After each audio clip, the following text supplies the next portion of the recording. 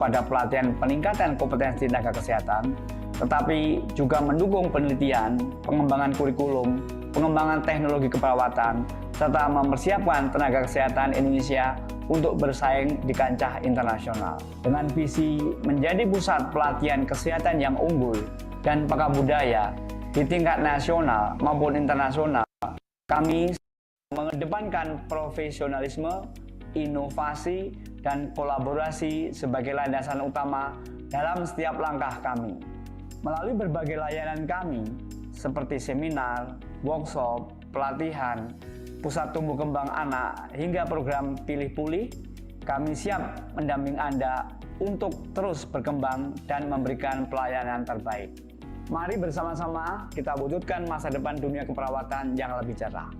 Dimulai dari sini, di Nursing Training Center FIKUI. Wassalamualaikum warahmatullahi wabarakatuh.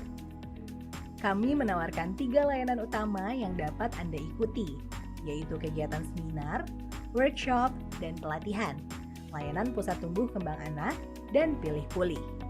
Saat ini, NTC FIKUI telah sukses melaksanakan lebih dari 40 kegiatan pelatihan dan seminar yang diikuti oleh lebih dari 3.000 nurse yang berasal dari seluruh Indonesia.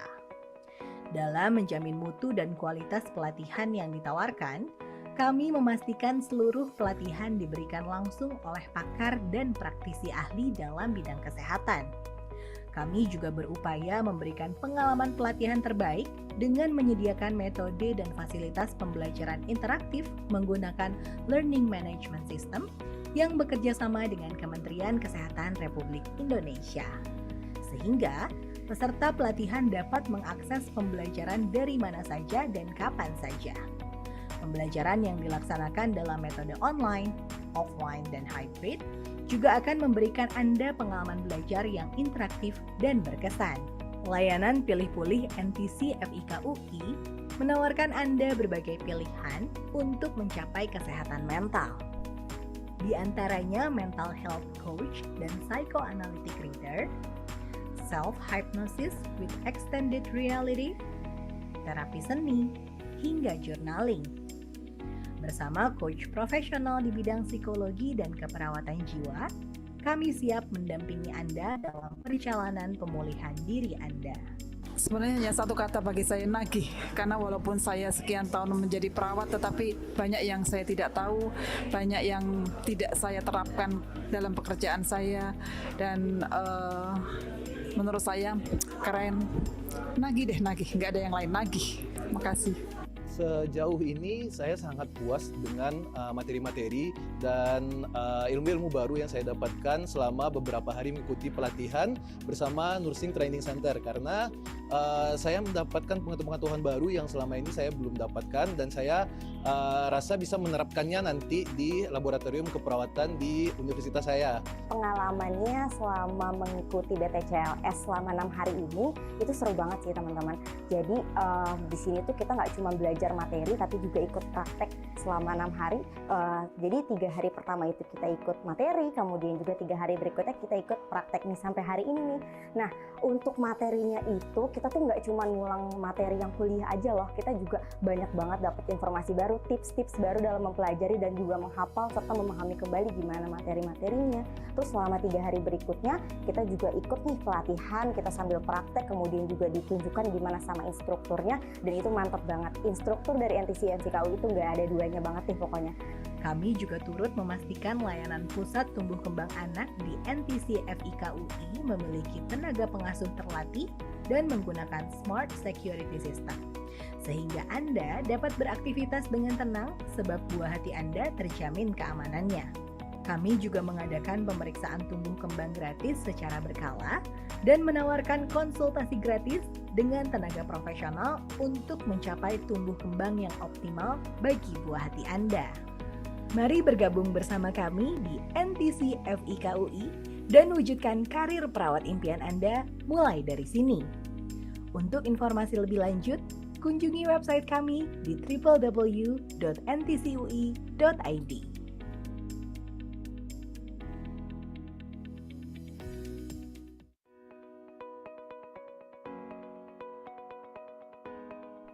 Selamat datang di Nursing Training Center FIKUI.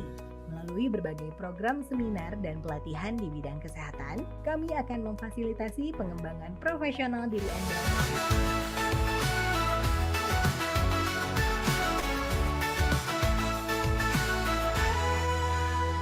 Jadi ahli tenaga kesehatan hebat di NTC FIKUI kami buka setiap peluang. Pelatihan terbaik, penuh kualitas dan semangat. Siap melangkah, masa depan di tangan. NTC FIKUI tempatnya berkembang, leading in the future of health training penuh peluang. Gabung bersama kami, jadilah pahlawan sejati. NTC FIKUI, disinilah mimpi dimulai. Dapatkan skill, jadilah yang terbaik. Kami siap membimbing dengan program yang solid. Inovasi terbaru selalu kami hadirkan. NTC FIKUI, pilihan yang tepat tak dilakukan. NTC FIKUI tempatnya berkembang, leading in the future of health training penuh peluang. Gabung bersama kami, jadilah pahlawan sejati. NTC FIKUI, disinilah mimpi dimulai.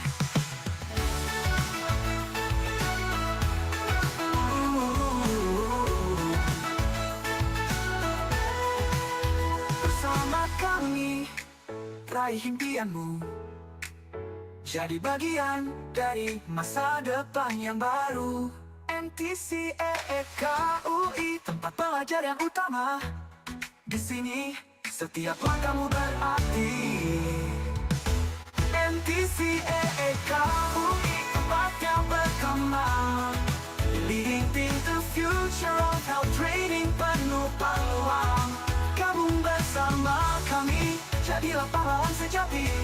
NTC FIKUI, disinilah mimpi dimulai. Disinilah mimpi dimulai. Bersama kami raih impianmu, jadi bagian dari masa depan yang baru. NTC FIKUI tempatnya berkembang, leading in the future of health training penuh peluang.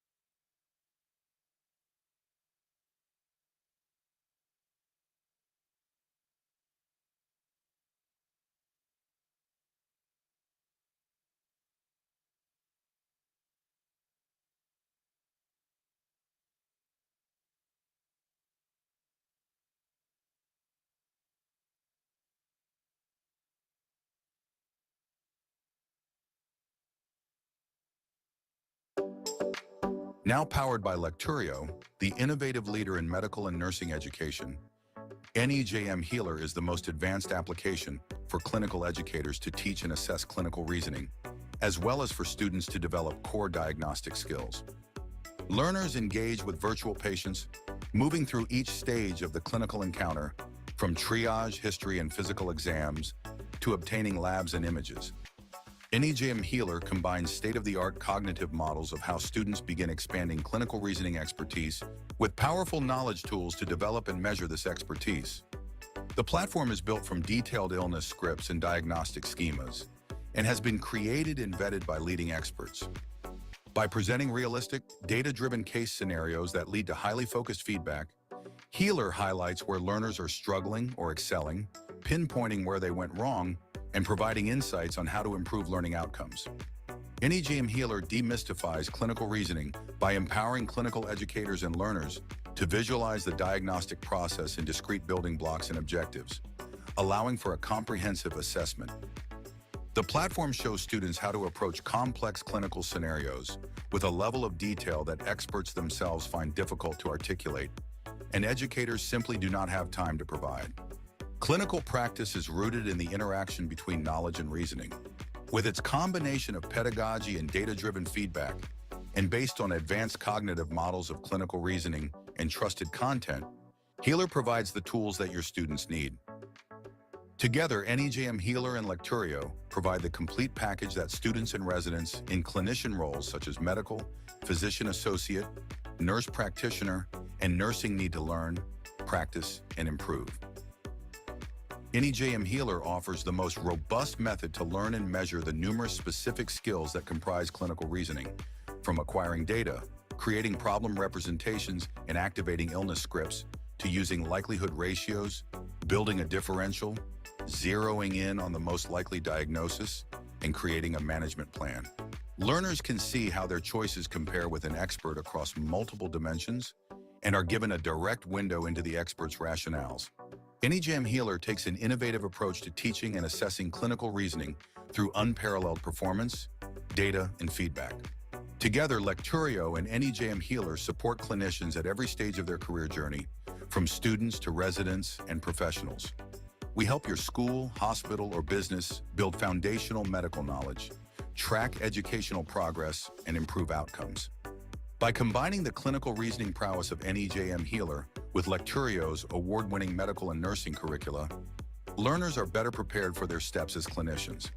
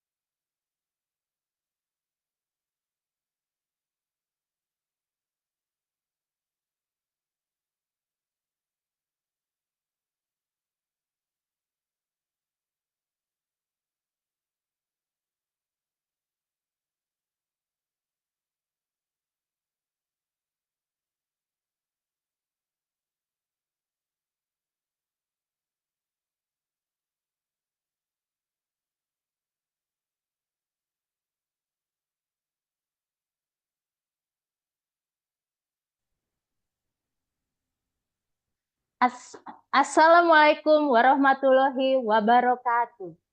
Salam sejahtera bagi kita semua. Shalom, Om Swastiastu, Namo Buddhaya, Salam Kebajikan. Good morning, ladies and gentlemen. A warm welcome to our international webinar hosted by Faculty of Nursing Universitas Indonesia and supported by Lecturio.com. Today we embark on a transformative journey to explore how AI-driven adaptive learning and cutting-edge e-learning practices can revolutionize nursing education for the future. I am Eva Windasarma, your host for this wonderful morning. We are deeply honored to welcome our distinguished speakers, Professor Dr. R.R. Tutik Sri Haryati, SKP Mars FIKUI, CHAE, Dean of the Faculty of Nursing, Universitas Indonesia, Dr. Sigit Mulyono, SKP MN, Head of Nursing Training Center, Universitas Indonesia. Also joining us globally, our next esteemed speakers, Mr. Stefan Wisbauer, MSc Diplomat MPA, and Professor Ronda Lows, PhD RN. As we finalize registration, please mute your microphones and share your location in the chat box. We'd love to see how far this community reaches.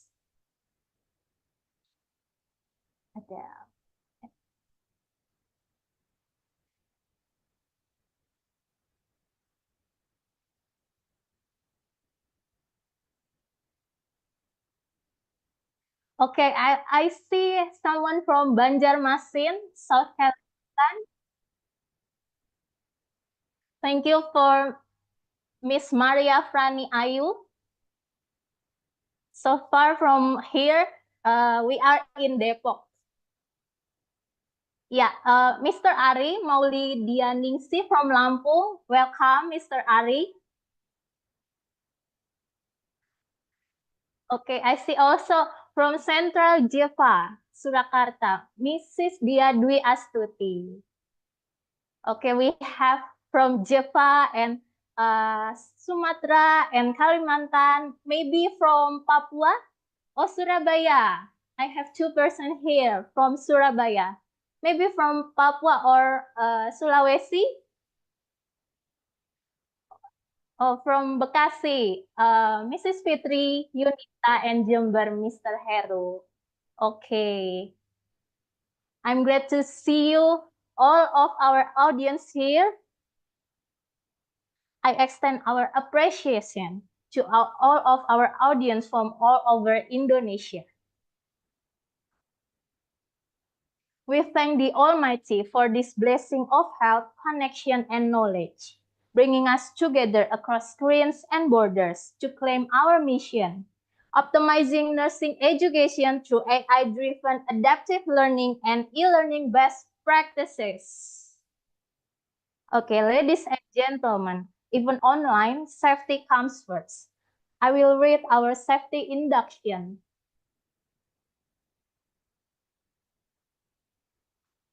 In accordance with the applicable health, safety, and environment regulation at Universitas Indonesia, we from UIHCHSE will deliver a safety induction.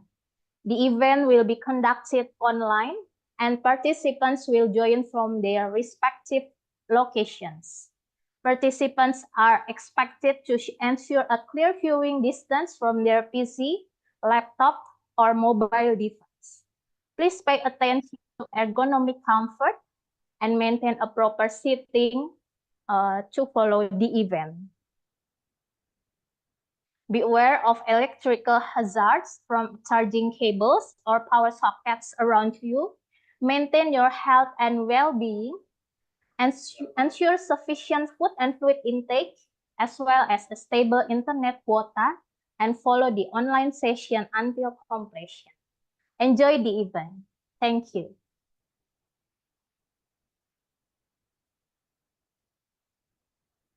Now, to follow this webinar in order, I will read the rules and regulation for us. First, participants must wear modest and neat attire.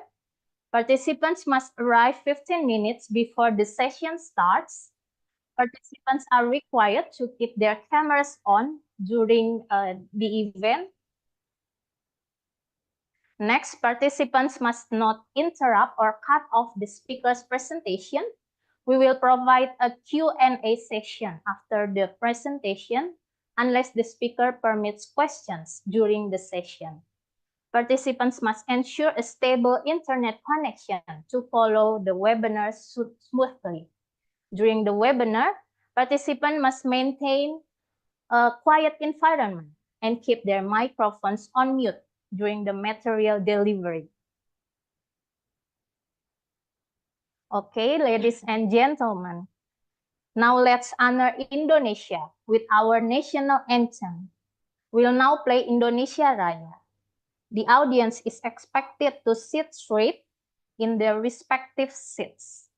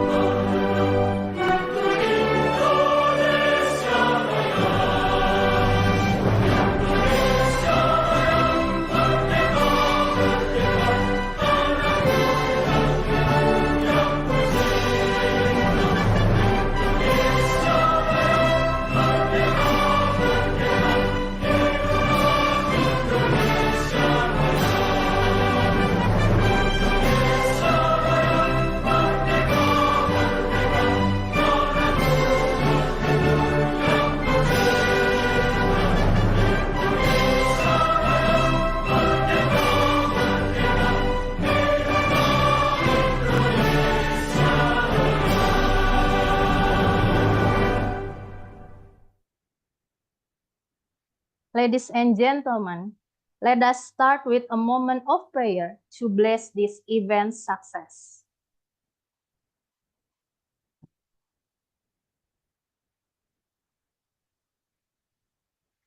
We close this moment with hope. May knowledge ignite compassion and innovation serve healing. Amen. The next one is group photo. Now, please get ready and kindly turn on your cameras for a quick snapshot.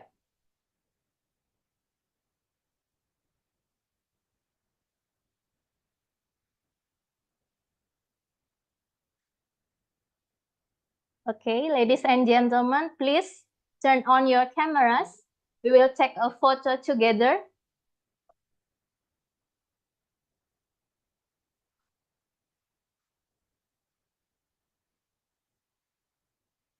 Okay, I'll count to, please give your best smile. 3, 2, 1, snap.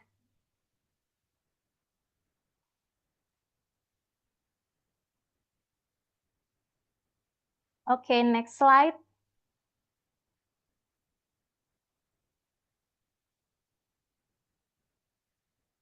Okay, wonderful.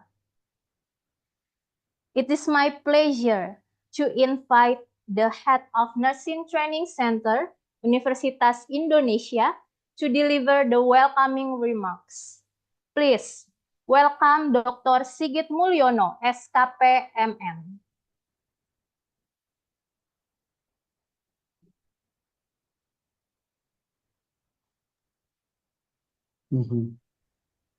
Ya, terima kasih moderator.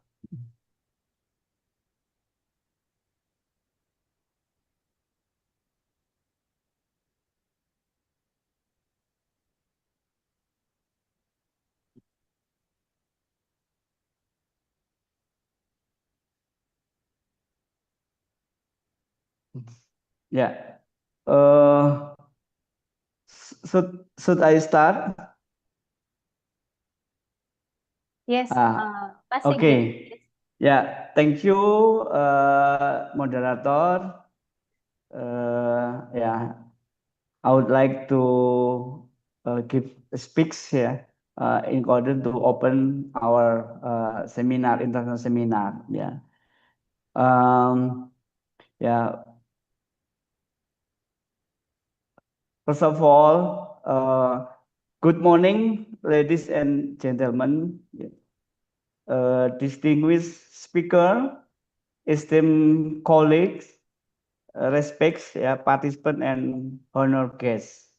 Yeah. Also, first of all, I would like to say that I apologize that our dean cannot attend or to opening this session because the Vice Ministry of Health visit to our University of Indonesia. So she referred to me to open this international seminar. On behalf of Faculty of Nursing, Universitas Indonesia, I am delighted to welcome you to our international webinar. The title is Optimizing Nursing Education, the role of AI-driven adaptive learning and e-learning best practices. Yeah. This event reflects our commitment to advancing nursing education in response to the evolving need of healthcare system in the digital era. As we all know, previous disaster, the COVID-19 pandemic accelerated the shift toward digital transformation in education, nursing, being at the forefront of healthcare, must be embrace this change. Yeah. Today, we are honored to have with us internationally renowned expert who will share valuable insight on how artificial intelligence or AI, adaptive learning, e-learning platform, and virtual reality are revolutioning the way we prepare for future nurses. This innovation not only enhance educational accesses and efficiency, but also support personalized and holistic learning experiences.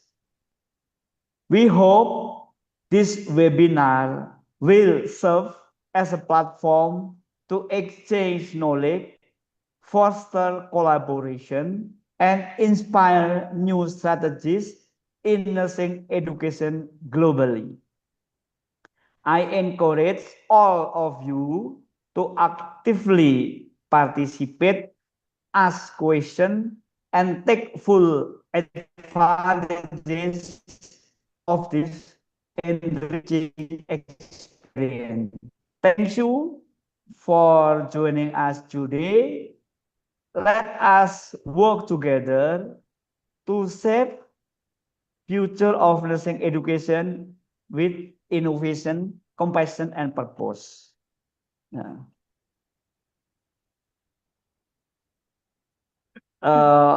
And for closing and opening, I would like to say Bismillahirrahmanirrahim. Officially, nursing seminar optimizing nursing education, the role of AI-driven, adaptive, and learning best practice would be open. Yeah. Thank you for joining us today. Let us work together to shape the future of nursing education with innovation, compassion, and purpose.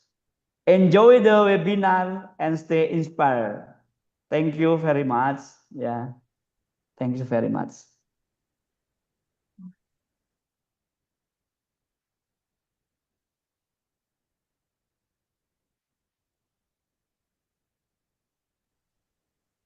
Okay, I refer back to the moderator. Please continue. Okay. Yeah. Yeah. Thank you, Pak Sigit, for the wonderful remarks and the opening.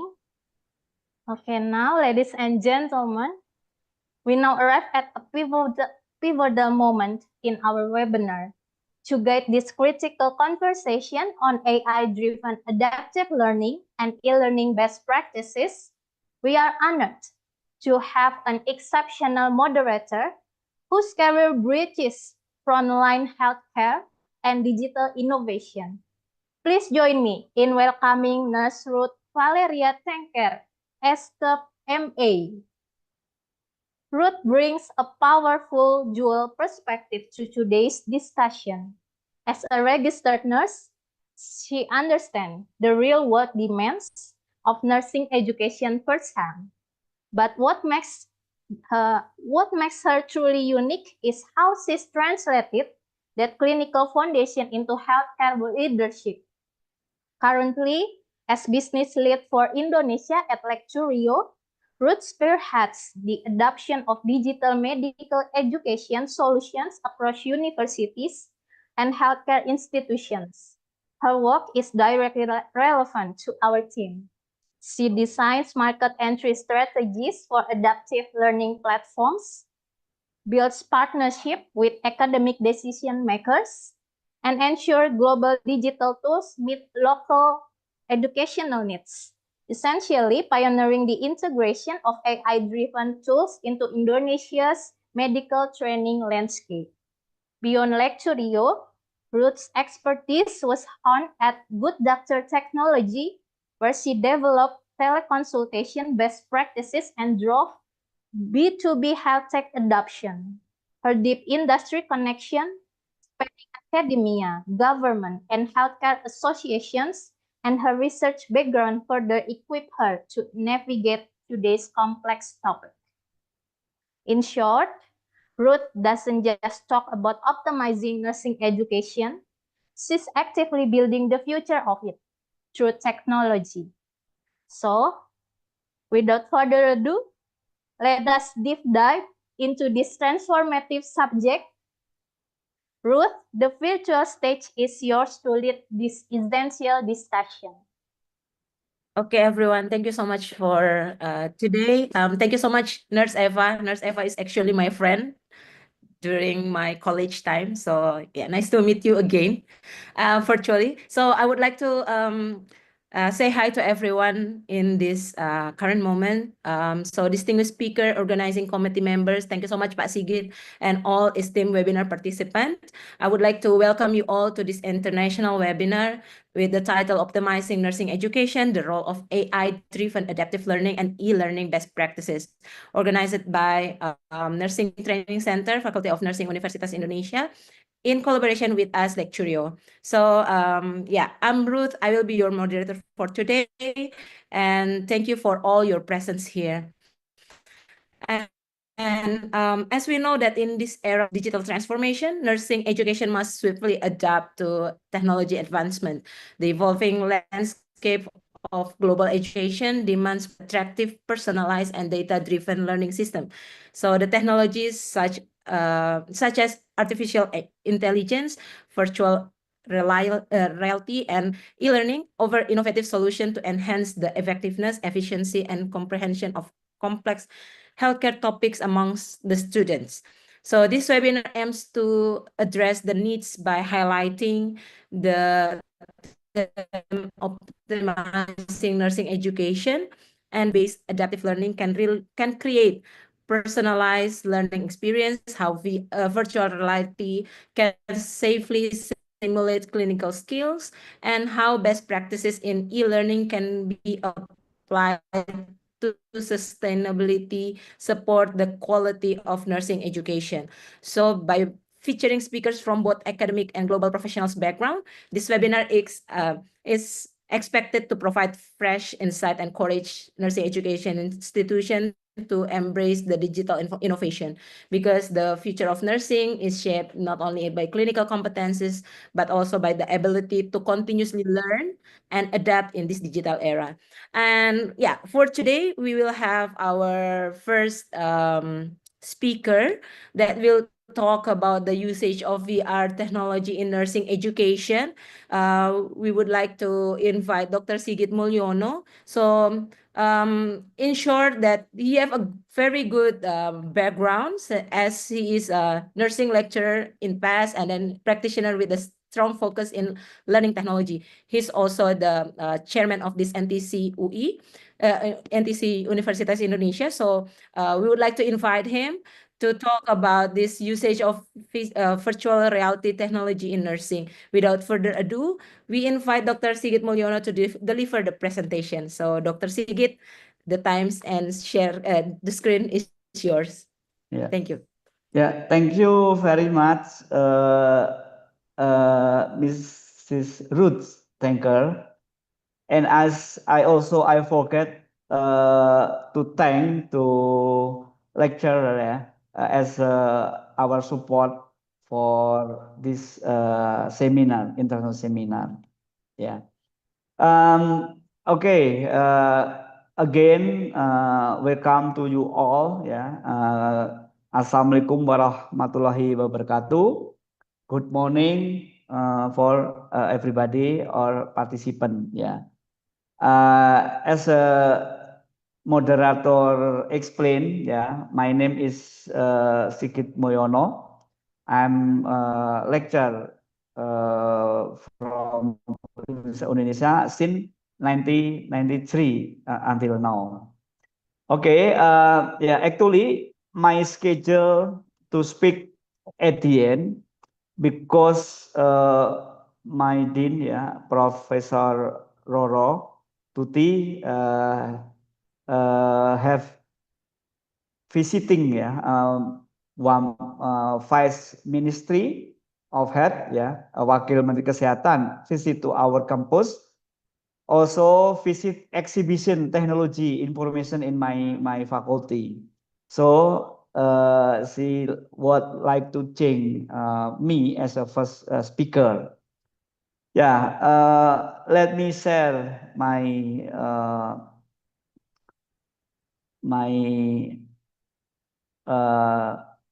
PowerPoint.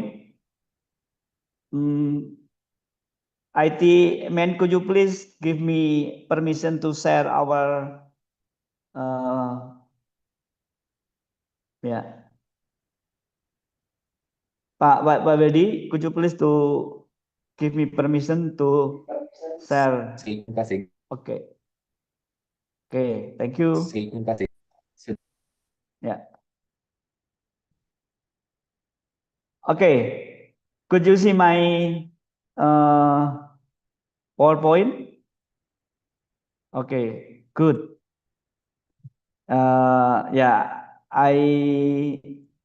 Ya, saya sapa kembali. Stay ya to our audience. Ya, I know the all most of audience come from university, I guess. So let me explain my experience, my research experience about usage of virtual reality technology in nursing education. Yeah. The question is why we also prefer use virtual reality technology in nursing education in technology era. It is very important method for today, because sometimes our method is not enough, yeah, to deliver knowledge or science or solve problem by face to face. Yeah, sometimes we have obstacle, ya, or keterbatasan such as tool or the real environment, or we don't have completely simulation, for example. Yeah, so the VR technology is one of the best solution. Yeah, sometimes teaching in nursing, we could find or susah mencari contoh, ya, is difficult to find the real situation how to teach nursing practice, for example, sometime, yeah, because we don't have any services or clinical services that always expose healthcare services like patient, environment, toll, and also condition is very important.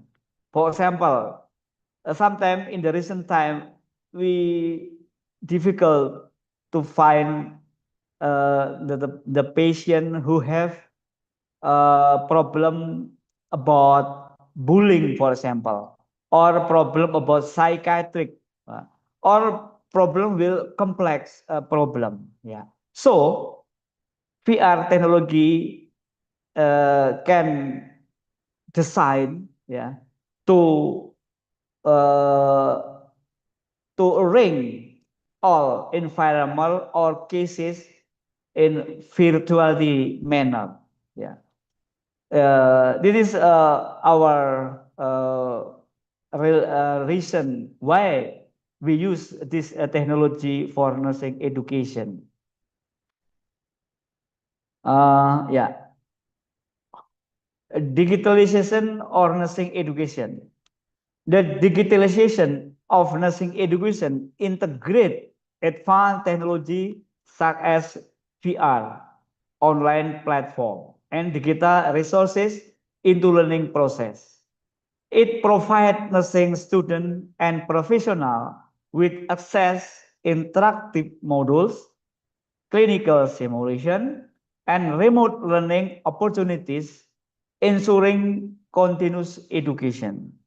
By embracing digital tool, nursing education become more accessible. This is the point. Yeah, nursing education become more accessible, flexible. That means is we only use the tool, give exposure student to learn by virtually. This is flexible. We not have to come to clinically or laboratory or the real setting, but by using technology at the lab or the class or at home, nursing can learn how certain services look like. Adaptable modern healthcare challenges. Yeah, we see that the VR technology of school, yeah, is a modern health technology education for nursing education is challenge. What is healthcare nursing education? Just remind me again. Refer to the integration of technology into the training and education of healthcare professional. It involves using technology tool, software, and innovative technologies to enhance the learning process and equip healthcare workers with the necessary skill to improve patient care outcome. Yeah, we know that why this is the reason. Sorry. Yeah, this is a sect-driven of change. Why we should use advantageous technology such as VR? Yeah. First, because it's extreme longevity. People are living longer. Yeah, that means is there is potential we can live longer to learn more experience. The second is the rise of smart machine. Today, no, nowadays, a lot of technology can augment and extend our capabilities. Such as today, like artificial intelligence or deep learning, there's so many technology come up in daily living.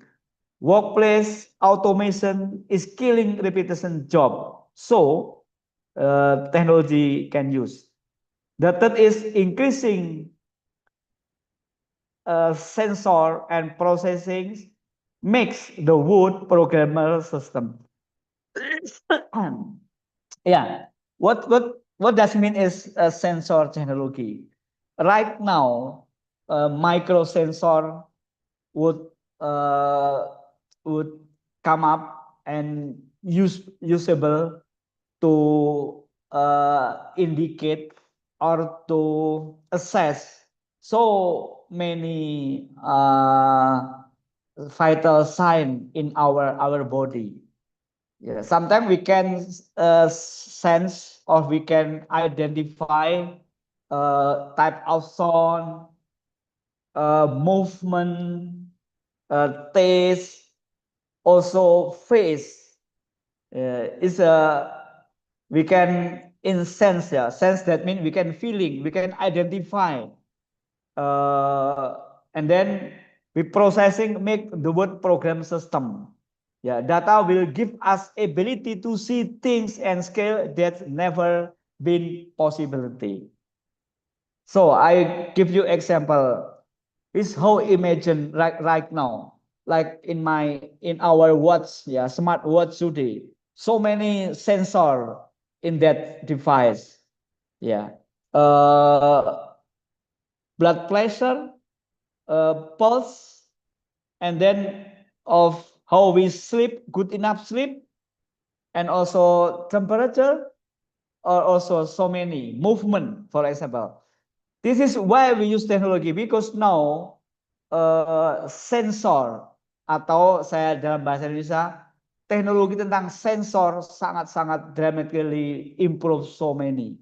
So every daily living movement and everything we can detect by using technology. So make sign of symptom of jika ada tanda-tanda yang maladaptif akan cepat ditangkap oleh sensor itu, ya. So easy to detect if we have a problem early.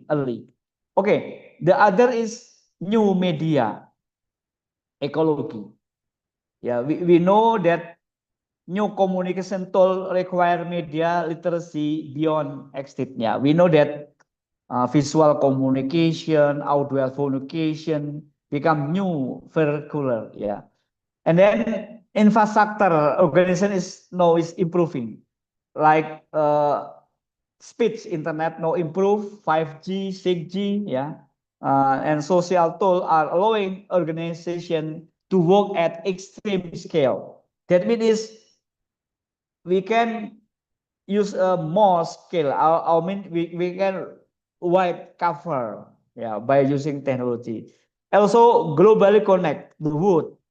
Yeah, diversity, adaptability, the center of operation. Okay, this is the reason why we should catch up the new technology. So, this is the table explain what kind of advanced technology impacting nursing education, the the magnitude of disruption. In the table also show how proportion of workforce affected by using technology. You can see the telemedicine use a lot of technology. Smartphone, a lot of use technology. Sensor and wearable for diagnostics also no use technology. Reading genome, see, right now, like how to detect tuberculosis or to detect COVID-19, now using reading the genome. You can see that more black, that means is we a lot of use technology on that. Speed recognition, this is fantastic. Right now, sekarang kita tidak perlu lagi typing untuk membuat suatu kalimat. Right now, we only speak, and then the tool will type what you speak. Yeah, it's called technology. Right now, typing is not used again. We only use speech, and then the machine can help you to write. No, it's great.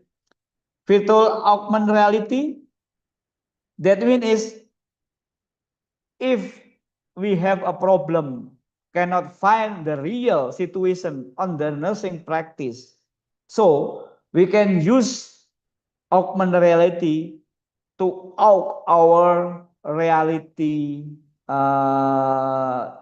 real situation. Ya, maksudnya jika kita ada problem untuk pelatihan atau untuk pembelajaran siswa susah dicapai, ya situasi misalkan tentang kondisi bencana, kondisi gawat darurat, kondisi disaster, kan tidak bisa diciptakan, disengaja untuk disaster. Tetapi by use virtuality, you can simulate, you can draw, you can develop the real situation by using augmented reality. Augmented reality, that means combined between maya and nyata. Yeah, it's the new technology now is augmented reality. Yeah. Automatic imaging interpretation using AI, this is now very common today. By using AI, you can translate, you can instruct to develop more something, or by using AI, you can write the new paper, you manuscript, something like that. It's very easy right now. Yeah, everybody have example. Bapak Ibu sekalian sudah mencoba untuk membuat manuskrip, ya terutama kita mempunyai 10 literatur, kemudian di-develop menjadi satu artikel baru. It's very easy right now. Just take 1 minute. If you would like to write new paper from 10 article, just only take 1 minute right now using AI. Intervention robotic, yeah, predictive analysis using AI, you can predict what happened for the future by input the data from AI. And then writing the genome is also used, but not smart right now, still ongoing.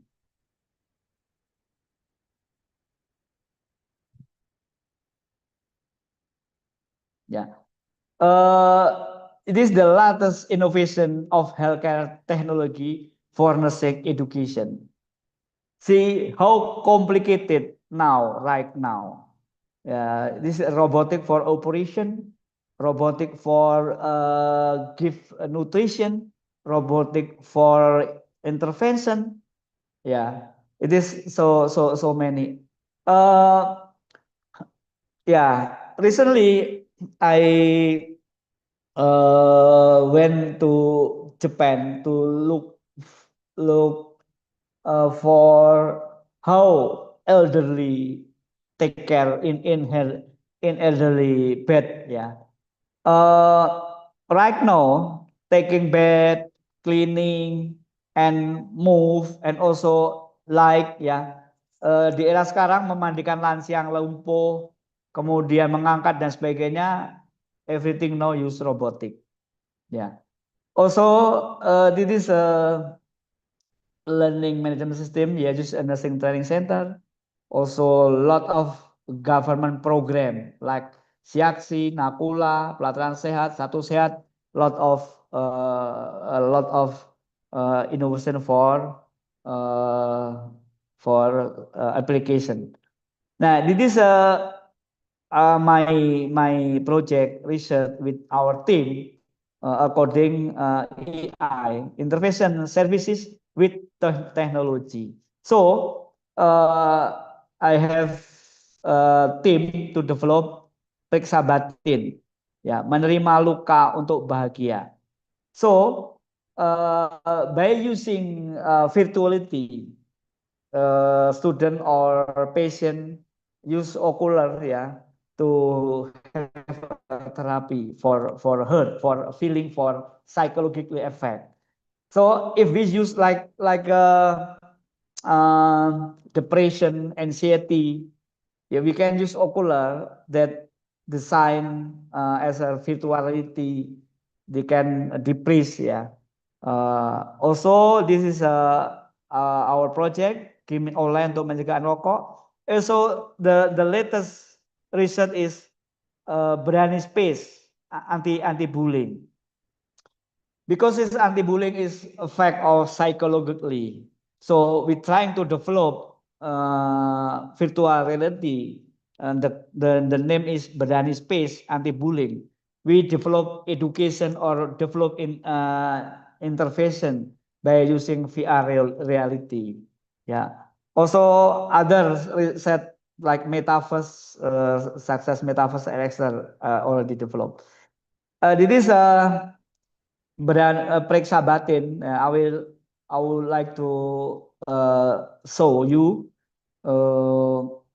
if we use VR or ocular, yeah, kind of platform like we can see the virtual environment, nice environment, full of sound, future, picture, video that can hypnotize our patient into the normal wave. Yeah, yeah. This is Berani Space. We use metaverse for education. Access to nursing education service, yeah, making access to nursing education easier to more affordable. That means if we use the technology, yeah, we can make access to nursing education. Using of VR technology in nursing education, long term of effect on access of nursing education. It is the challenges for using AI or technology right now.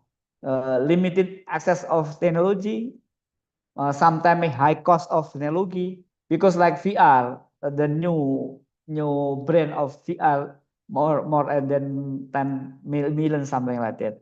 Also, we need fast internet connectivity issue, resistance of change, lack of trained instructor, cultural, social, economic barrier. Yeah, I know that culture using technology is more a culture. We had to memaksa untuk menggunakan. And equality of access in nursing education. Inequality in access to nursing education, that means not all campus student can use this technology. Solution, yeah, expanding internet access, government subsidy and funding, yeah. We not need more funding from government, yeah. Public-private partnership, we need more partner, such as developing VR. We need partner from swasta, yeah. training educator and instructor, online and hybrid learning model, affordable and scale solution, awareness campaign. We need awareness like this moment today. We conduct seminar to awareness campaign how we use technology for nursing education, community-based training and incentive education access. Now, what is the future trend? Now using RTL technology is more everything AI. Your ponsel now embedded AI. Now is human is no need how to think. Yeah, no need how to write. Just use AI, make a paper just simple. It is bad news or good news. Yeah, as a lecture. Yeah, sometimes it's good news if we have no time to write manuscript or sample. But for nursing education quality, we don't know. We need further research to show. Yeah, and then expansion of online and hybrid learning. Now we also think about this. You think that online learning or hybrid learning is more effective? Yeah. Also integration of virtual reality and augmented reality. Yeah, this little bit different between virtual and augmented reality. Virtual is all everything virtually designed by virtuality, but augment that means is we can combine the real situation, nature, and combine put also reality. No, it's possible. Yeah, that way new movie now is combined nature also virtuality. It is more it is better. Also personalized learning in the metaverse as well. Yeah. This is a closing. VR technology in nursing education offer a safe and effective way to practice skill. Yeah, that means the skill is the practice environment we develop in virtuality.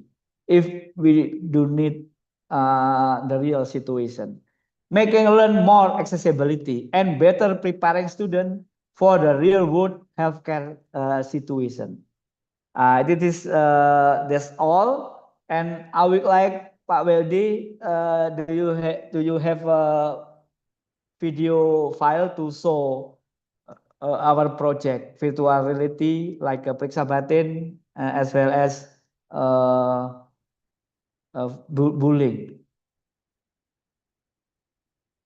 Ya, Pak Wedi ada video yang bisa diputar sebentar atau mungkin Nestisa.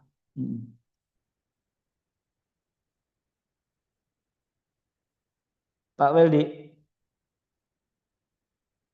Ya, sebentar Pak. Oke.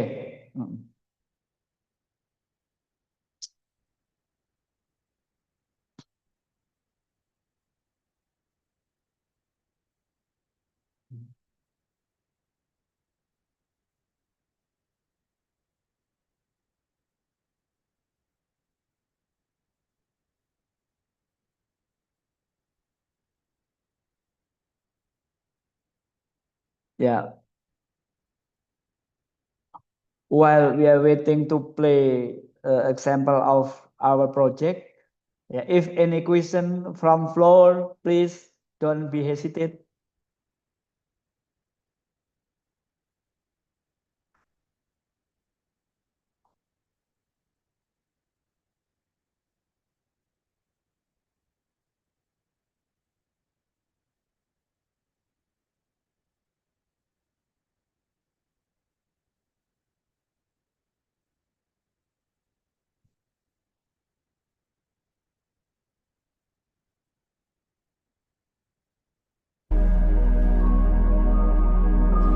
Nah, di dalam ruang reality kita bangun 3 dimensi video yang menggambarkan alam yang sejuk untuk periksa batin. Ya.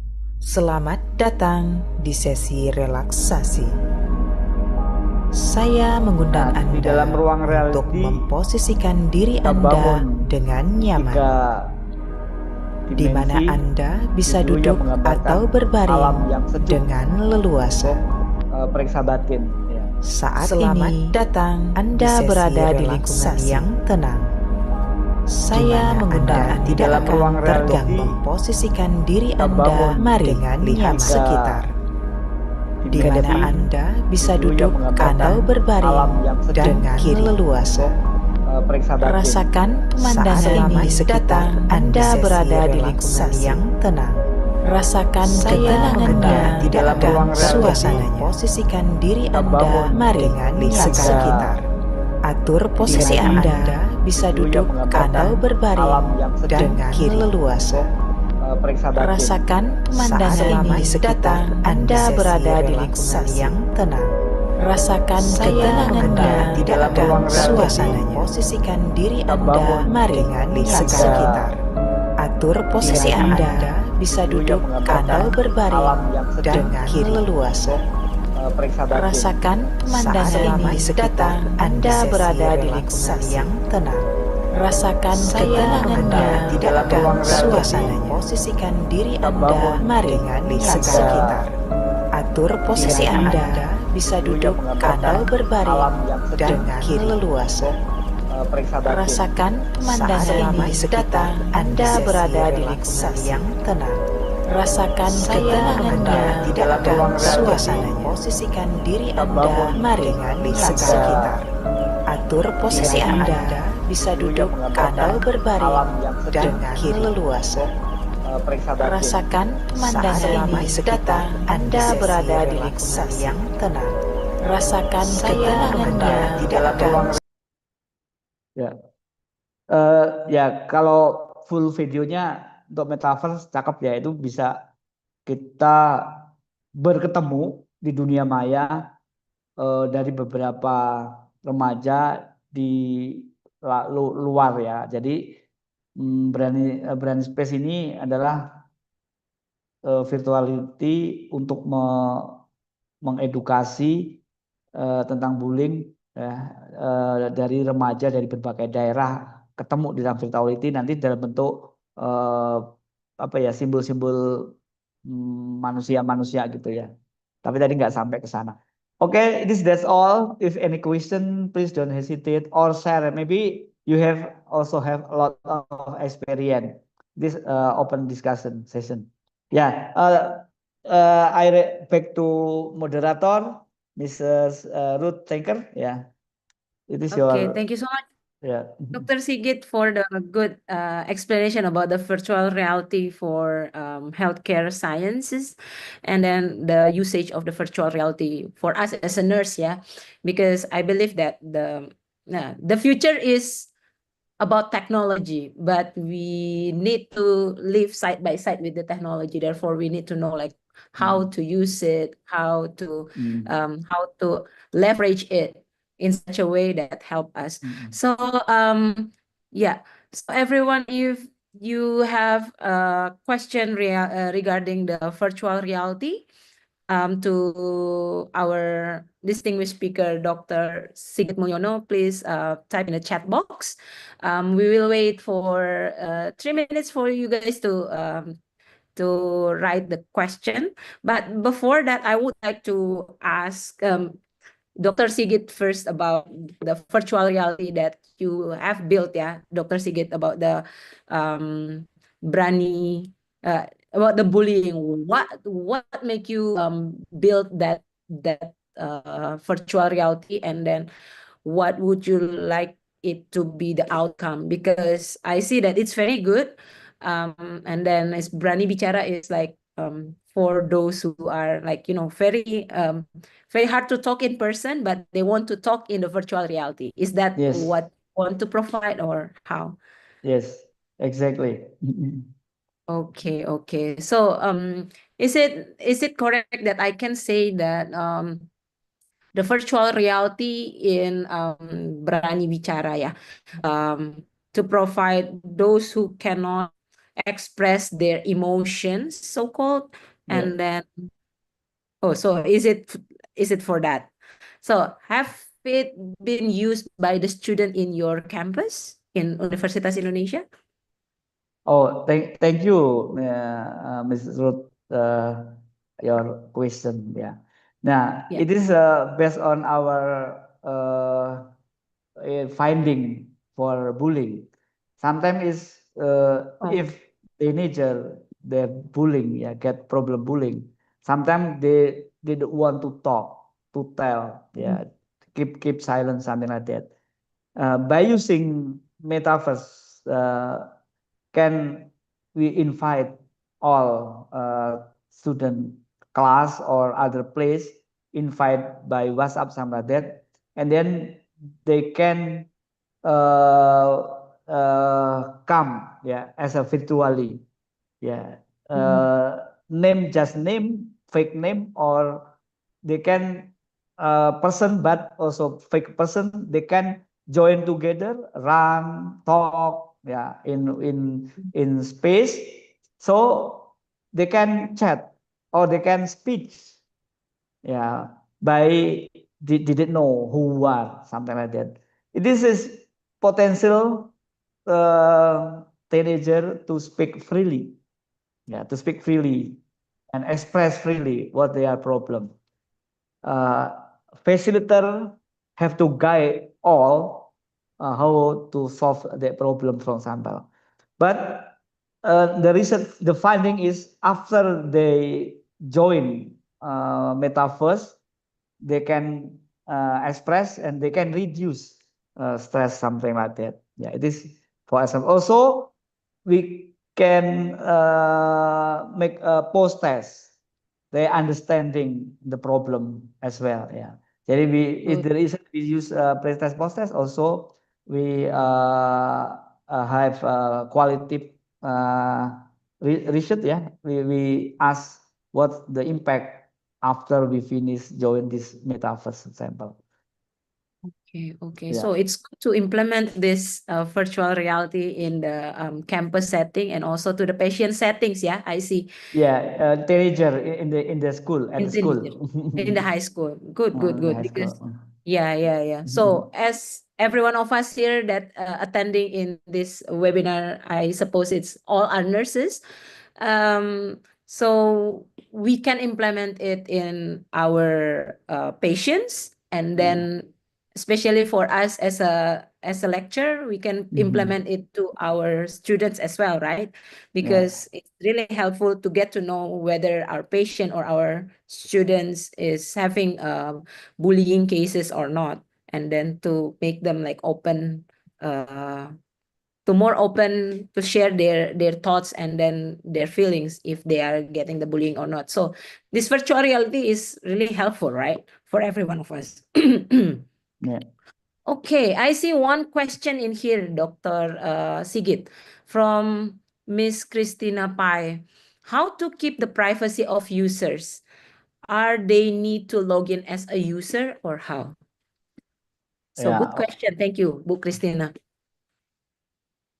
Okay, thank you, Mrs. Ruth. Yeah, thank you, Nurse Christina Pai. Yeah, it is a great question. Yeah, how to keep privacy of users? Yeah, that is by using metaverse is we ethically keep privacy. Even we talk, even we chat, even we bargain or discussing, debating. Yeah, we keep privacy. Normally, like bullying cases or depression cases or other psychology problem, we need privacy. Also, by using anonym, they can feel free to speak. Yeah, this our finding. Yeah, actually they need the login or user, but sometimes we can open it. Yeah, we can open it how to join. Yeah, uh, yeah, we ethically we keep promise to save, yeah, user from these cases. Yeah, thank you very much because we keep privacy for user. Okay, Yeah. so but that being said, that the user privacy is um kept access secret, so nobody Yeah. will know like who is Yeah. this, and then it will not be disclosed to other people as Yeah. well, Yeah. right? I So, add I add that even we use the name on mhm. the metaverse, but fake name. Yeah, just fake name, like nickname, something like that. Yeah. Okay, Yeah. Yeah, so like discussion. There's people, there's environment, there's sound. Yeah, everything come up together in virtuality. Yeah, in immerse. Yeah, yeah. Thank you. okay, so it's more or less like social media, I can say, yeah, Dr. Yeah, Sigit. People can put yeah. their own name and stuffs. Mm. All right, cool, cool. Thank you so much, Bu Christina. I hope what Dr. Sigit answer satisfy your needs and then answer your questions. Yeah. So if other participant have another question regarding our first topics of today about the usage of VR technology in nursing education, yeah, we still open for another question from all of us that attend this webinar. While waiting, Dr. Sigit, so, oh, Mm. there's another one from Nurse Maria and then Maria. Nurse Sophie. I will read one by one. So from Nurse Maria, inspired by the successful implementation of virtual reality learning media at the Faculty of Nursing Universitas Indonesia, what advice? Oh, she's asking for advice. What advice or key recommendation could you provide for a private nursing school aiming to initiate a similar project for educational and practical training? Maybe you want to answer that one first, or how What Pak Sigit? advice or key Yeah, recommendation uh, provide our private nursing school? Okay, that is good. yeah. Yeah. Okay, let me answer first. Yeah, Sure, sure. moderator. Yeah, thank you, Maria Frani Ayu. Yeah, uh, look like I know. Yeah, he's yeah. That way for private school, because nowadays pay for clinical practice in hospital now is very expensive. Yeah. Also, we cannot find the real situation. Like what I say is a disaster or complex head problem, or yeah, something is simple, but we have to go to hospital. But no need we go to hospital. Yeah, by develop VR, we can cope, we can generate, yeah, we can simulate in virtuality. Yeah, for example, like operation room. Yeah, if very expensive, if we use operating room, for example. But in virtuality, we can develop how to use a hand school, like step by step, make operation, something like that, clean, use a spoon, and then wound dressing, something step by step. We can generate all activities on that virtuality. Yeah, it's good for manage skill or to apa ya menghafal tindakan-tindakan gitu ya. Also in complex situation, yeah, we can generate. Yeah, I think if we make a cooperation, yeah, to with our university, we can develop together, yeah, to develop virtual reality in nursing laboratory, for example, yeah, like for example anatomy like that. Anatomy we can develop body, full body, or kerangka ya tulang full body, and then student can menunjuk gitu ya. It is what is the name, something like that, by virtuality. Yeah, it is just that way we solve the problem if there's any apa ya obstacle or very expensive setting, we can develop something by virtually. Ya sekarang kan bayar praktek ke rumah sakit kan per hari per jam per mahasiswa kan gitu, udah berapa juta itu. itu bisa kita develop untuk hal-hal yang kompleks gitu ya. Ya, terima kasih Bu moderator. And Alright, also, cool. yeah. Thank you, Dr. Sigit, for the explanation. Yeah, I think it is very good to have the virtual reality in the school because, as we may know, that to put the student in the hospital settings, in the practical settings, it costs a lot, right? And then therefore the virtual reality will be the bridge for them to get to know, like, okay, before we jump to the practical settings, they need to know from the virtual reality. They can learn first from virtual reality. I hope that answered your question, Nurse Maria. Yeah, I will continue to the other question. So from Nurse Sophie Kakul Ilmi. So I'm Sophie from Undiksa Bali. It's very interesting if we in education use various technology in providing nursing education. What extent can we provide technological mastery skills and how to ensure its quality? So he asking about what technological mastery skills and then the quality, Dr. Sigit, how to ensure its quality. Thank you, Nurse Sophie, from Undiska Bali. How to extend or make advance technology for virtual is depend how we generate. Because my research is still basic. We still sederhana, simple, skill. But if we have a lot of money, we can develop very detailed virtual reality, to train, to master skill. When I see example, when I visit Australia, I think how dokter operation, bagaimana seorang dokter untuk latihan mengoperasi hal yang detail yang memerlukan waktu dan kecermatan.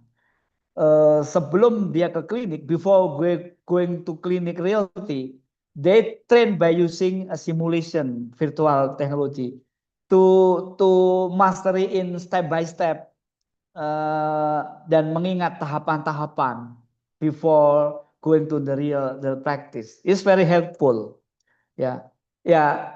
What I have example is very standard, but if would like to generate more complex, you can develop, but very expensive.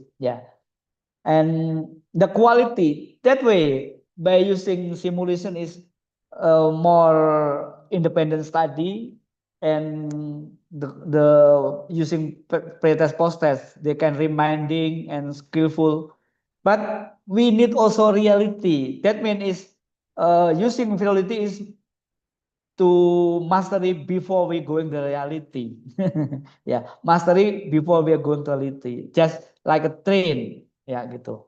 Jadi sebelum ke reality harus dimasterkan dulu melalui virtual reality supaya dia hafal langkah-langkahnya, cermat gitu. Itu biasanya seperti itu digunakannya.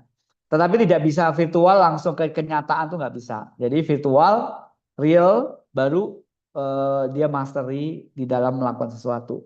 Just helper, gitu. Terima kasih. All right, cool. Thank you so much, Dr. Sigit, for your kind explanation.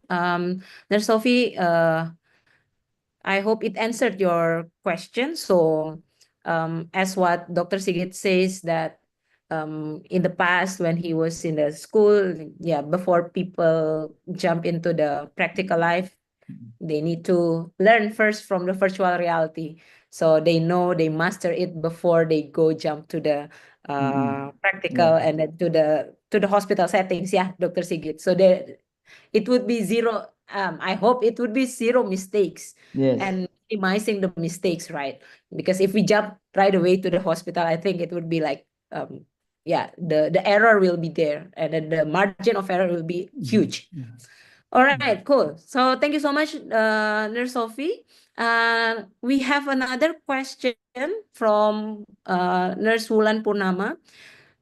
She asked if you may estimate how extensive are the usage of those devices in Indonesia. Is there any trend to integrate these functions into practices in terms of learning and nursing service in Indonesia for familiarity and even being legalized or formalized by our government?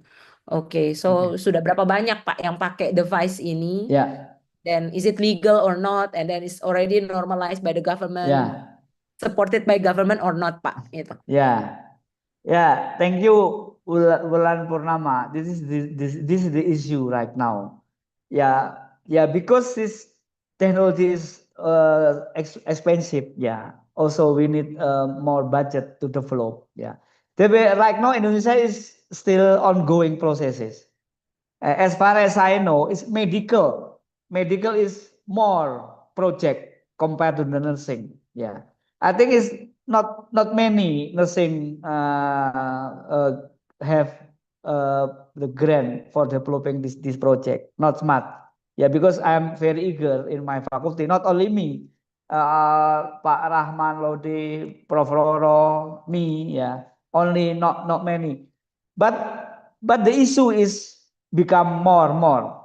I know that medical they develop more virtual reality because when I went to go to the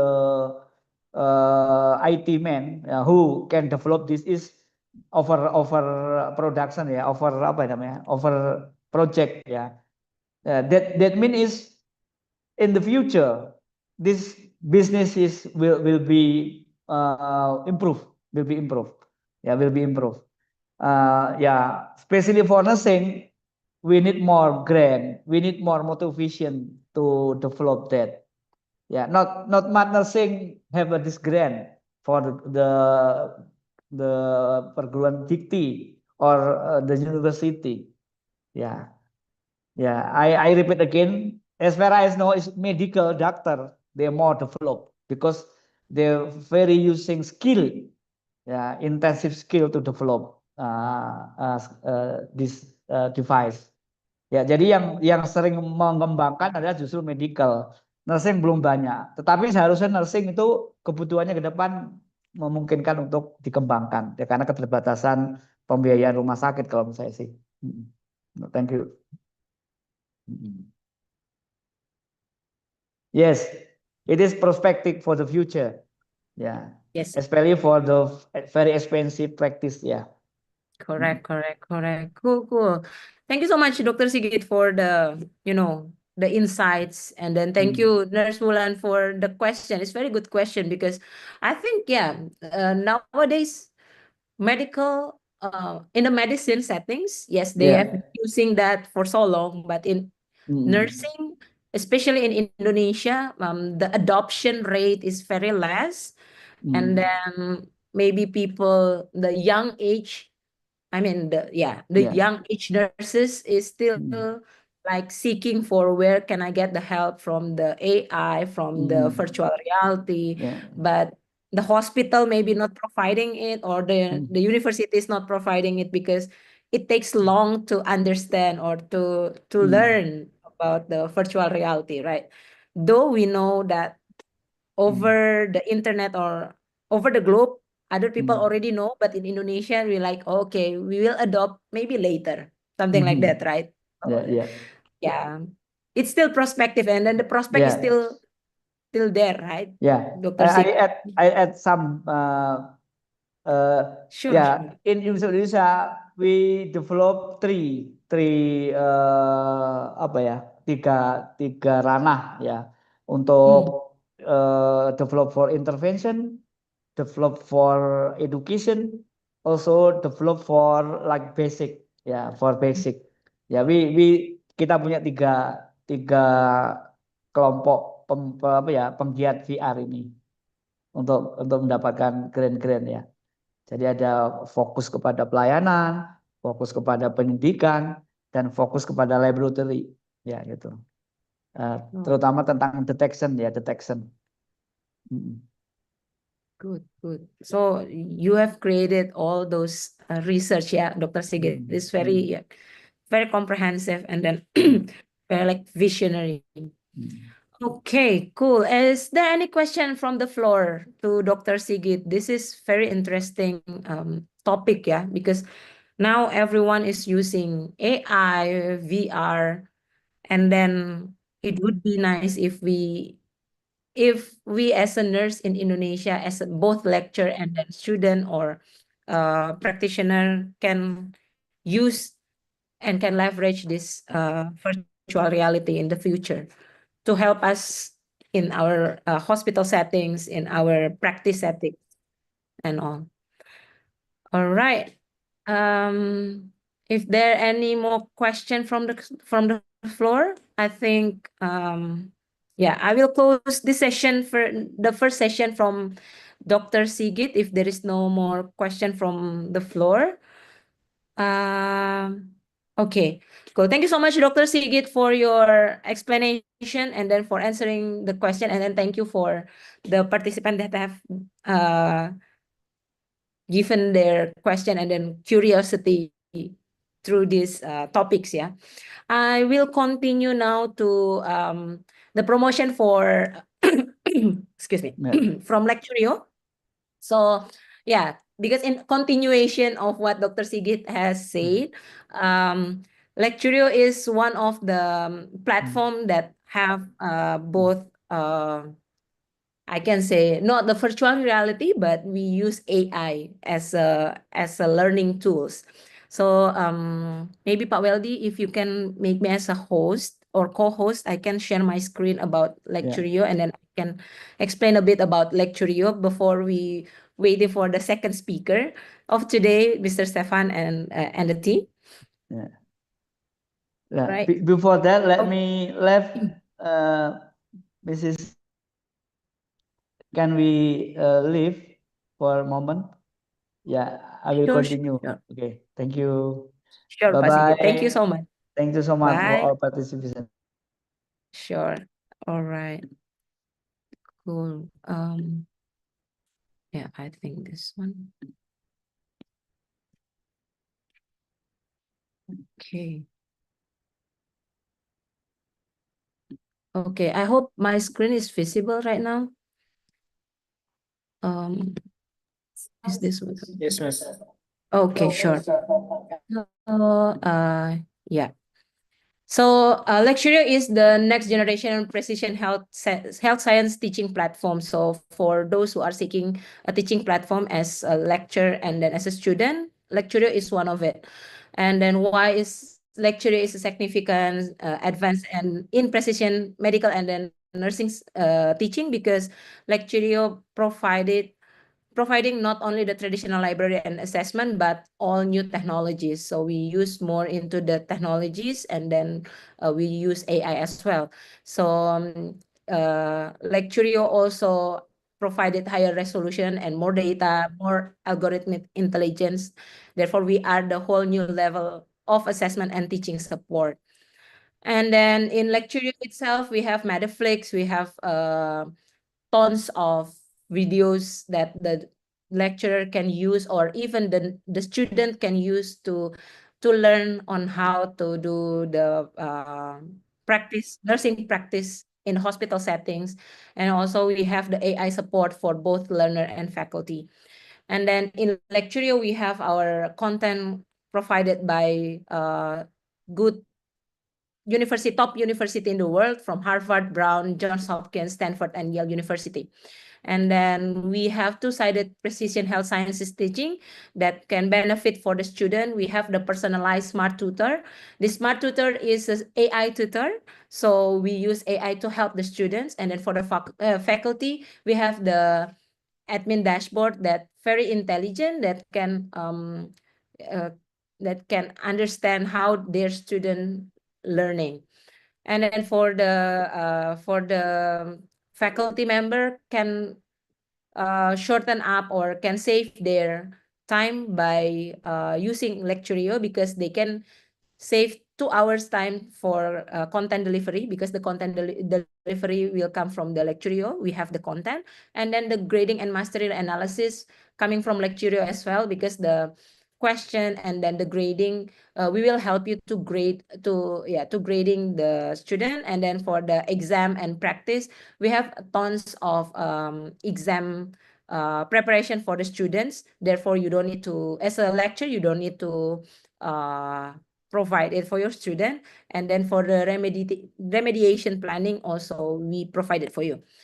And then in Lecturio, we have the implementation value from step one, from the day one that you join us. So as a student and a faculty, you will have the immediate substantial support and practice benefit, because you can use all the materials inside the Lecturio.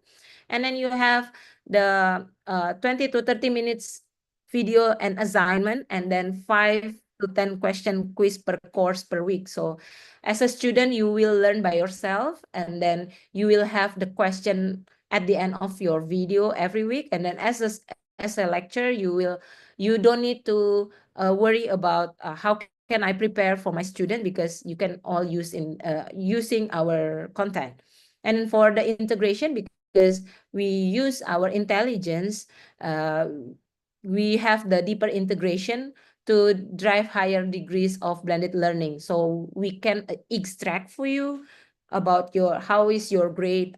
As a student, you can analyze how well you understand about your learning. And then as a lecturer, you can understand how well your student learn from the platform. So as Pak Sigit says before, that the virtual reality when he was in college, he and his friends use the virtual reality before they go to the hospital settings or the practice settings. And in this Lecturio, we prepare the students to learn by themselves, to have the Phantom in 3D models.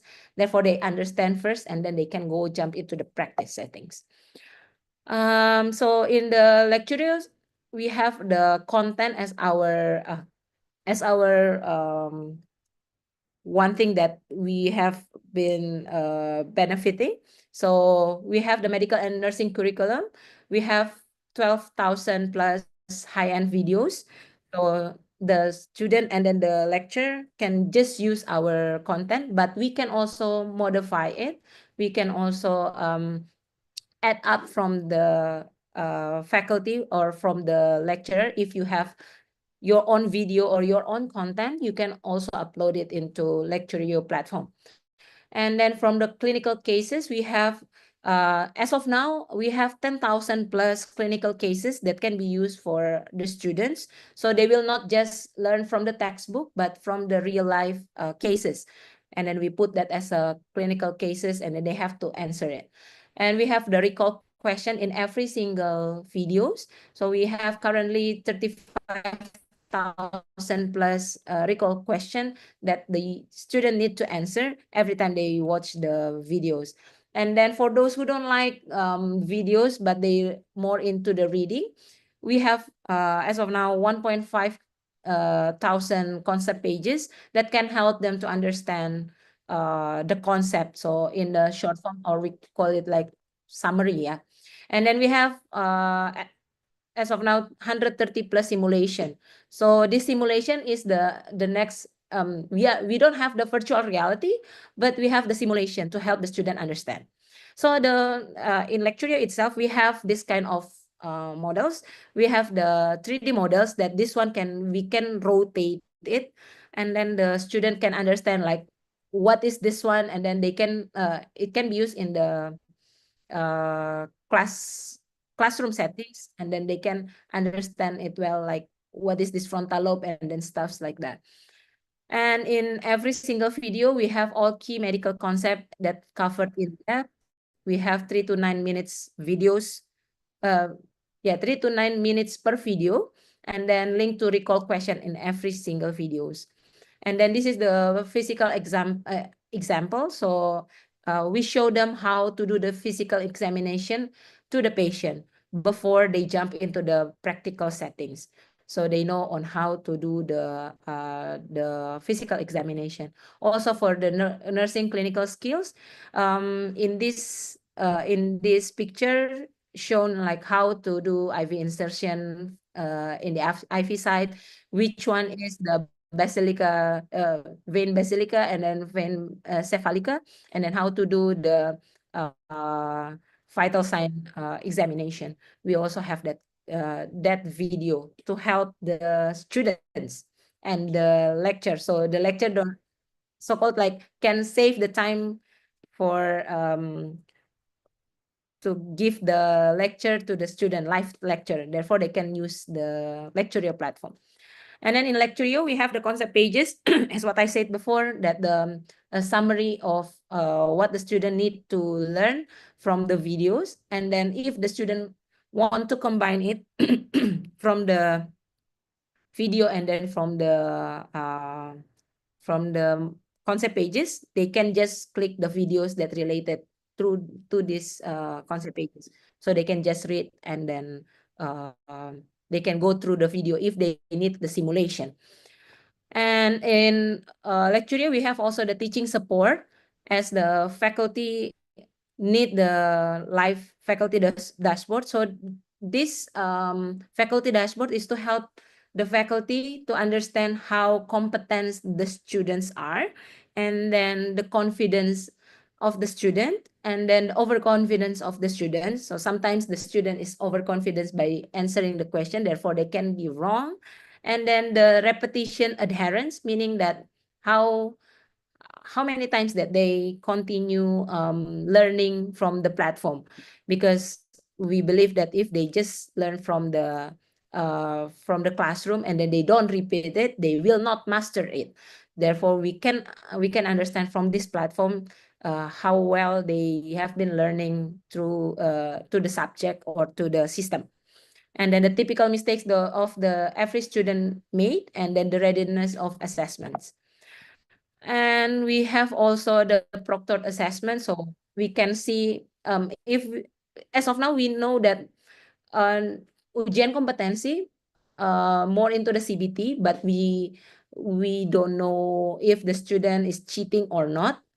But in Lecturio, we have the AI that can see if the student cheating or not. So we combine our Lecturio platform with Proctorio if all of the participant here knows about the Proctorio. So Proctorio is a platform that can identify if the student, while they have the examination, they cheat. So the Proctorio can see if the student's eyes going somewhere, or they are doing like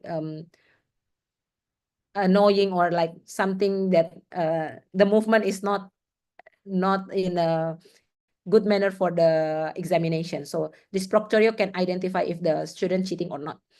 And then in Lecturio also, we can integrate our platform with your own learning management system. So we can integrate, if any of you in here using Moodle or Canvas or Proctorio, or you even use maybe CACAT, we can help to linking and to integrate it in the within the SSO, yeah. And then if you are doing your live teaching in Zoom or in a Google Classroom, we can also help to integrate it. And then we can use Power BI or R to understand if to do the grading, and then to extract the data and then provide it for you. And then the latest AI faculty workload support, we have the AI question generator. So in Lecturio, we have the AI question generator to help the lecture to create the question bank. If you don't have time to create your own question for your student for the class today, and then you want to see if the class can do that, if the class, you want to give the class quizzes, but you don't have, you not yet prepared the quiz, you can use our AI question generator. So this is our AI that can help you to provide the question. And even for your learning, yeah, So if you don't have your own syllabus yet, we can also provide through our AI. You just need to type, and then the AI will help you. And then the last one, we have the learning support, 3-time algorithmic learning support and AI tutor. So in here, AI will help the student to understand how many hours per day that they need to learn by themselves in home, and then what they need to know, and then what they need to answer the question or need to watch the video. So then the lecture or docent no need to remind them one by one by, oh, you have a quiz that need to be answered by today, do today and stuffs. Because in Lecturio platform, we have this AI that can remind them to, hey, you have this question remaining, or you have this quiz remaining, or you have this video that need to be watched. And then they can develop learning by themselves. And then for the long time mastery, because we believe from the Ebbinghaus forgetting curve, this is the current research by the Ebbinghaus forgetting curve, the more the student repeating learning by themselves, the more they master it. Therefore, we believe that by having this platform, it can help the students to recall what they have learned within 7 days. So this is the how our platform can see or can analyze the student mastery level, the total do question of the day that they need to understand, and then the mastery level, and then to remind them on how to they need to learn by themselves. And then we have this configurable adaptive review support for the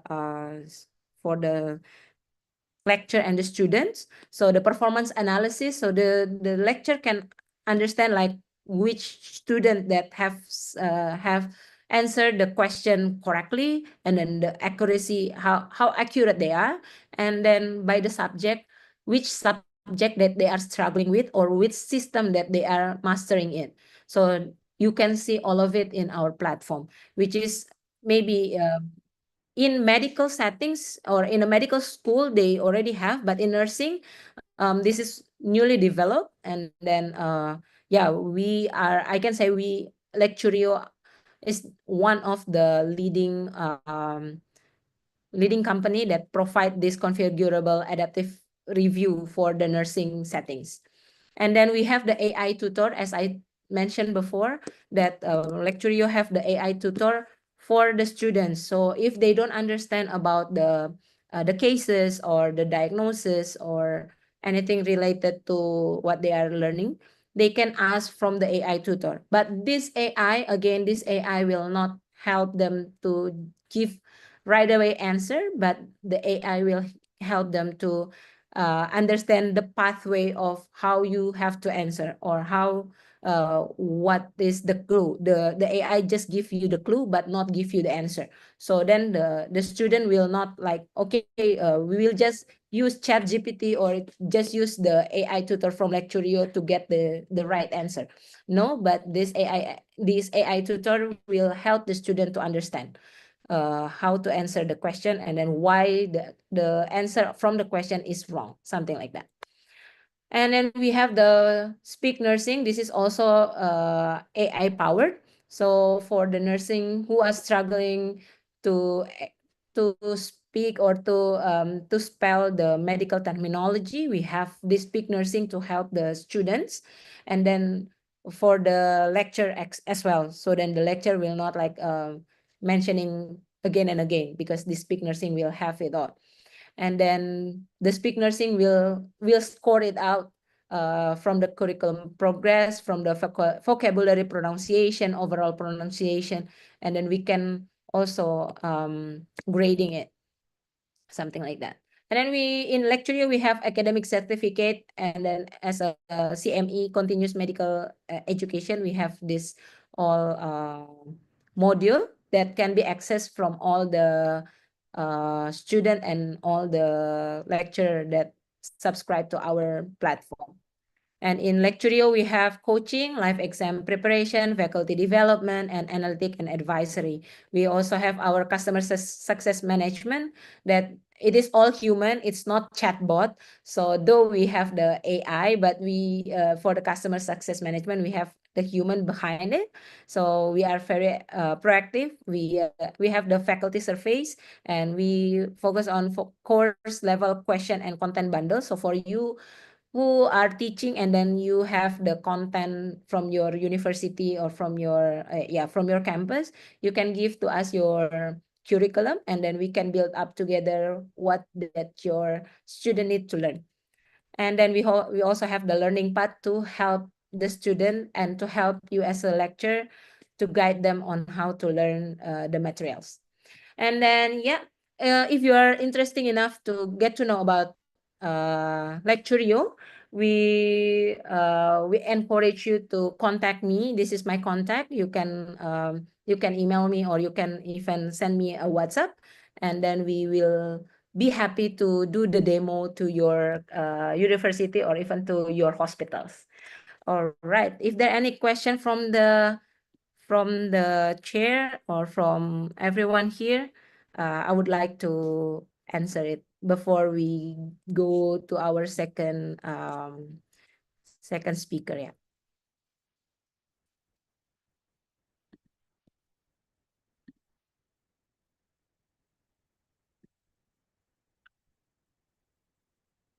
All right. If there is any question regarding the Lecturio, or if you guys have any question about the what Lecturio can provide in okay, I see some messages in here. Okay. Okay, thank you, Bu Wulan. I will read the question and I hope I can answer the question. Yeah. As each institution tends to develop its own LMS to answer the demand of the accreditation standard by partnering with various, how Lecturio bargain with this condition among those having an existing LMS or purely targeting institution with no existing LMS currently? Okay, thank you so much, Bu Wulan. So we are targeting for both who have the existing LMS and then who are not. So we do both side.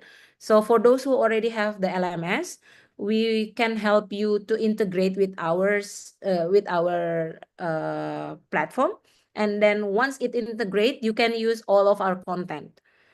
And then for your content that already uploaded in your LMS, you can also upload it into our platform, or we can just connect it and then it will be ready right away, something like that.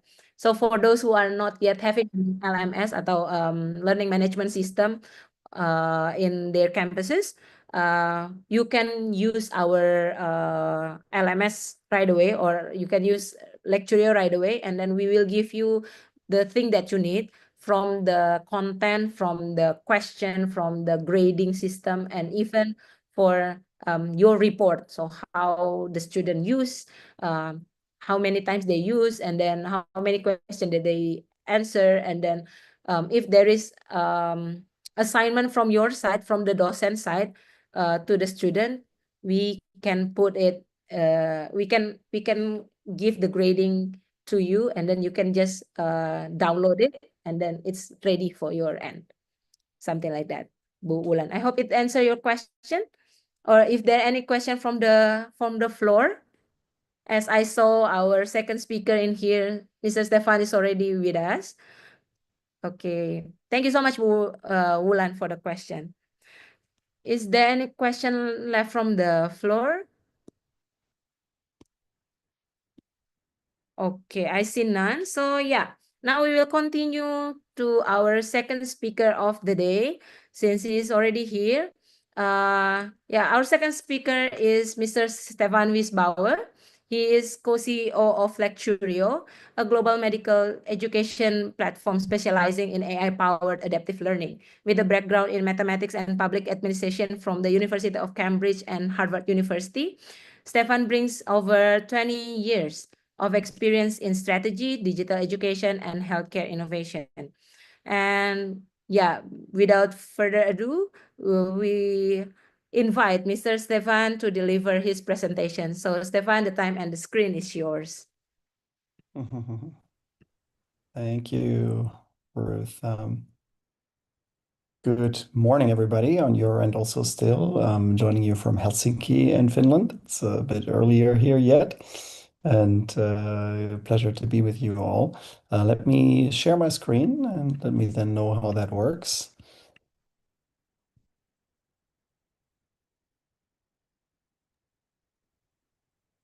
Yes, it's working. Yeah, great. Good.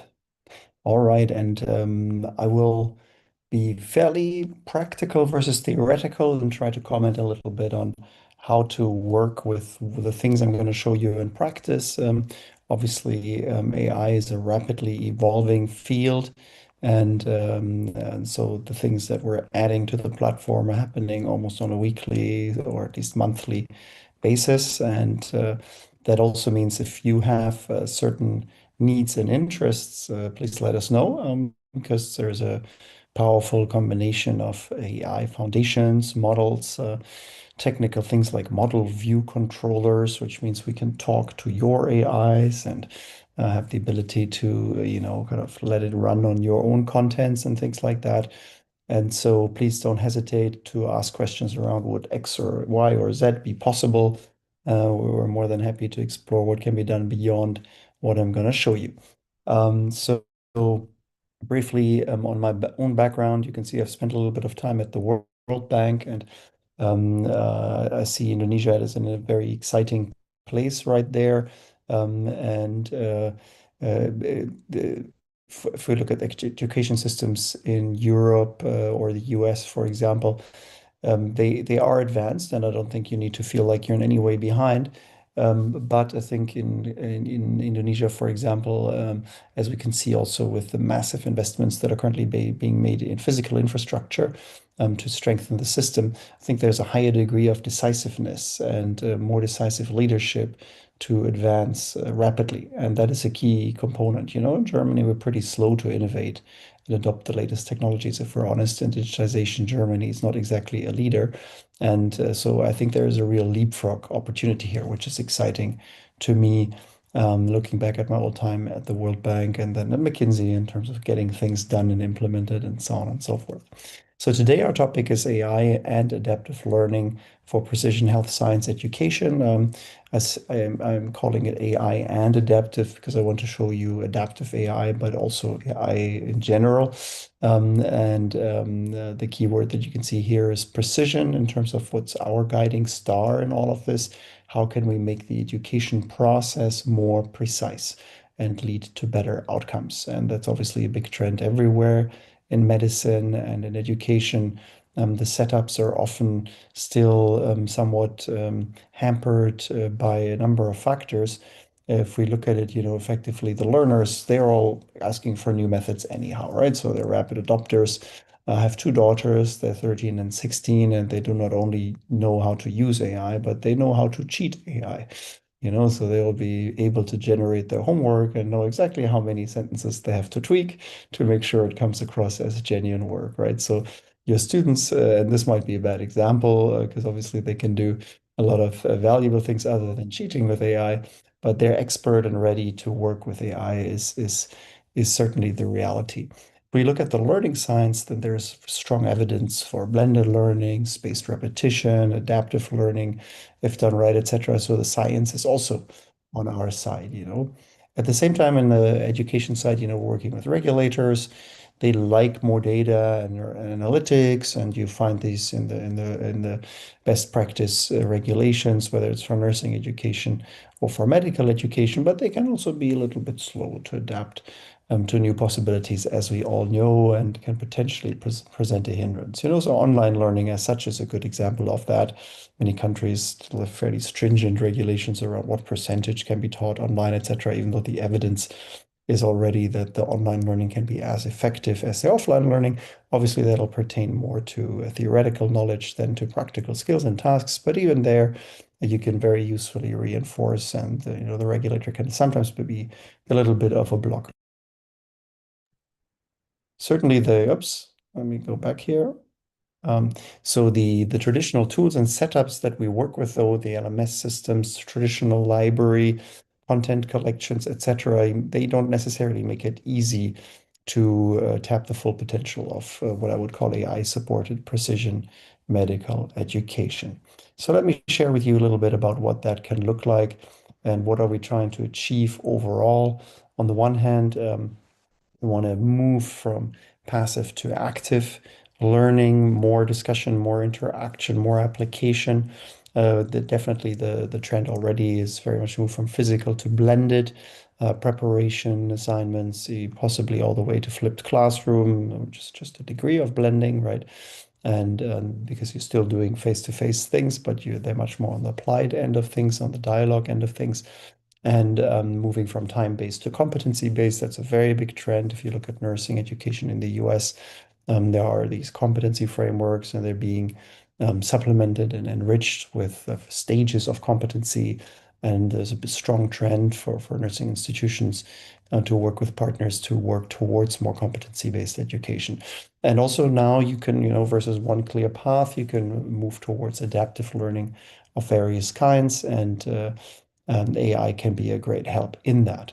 But with the AI, actually, we also get additional new capabilities. We can work beyond the human cognition element with AI enhancements of the learning process. And what I'm going to take you through today is just examples of what that can look like concretely. I will also be showing you sort of fairly hot off the press a new development which we're just launching this week, literally, and that is genuinely sort of personalized learning. And I'll share more when we get to it in terms of what that looks like. So how to think about the AI arriving in your system, for some educators, they also think like, okay, what does this mean for me? Certainly it can mean a significant change in the role of the educator over time. If you take Harvard University, for example, they didn't get rid of instructors, but the instructors are no longer lecturing. In fact, they're no longer lecturing at all anymore at Harvard Medical School. Why? Because the entire model has shifted to a case-based, moderated type approach. And so you can expect that, with AI being good at a number of tasks, that your task mix might shift as an educator.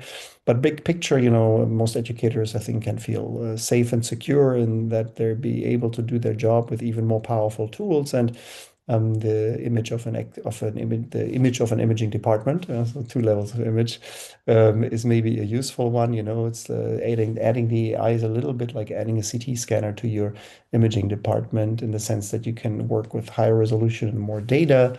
And more algorithmic intelligence. The CT machine is full of algorithms and intelligence, and therefore you can get to a whole new level of assessment and teaching support if you deploy it in the right manner. And this all becomes obviously even more powerful that if you integrate it in your system, properly.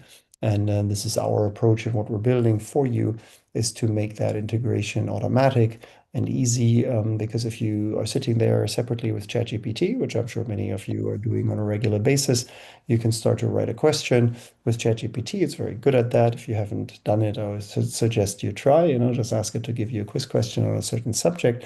But then you're starting to copy paste the answers and the correct and the incorrect options into some system, and you might, have to mark which one is the right one, and so on. So all of a sudden, a lot of your time gain goes down the drain versus typing your question from scratch.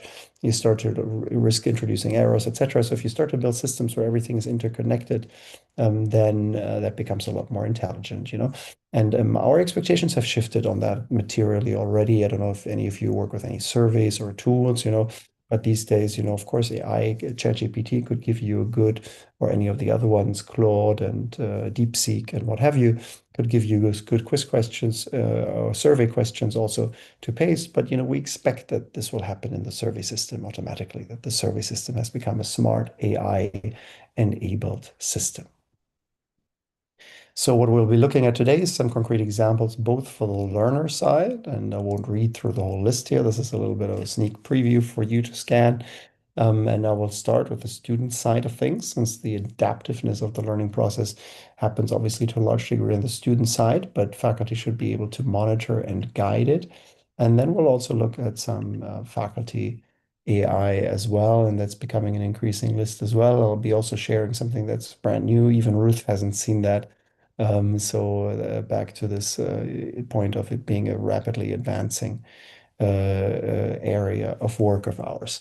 And so firstly, on the student side, let's focus there. And we start with time management. So we have some time management AI on the platform.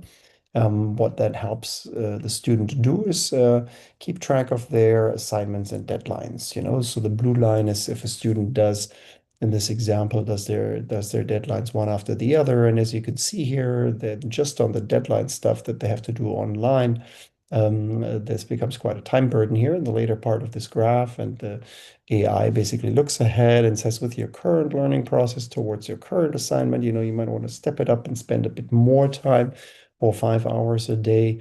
And then you will have a steady workload and you can avoid this crunch. There's obviously updates automatically with every minute of student learning because it takes the learner's progress into account. Obviously, updates with time passing as well. If you do nothing for 2 days, then the graph is going to look worse. So that's AI time management for you. It just runs automatically for the student without any further need for the educator to do anything. But what you will see as an educator is also the aggregate workload that you have created for students.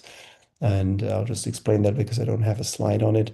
But when you get very enthusiastic and you find a lot of content that's valuable on a given subject, like we have in our platform, so much content there, you can also get over enthusiastic. Your students might have quite a stretched week already, and you assign 5 hours of additional learning content to them for one subject or so, an enthusiastic professor in physiology, for example, or something. So then you have an aggregate view as an educator, how much you've assigned to the students and in terms of time and workload, and that also helps keeping the assignments reasonable.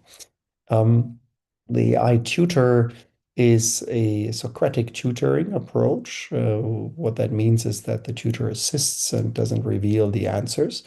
And this one is linked to the question bank in the platform. You can see what it's doing on the right. In this case, a question on a woman in active labor, and she's going to have a cesarean. What are the risks next after hemorrhage? What is the next major risk here, right?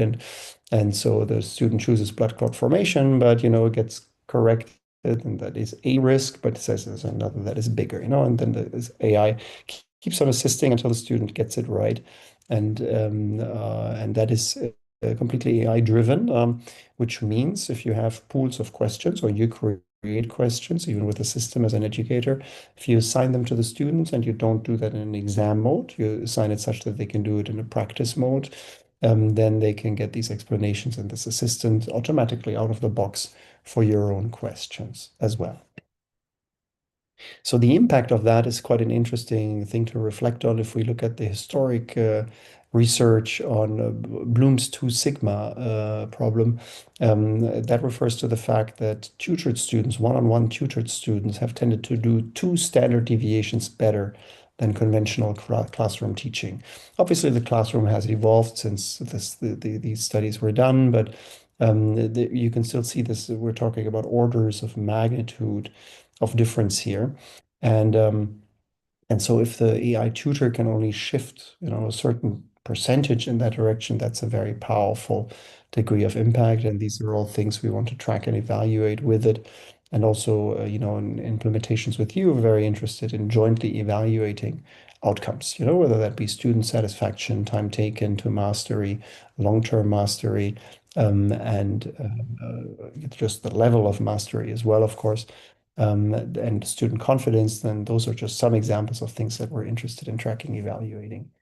Another one that's a fairly major aspect is the spaced repetition intelligence. And you can see here the Ebbinghaus curves. The lower curve here is the Ebbinghaus curve, the forgetting curve. In case you haven't studied it, we all know it from daily life. We forget things and fast. And the curves on top, you can see the effect of spaced repetition at the right time, a brief recall of review of the content seen. And there it has a very big impact to do these recalls at the right moment, But this is something that students are very, very bad at, especially in the overall educational process. Why? Because they're busy with the next lecture and the next thing, and they have no system that keeps track of this for them for what they're taught. Some of them then start to work with Anki cards and get their own content in there and so on to try and supplement this. And but the system does that automatically in our case and gives the student kind of a stack to review every day, and that has a major impact on their recall. And you as educators have the chance to again monitor that and incentivize that, because just like with a patient, telling them to get off the couch and exercise is an easy thing to do to tell, but it's a hard thing for the patient to do. So to actually get the support, the system and the reminders makes that much easier. Next on the list is the AI assistant for the learner here. So I've asked about nursing diabetic care for a mother, and nursing care for a diabetic mother. And I've asked it to respond to me in Indonesian. I hope this all makes sense. Your screen is big enough, you can read and let me know. And the important thing here is this is based on retrieval augmented generation. What that means is you could ask the same question to ChatGPT, of course, and if you ask for resources, you might get some meta links, but you might also get hallucinated links. One of the challenges that the AI still has, and it makes things up on the fly, so to say. And so here you get an answer that is based on the entire content base, which is curated and validated. And it also supplies you with the reliable links. And these are all links that you have available on the system. So you can assign them for the learners if you find them helpful, or use them in your own preparation for your class and leverage them in the classroom if you like. So next up is the adaptive review for the learner. The adaptive review is a cross Bloom's level support for the learner as they do the more applied questions in the question bank. Basically you do clinical concepts at the video level. Typically we explain the concepts, right? But then you want to apply them, and the clinical case questions are one application level, So you saw it earlier in the tutor example, concrete clinical case often, or a research situation, etc. is described, and then you have to answer what the next step is in the management and the diagnosis, etc. of this patient. And what the adaptive review does, it'll take all your strength and weakness areas from the question performance, and it'll link it up to the relevant underlying concepts where you might be struggling. So instead of just hitting you with more questions on a certain aspect of care, it'll actually give you a review of the underlying concepts and then take you back to those questions. So that's what the adaptive review does. And that's a very powerful modality, of course, because you get this interconnection between the different Bloom's levels. And again, that's not easy to do for a learner by themselves, or it would also otherwise be very difficult for faculty, very time consuming to sit down with the student, find out where they're struggling, and then give them those pieces for review. So this is sort of a little bit like automatic remediation loops built into the learning flow. I'll include this anyhow. This is for rather advanced teaching, but one form of AI are what we would call expert systems, right? So these have been around for a while. They don't require intelligence of a large language model. They become intelligent because a lot of programming and design goes into them, into the functioning, into the interface, and so on and so forth. And so in this case, we're talking about a clinical decision-making simulation system. We acquired this from the New England Journal of Medicine. They've called it the Healer platform. I'm not a big fan of that name, to be honest, but it was there and known, so we keep on using it for now. Because obviously everything here is extremely science-based, and the word healer doesn't necessarily have those associations. I don't know what it's like in Indonesia, but this then becomes a very rich, specific, data-driven process to assess clinical cases, and there's one key didactic step here for the learner where they see all the findings. They have gotten feedback if they had all the findings on a specific case correct or not, or they missed any. And also if they haven't correctly identified the top 3 differential diagnoses.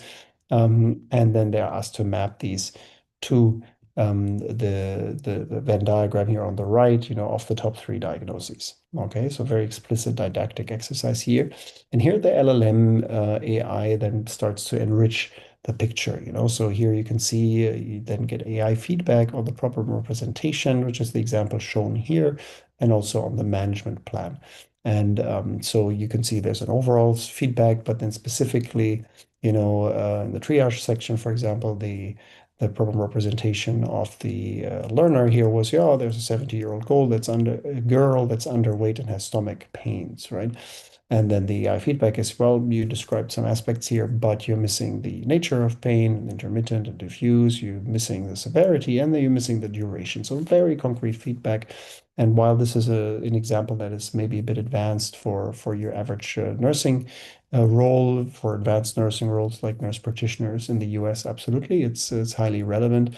But this goes to show you can make the AI act on written input by the learner and then give it meaningful feedback. And this is quite evolved by now, even giving feedback on the semantics of the answer. Obviously linguistic accuracy AI can easily do, but even the semantics and where potential, sort of disparate data points correctly aggregated into a clinical presentation for a specific disease and so on, all of those you can get feedback on. So the AI has become pretty smart, and that then becomes a part of a structured evaluation by this kind of expert system. So the world of the new AI, the LLM AI, and the traditional expert system AI in this case, come together to create an even richer and meaningful experience. Now let's come to the personalization for the learner part. As you know, all of your students are very, very different kind of beasts, right? So beasts being maybe a strange word to use, but different animals in the sense of different interests, potentially different cultural backgrounds. Also different previous knowledge. What did they study in school in terms of the kind of hobbies they picked up? Did they do some previous degree or not before they started studying what they're studying with you? And so how can you tailor the instruction to match what they are trying to learn now and make it easier for them to remember and learn, right? So what we've built here is a true learning personalization, both with regards to previous areas of knowledge, right? Because you can, if you know that somebody's very good at chemistry or history or engineering or something else, then you can tailor instruction to if you have the knowledge. And that's the fascinating thing about the AI. Unlike most faculty or most human beings, we tend to have knowledge spikes. And, I studied mathematics and I have an interest in human behavior and psychology and adult development. And so I have a certain knowledge, experience in my professional life. So I have certain spikes of knowledge, right? So, but there's also many areas where I don't have knowledge, right? So if I encounter someone who I'm supposed to explain something to that happens to have a shared area of interest of mine, then I can leverage that shared area and say, it's like this in our joint field of interest, right? The magic about the AI is obviously it knows a lot about everything, right? So therefore now we're leveraging that to enable it to tailor the explanations and things like mnemonics and things like that to that individual knowledge profile and interest profile of the learner. And that can even include things like their sports interests and things like that, right? So because if you're a soccer fan, and here in Indonesia, the badminton is very popular, right? Then you will know certain things about the game and how it works and certain, players even and what have you. And all that knowledge can potentially be leveraged. So therefore, the AI allows you to specify your previous knowledge areas, allows you to specify things like your sports interests, and I've put badminton on here as an example. And also you can specify your nationality, because that tells the AI a lot about, what cultural background you're coming from, what knowledge you're likely to have based on the school system and so on and so forth, right? So what does it then do? The interesting thing is it's a little bit dangerous, or dangerous is maybe the wrong word, but hard for you to control and compare as an educator the learning outcomes. You have very specific, learning objectives you want to bring across. You want them to be able to answer very specific questions about a subject area at the end.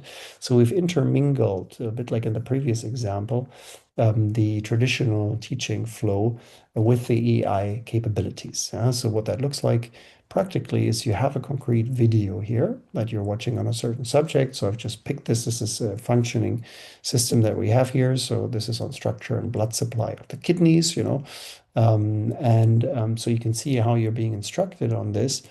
And then what the AI does, it creates on the fly at the end of this video for you a concrete learning explanation. And in this case, it's picking up on the soccer analogy, and it says, okay, there's these different segments of the kidney. Think of the superior segment, like the goalkeeper zone is critical for maintaining homeostasis. Just like the goalkeeper is crucial for preventing goals, right? So then this anterior superior segment, think of this like the defense, it's positioned close to the abdominal wall and they protect against other segments, and much like a defenders keep attackers at bay and so on. I won't read through the whole thing, but the magic, what we're finding here is the early indication is that people can recall these kinds of things very well because they have a relation to them. They are starting to connect things in their head. That's all that happens in learning, right? Our neurons connect in different knowledge areas and concepts that we're aware of with new information coming in. And so this can then therefore really help remember things, and we're playing with the configuration of this, how long should these explanations be? And in the first live version within the system, this is now running currently, the screenshot here in a separate system where we initially built this. Now we're integrating it. There will be even further configuration options like what preferred format of mnemonics the learner has, because you can do mnemonics in all kinds of ways, right? With acronyms, with rhymes, and whatever else. And every learner might have different preferences on that, right? So this is a completely new approach to teaching. And if you're interested in being amongst the first in Asia to test that with us and evaluate it with us and then publish some results about it, maybe in a first phase also iterate and improve it with us, you're more than welcome. It would be a pleasure to do that with you. A further one which I've sneaked in, it wasn't on the previous list, but since you're educating nurses and I understand that Australia is a popular destination for Indonesian nurses, as I learned in a conversation yesterday, and obviously not surprisingly so. This is AI we've built together with, well, frankly, we've helped configure, I should rather say. So Carnegie Speech is the engine behind this, and it's a shared product owned by us and Carnegie Speech we call Speak Nursing. And this assists the nurse in pronunciation of medical vocabulary. And I won't play any audio here since this is just a screenshot, but the learner will get both audio and visual feedback. You can see the visual feedback here, and that will allow them to practice their pronunciation, right? And then the faculty side of this, you will be able to see how each learner is advancing in all the different areas like management of care and common phrases used and so on and so forth. In each area, you will be able to see how your learners have advanced to the required level and if they're ready to also be understood when they arrive, for example, in Australia, if they do that. So just to summarize for the students here before we shift to the faculty side, what are these AI examples that I've shown you adapting to? Since the title is adaptive learning, I thought this might be a helpful view. So on the one hand, you have the tutor and the coach, tutor and the question bank, coach on the timing and so on. So that reacts to student mastery, progress, and time, right? Spaced repetition algorithm similarly, but also looks at confidence, which is interesting. And obviously in medicine, confidence allows you to then compute overconfidence in your learners, i.e. where are areas where they think they know, but they don't. And that is particularly valuable information, both for you as instructors, but also if you're supporting your nurses once they're in clinical practice, then these are very helpful indicators of risk that you can then tackle in a systematic manner, right? The adaptive review algorithm really hangs on the student mastery. That's less time-based, right? It shows like you've got something wrong, what do you need to review? The AI simulation feedback looks at medical, linguistic, and logic accuracy and capabilities. And the teaching personalization looks at knowledge, interest profile, and culture, right? So far. And then we are adding preferences around mnemonic formats and so on, as I mentioned. So therefore, you're adapting your teaching, you're adapting your learning flow, your assessment, your review patterns, etc., to a whole range of factors. And And all of that is interconnected within one system where you have the master dashboard, so to say, So that becomes quite powerful because a lot works by itself for your learners, but you can see how they've used the tutor, for example, and so on, whether they've held up against the spaced repetition algorithm. You can see the compliance, etc. So you then have the chance to pull the levers that you have around incentivization for grade points, for requirements, for what you mandate, what you encourage, etc. As educators, you're in charge to manage this enriched imaging department with that CT scanner added. And make sure that you get the maximum value from all of those capabilities. Obviously, it can save you time, and I'll come back to that point as well, to have all that data available. So let's get more specific around the AI aspect for faculty. So, and again, I won't read out that whole list. There's a little preview if you want to read it, but we'll go through step by step in any case. So first is the iFaculty Assistant, So here you see I've given it, give me some ideas and resource links for in-class activities to teach mental health assessments, right?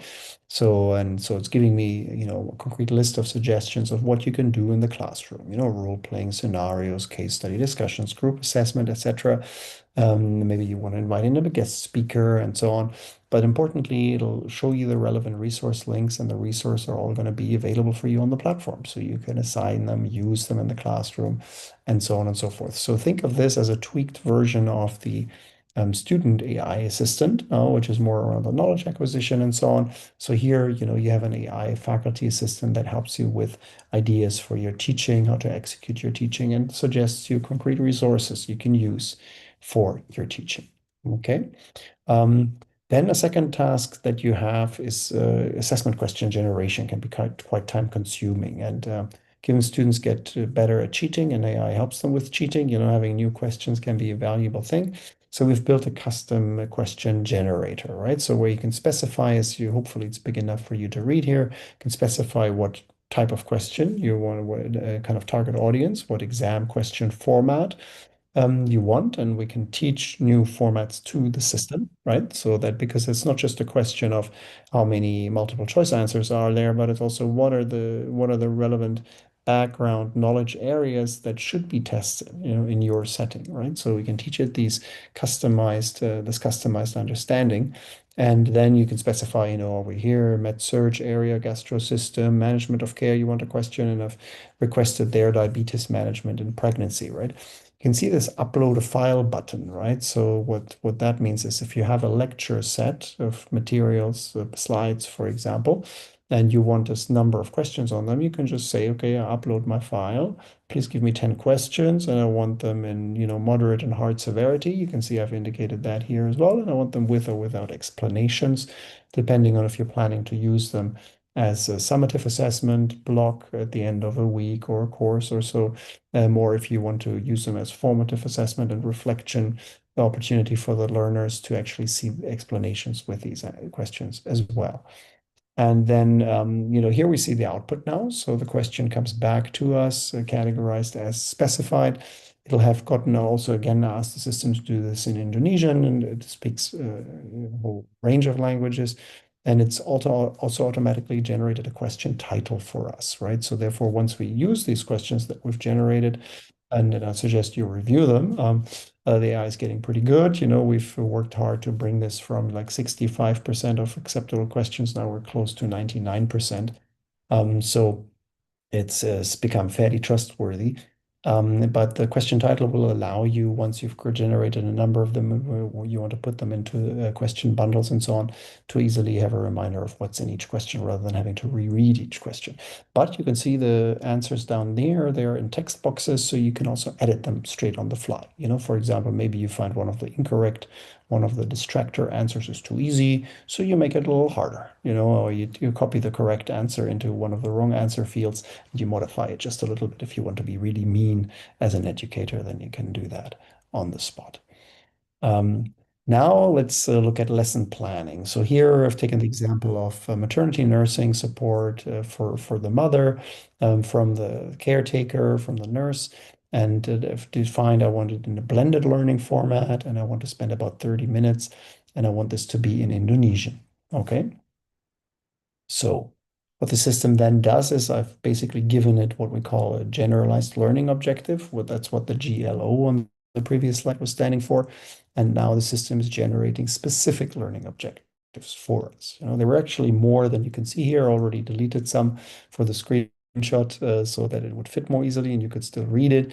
But as you can see here, you have a delete button, so you can say, okay, this foundation or learning objective here, I know I've already covered that in a previous lesson, or my target audience already knows that, so I just delete that learning objective. Yeah. But maybe also you want to tweak a certain learning objective, which I've done at the bottom here. You can go in and edit that learning objective and maybe add an aspect that the AI didn't mention, etc. So here you get the chance to make sure that that lesson plan we're about to generate really meets your requirements by being very specific about the learning objectives and reviewing what's been suggested, which makes that a very efficient time-saving process. So here is our lesson plan, right? So we've done it with a generator. If we have time at the end, depending, we can go in and do some of this together live in the platform. It'll have, what are the content areas we're covering, and you can see specifically this teaching structure here. What are we doing in each block of our half-hour time segment here? You have an assistant to talk to on the right, so for example, if you're doing something where you have simulation equipment available to do things on the patient, talking about, lesson plan for blood drawing, blood pressure taking, other things. You might want to mix theory with practice, right? So then you can talk to, we called her Lexi, the assistant. You can say, okay, Lexi, please, add 5 minutes of demonstration on a mannequin that I have available, right? And you would just do that, and the whole plan would be updated, all the times shifted, etc. You can also go in and edit it as text, but then it would be up to you to sort of make sure the time still adds up and adjust everything. So the assistant makes this a much more efficient process for you.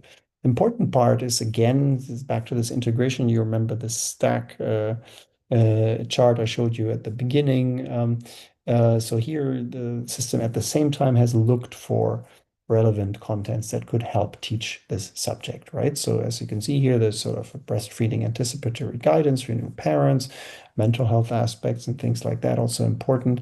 And also their impact on fetal development. And there's a longer list here further down, 6 items, as you can see.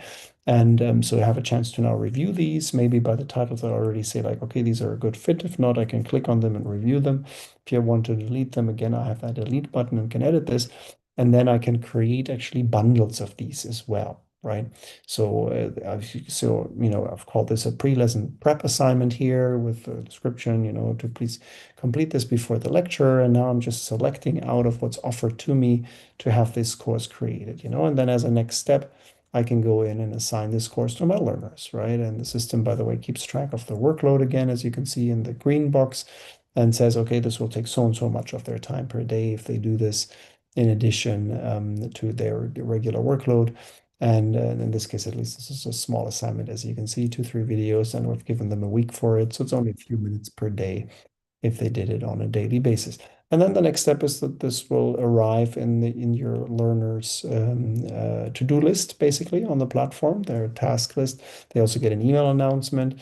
And the next thing is for you to monitor this, So here you can see the assigned workload I was alluding to earlier. You remember the kind of time management AI for the student, right? So for their workload, here you can see what you have assigned in terms of workload to your learners. And, this can vary by students on the platform, of course, right? So therefore, you have different learner groups. They get different assignments at different times and so on. So therefore, in terms of workload, you can see what is the highest average workload over the time frame. What is the average one and what is the lowest, so which students have no assignments, which students have the highest number of assignments. Then you have a details button to drill down and find out what's causing an excessive workload in case you see that, some students have, kind of, I don't know, dozens of hours of workload there. Then that would start to look worrying, and you could review the details of where that is coming from. But then say you're going into your practical lesson around our topic, and then you would be able to monitor your students' completion and their understanding, and you would be able to see, of the 10 concepts that you've assigned them, which ones have they understood and not understood. So when you go into that practical teaching session, you can say, okay, we're going to focus on the relevant topics where you have struggled a little bit. We realized, this concept was a little bit difficult, whether it's that renal blood supply. Maybe you were doing that without personalization still. Students were struggling, and you can go in and say, like, okay, here's the topic I want to clarify, right? So that's the workflow there. Next on the list here is the AI proctoring. So obviously AI cheating is a challenge, right? And I'm just in Helsinki here at the nursing conference, was talking to a client from Rwanda, for example, who have a lot of nursing students, master level nursing students, distributed in quite remote areas.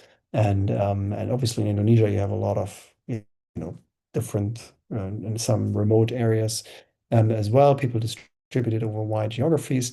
And so where it's helpful, and even within Jakarta, it can take a long time to come to a test center, as I'm sure you all have experienced. And so the proctoring allows you to do this remotely, and you pitch the AI against the AI in a way, because for the student to get help from the AI, they would either need to be wearing a headset or doing something on their screen or have a second device next to them that they're looking at, etc. So the AI proctoring would record not only the noise and the screen, but it would record the test taker as well. And that goes as far as, and this might be a bit small to read there, but the last column on this table here says suspicion level, right? And this would take into account, for example, suspicious eye movements. So if I keep on looking at a certain spot, where I'm getting some help, then the AI would track that, and you would be able to watch the recording of that test taker and say, okay, Ruth, you might have to retake that exam. That unfortunately looked a little bit suspicious what you were doing, even though we couldn't tell exactly what it was, and so on. So therefore, you can pitch AI against AI in terms of keeping your test taking and so on efficient, so you don't have to go back to bring everybody together in case that is not this could be costly, could be time consuming to do that. So this gives you additional options in terms of tracking and assessment. Um, on the back to the clinical decision-making simulation.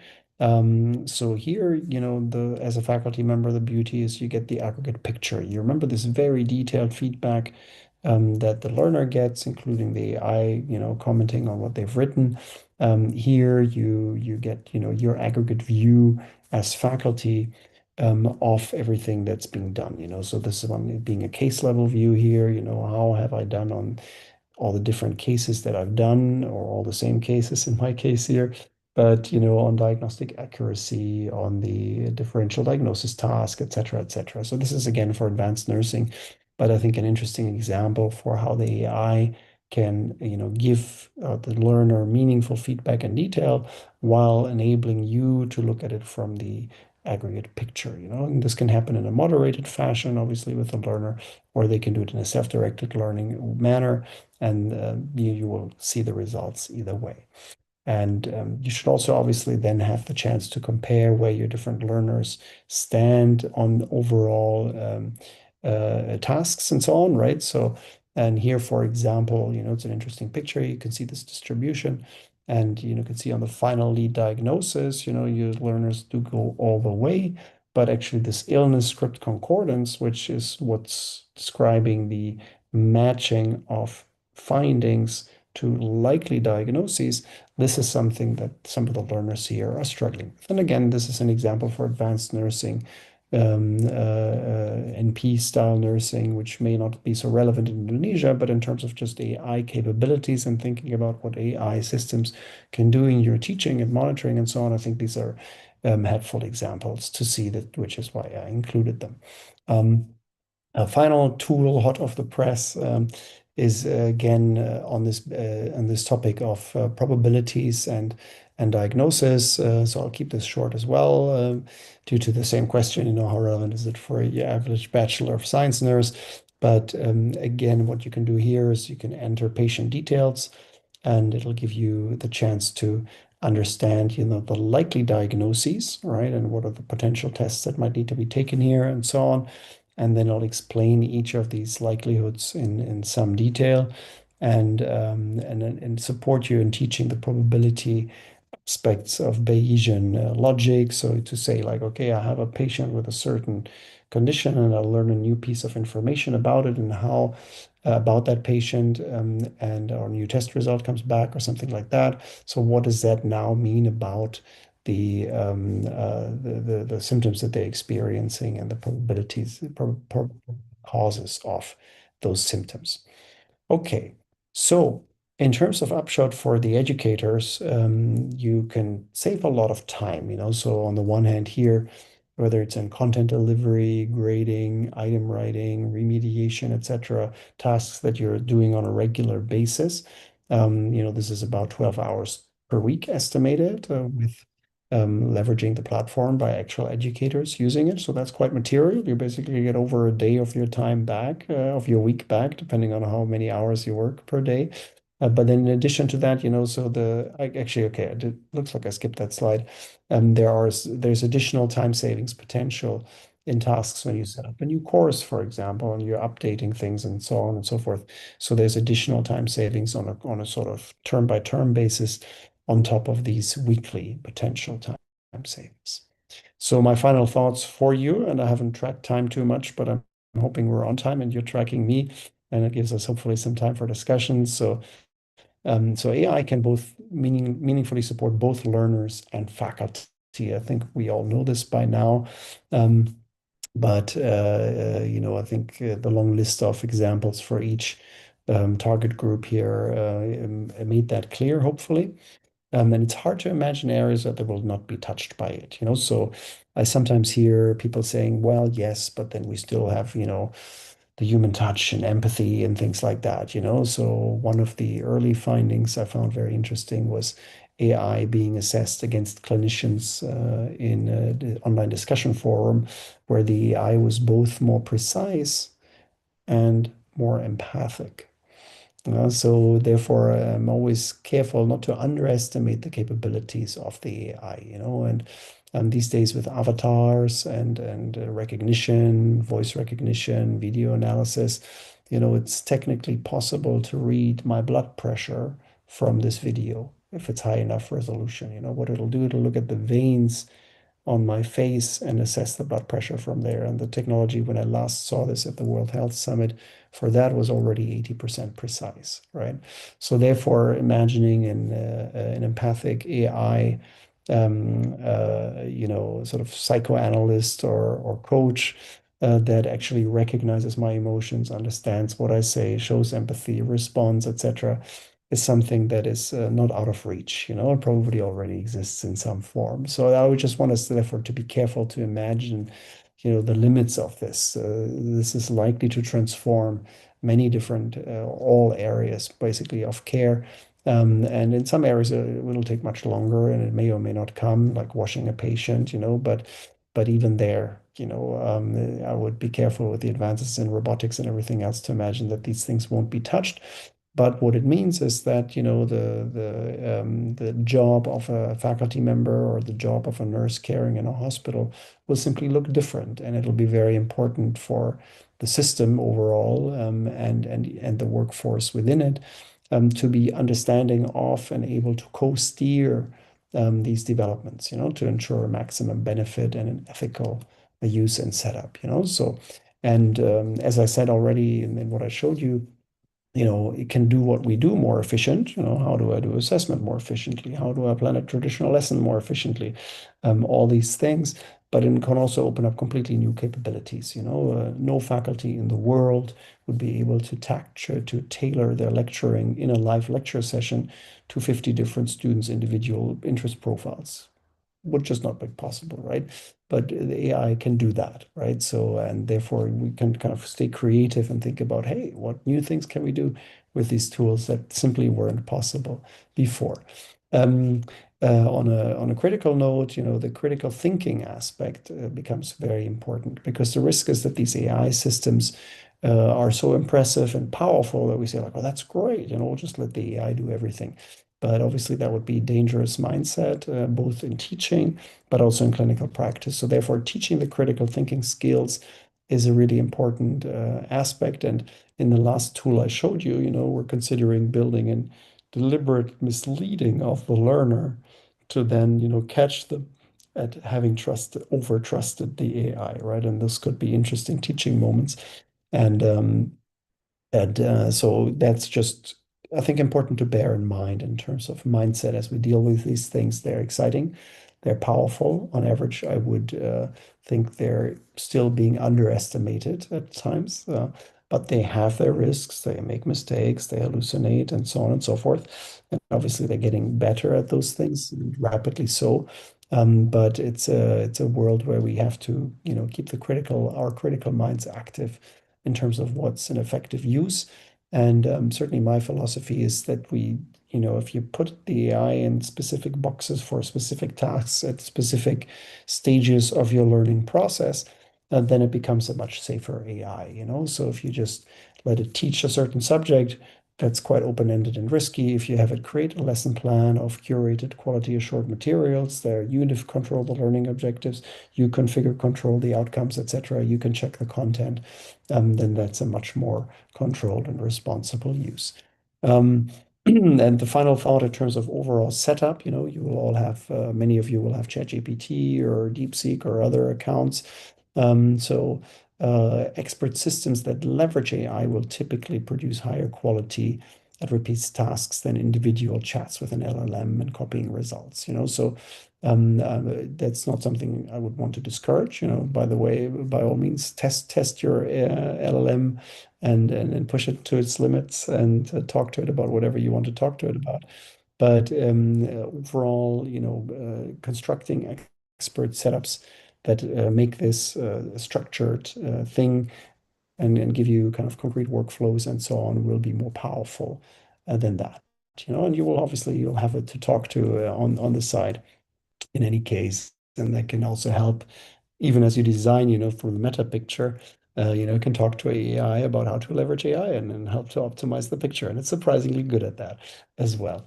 So let me pause there. I hope this was somewhat concrete and helpful and interesting. But let's open it up for questions, discussion, comments, and so on. Huh? And I don't know how we're looking for time, so I'll let you update me on that. All right. Thank you so much, Stefan, for your kind explanation. Now we are open for the question and answer. For this topic, AI-powered adaptive learning, a new era of education. If there is anyone who want to ask any question to Stefan from Lecturio, we would like to have your question in the chat box, or you can raise your hand and then speak to us.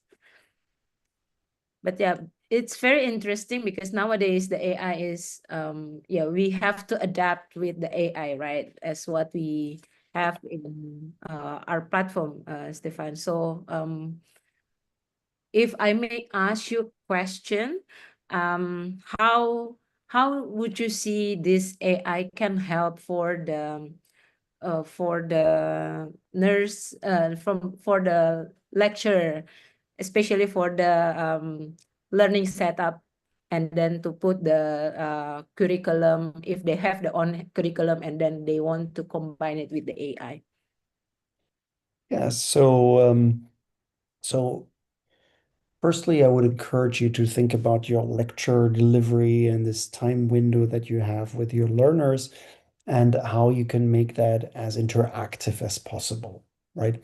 Obviously, the traditional method is a lot of lecturing and explaining, and then you often have limited time to actually discuss with your learners, but you're actually able to in a classroom and even an online session, and we haven't done it in this case here, but it's always a question of what your setup will enable you to do. You can do breakout rooms in these tools here like Zoom.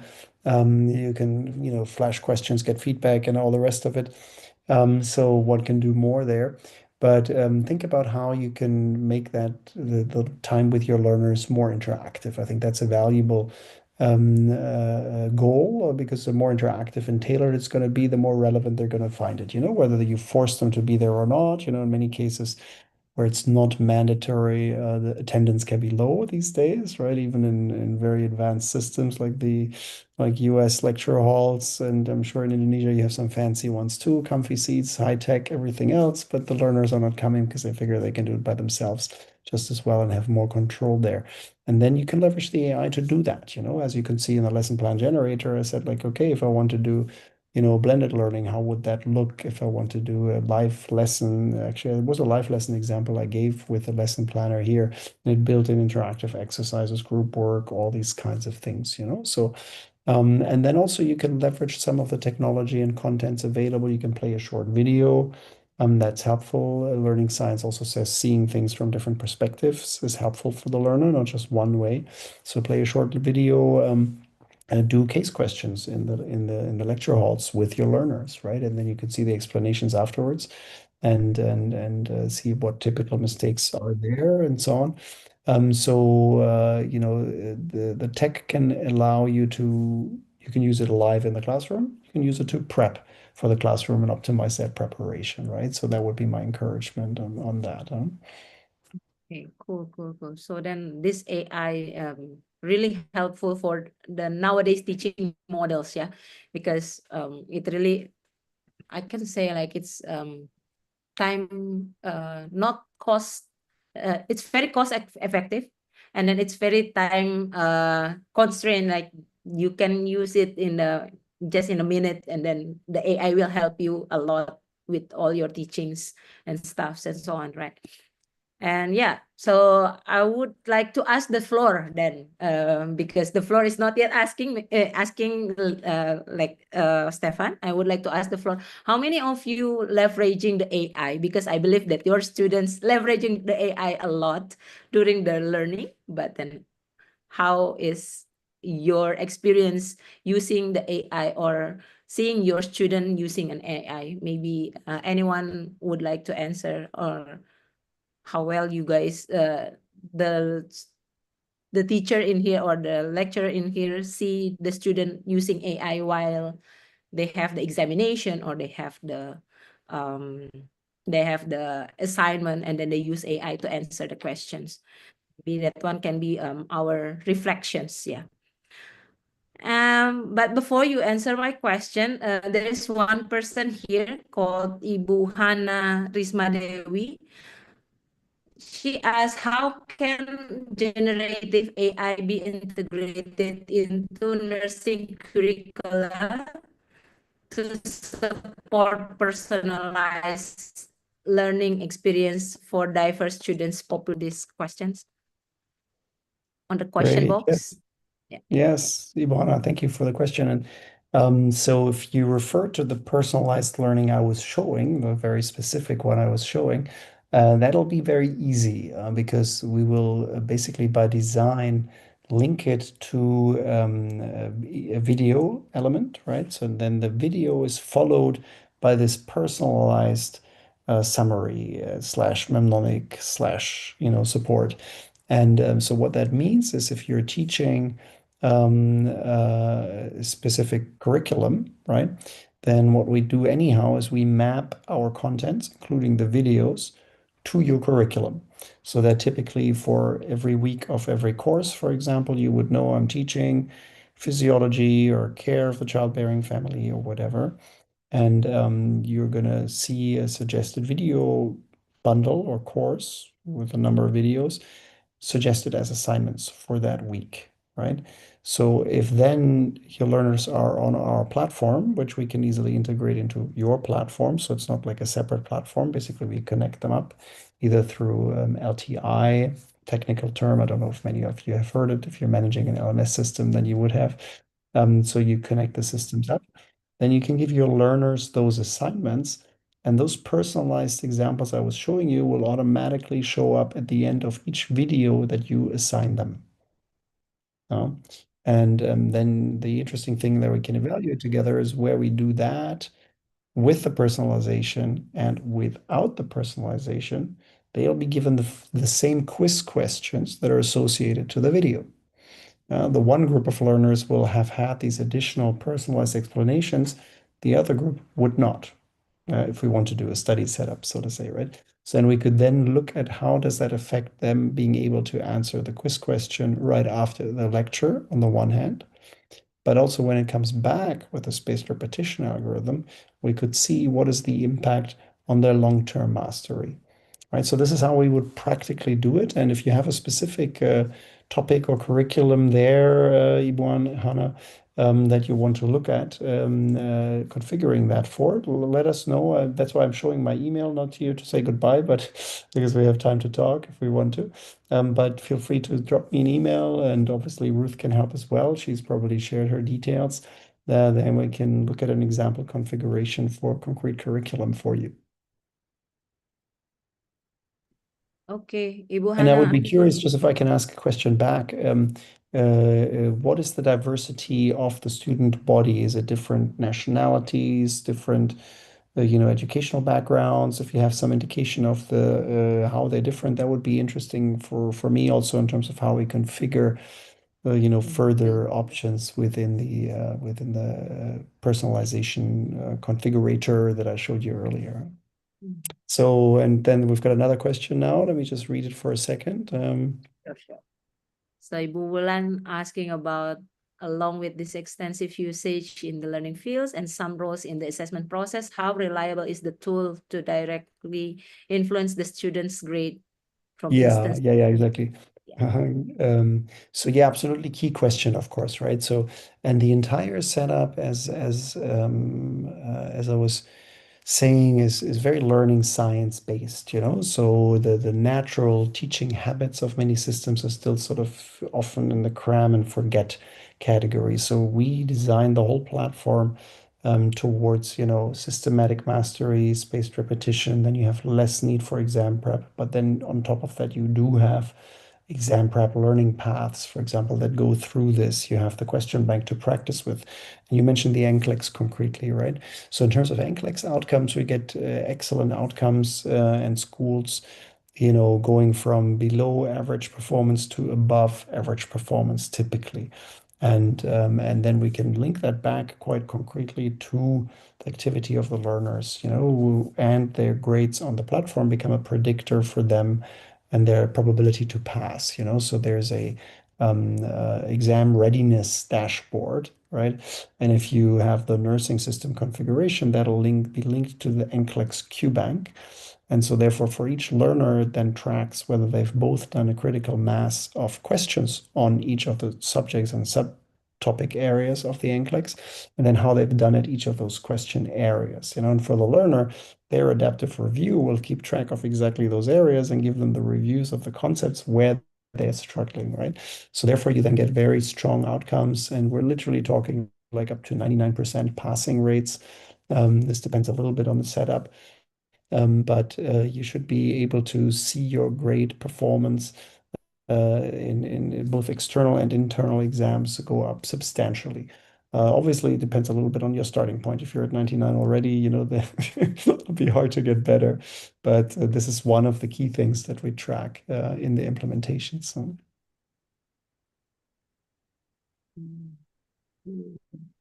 All right. Yeah, Bu Wulan, is that answering your question so far, or you have another thought to give to Stefan? Because I think Stefan is already given like a good answer for this question, yeah, because of the NCLEX for the nurses and then the exam, it's all like interconnected, and then we can like influence the student by using this. Okay, Yeah. thank you. Okay. And the only other comment I'll make is since you were talking about exams, Buwulan, the one of the design principles we try to put in is that we do just a lot more formative assessment, So this CT scanner image in part is gets the high resolution of data. It's because every video, and they're short videos, 3 to 10 minutes typically, will have between 2 and 4, sometimes 5 quiz questions. So that means you get formative assessment data for every 2 minutes of learner time, and you get both the competence and the confidence. And that feeds that spaced repetition algorithm and is completely visible for you in your dashboard of all the learners. And therefore, you have a little less, how should I say, you can potentially rely less on summative, right? But you should therefore also see the performance in the summative improve dramatically, typically, yeah.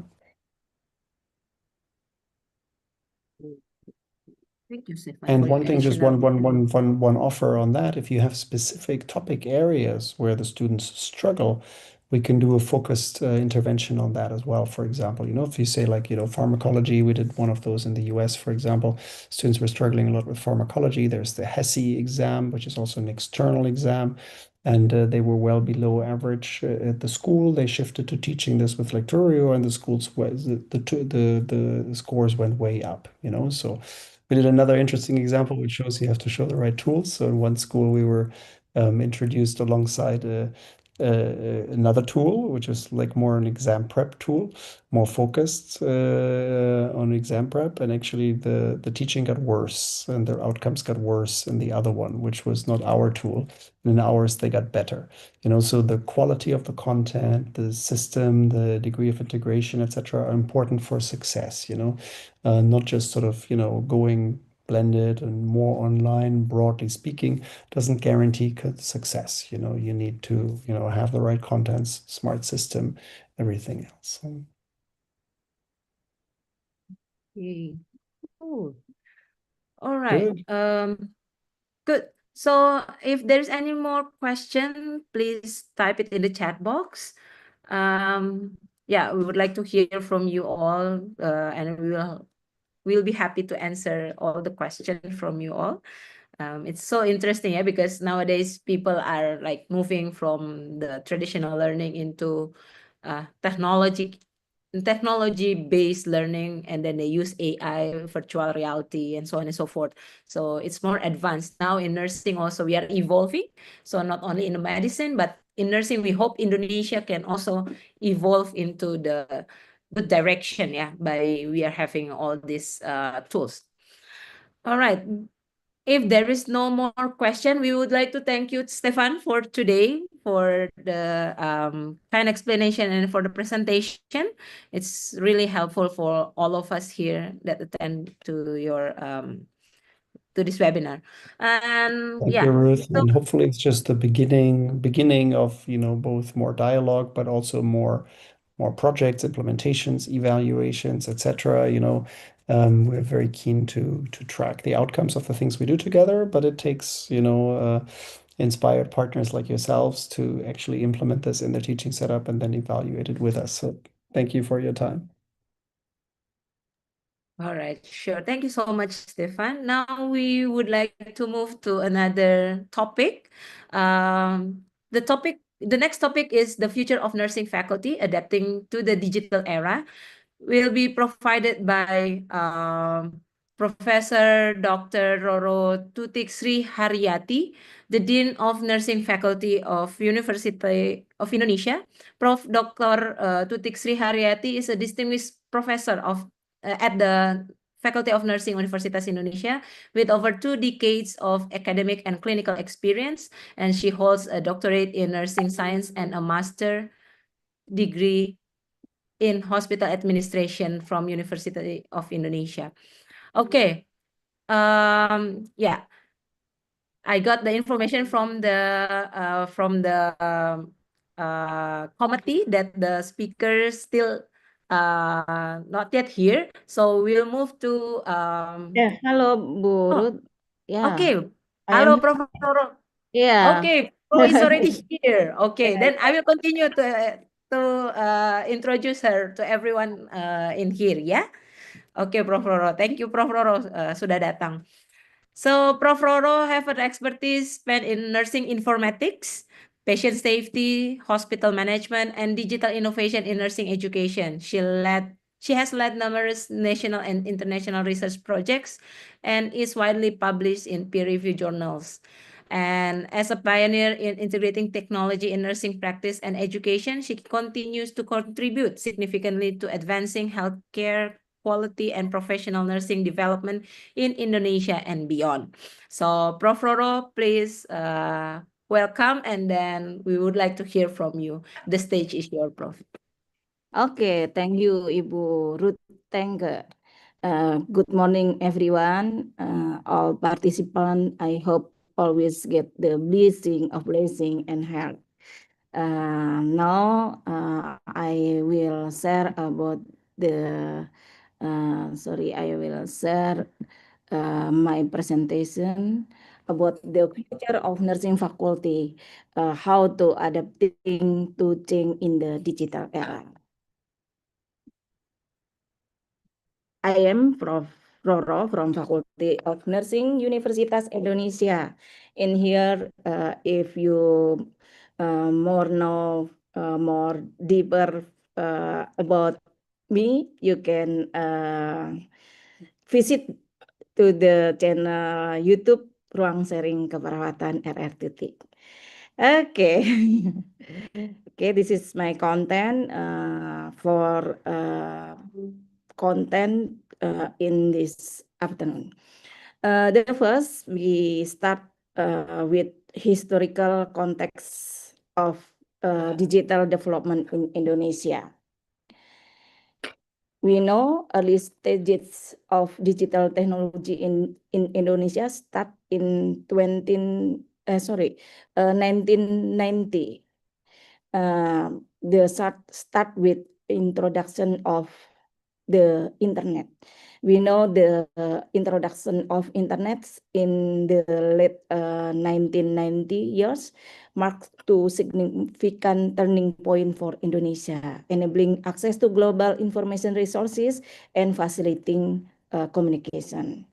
And also governance, the Indonesia governance launched several initiatives aimed at fostering digital infrastructure, promoting internet access, and supporting the growth of ICT sector to bridge digital devices. And now we together in Ministry of Health to develop digital health transformation. Digital health transformation as a 6 pillar for development health program. The number 6 about transformation technology in health. For the transformation digital, get transformation digital, Indonesia develop Indonesia platform for ecosystem integration. We call Satu Sehat. Why needs ecosystem integration? Because many system application in Indonesia, but without communication other. Only one develop separated, not together to get integration and better to share about the information in Indonesia and develop good decision maker. Also, we know for the supporting ecosystem integration, we joining to technical working group, and technical working group have the duty to support development platform Satu Sehat, and then also promotes about adapting to literacy, digital literacy, and also to share digital literacy for the healthcare provider. This is my letter assignment from Ministry of Health as a terminology language standardized for health, and then also about the implementation Satu Sehat. Now we will continue to focus in scope in nursing. If we discuss about the digital era in nursing, we has a specialty we call nursing informatics. Nursing informatics has evolved through various technology advance for early record keeping methods to this comprehensive electronic health record, significantly transforming the nursing professional. And then current trends also include the integration of artificial intelligence, telehealth services, and big data analysis, all enhancing the efficiency and efficacy of nursing practices and patient engagement strategies. Nursing informatics has many roles. The first role in patient care. Nursing informatics play a crucial role in patient care by ensuring accurate data management, facilitating communication among care teams, and empowering nurses to make informed decisions.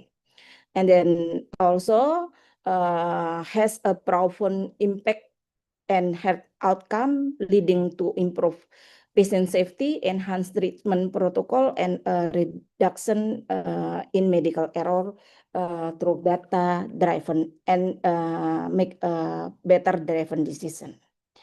So if many role nurse in nursing informatics, nurse must have competency. Minimum 3 competency for nursing informatics. The first about the technical skill. Technical skill will encompass the ability to utilize health information technology effectively, including electronic health record and other digital tools to improve patient care and streamline workforce. And then about the communication skill. Communication skills are essential for nursing informatics specialists to convey technical information clearly and then collaborate with healthcare teams and educated staff and patients about technology-related change. And then the last, nurses must have analytical skill. Not only technical skill, but also analytical skill. Analytical skill involve the capacity to access complex health data, interpret outcome, and apply evidence-based practice to enhance healthcare delivery and patient outcome. And then now emerging to other competency, not only technical, analytic, and also communication, but also about telehealth proficiency. Telehealth proficiency entails expertise in using telecommunication technology to provide remote care, ensuring effective virtual interaction, and managing patient engagement from afar. And then also artificial intelligence. AI enhance patient care by enabling personalized treatment plans, predictive analytics for early intervention, and continuous monitoring through health data, improving patient outcome and satisfaction.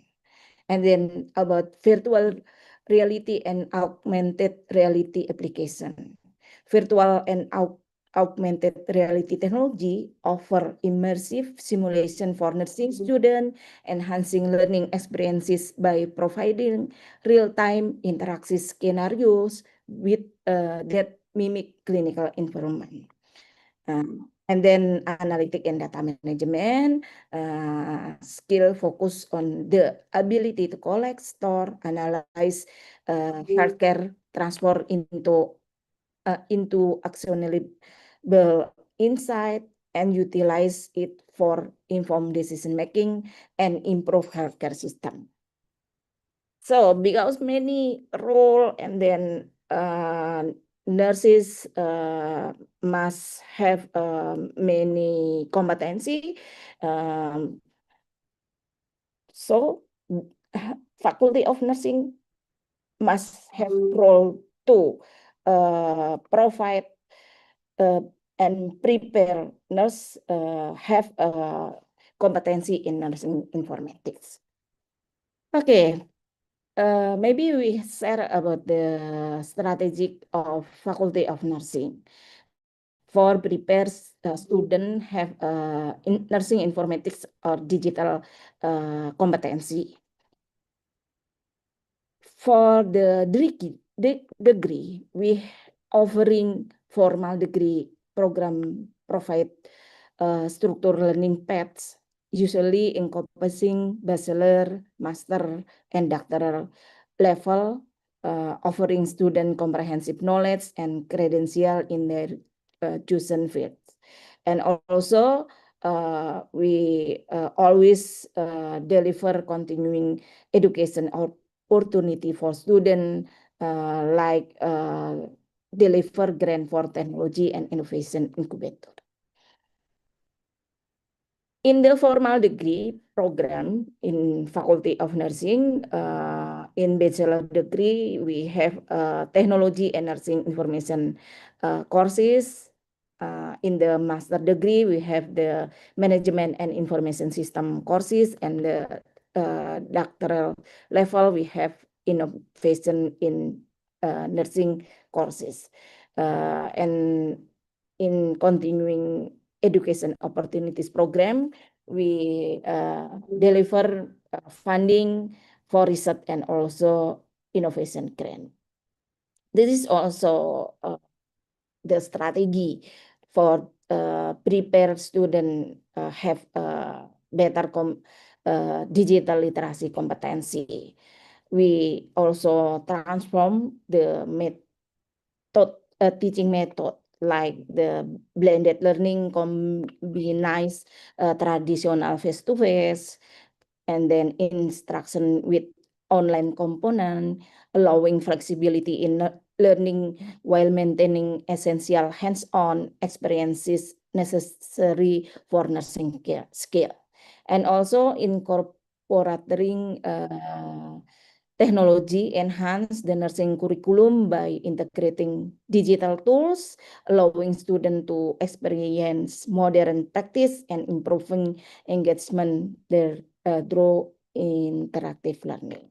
And then also the develop some simulation and virtual reality offer realistic clinical scenarios for nursing education, providing safe environments to practice decision making and technical skill, thereby enhancing competency before real life application.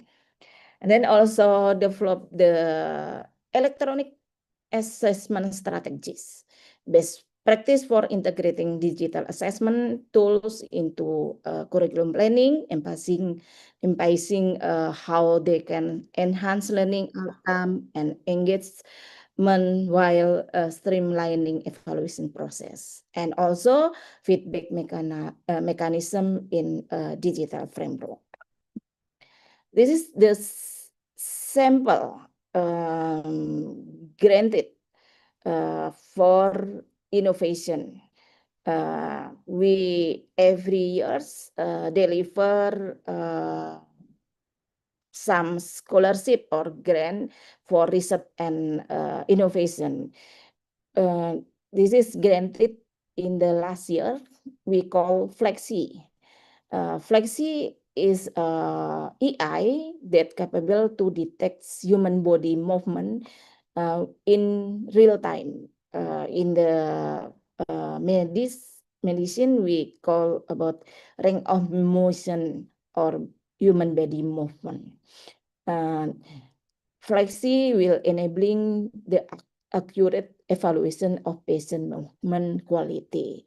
Why we choose Flexi application? Because based on smartphone, more flexible, accurate, reliable, easy, cost-effective, and familiar.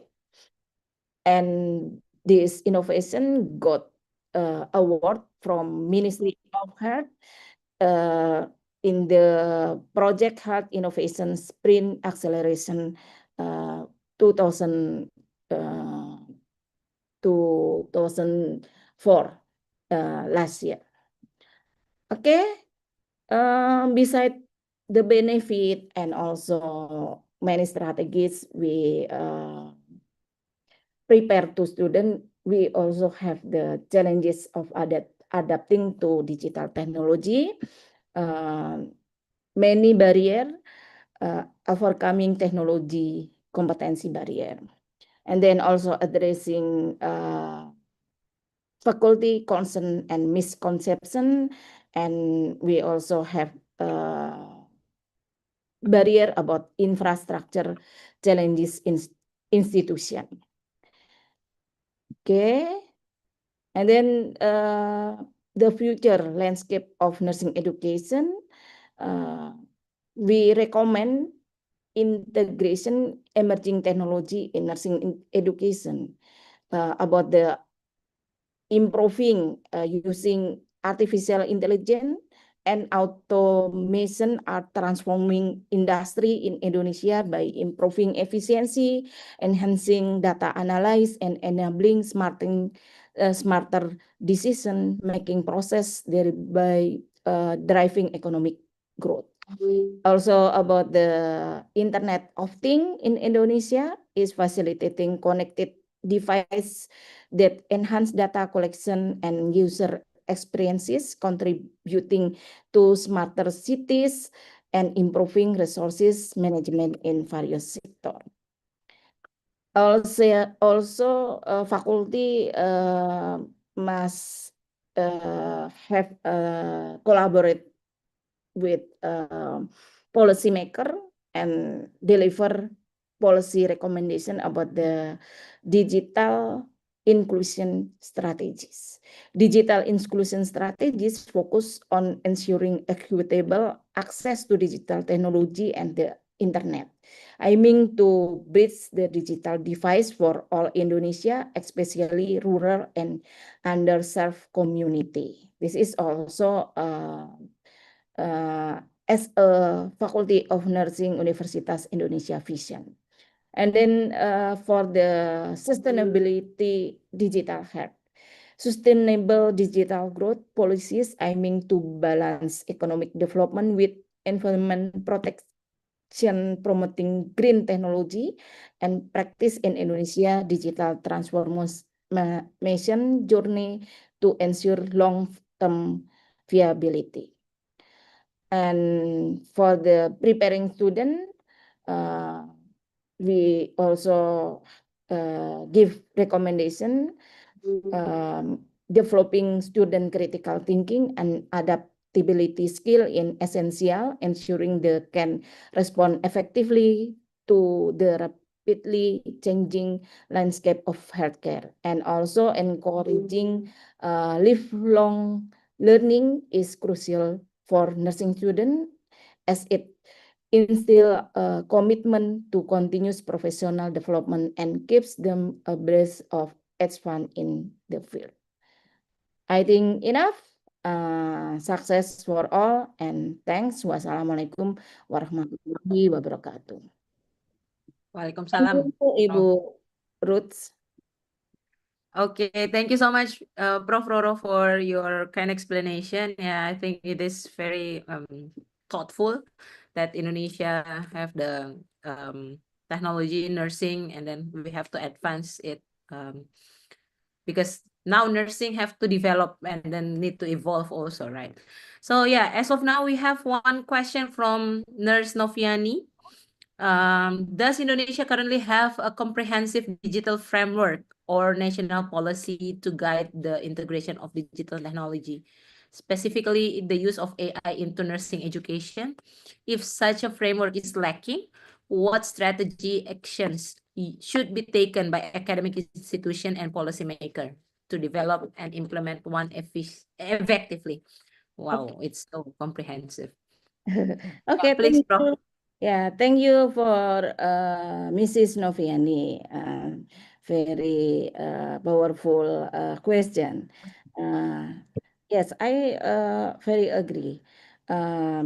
Now AI is very rapidly developed, and many students, many lecture using AI for the education, and then also research and many activity using AI.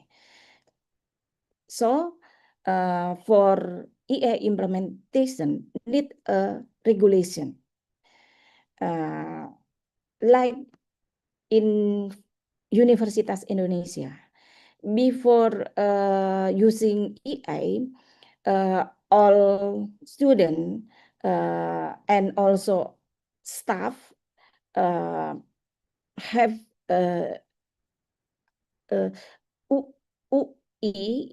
UI develop regulation for the EI implementation.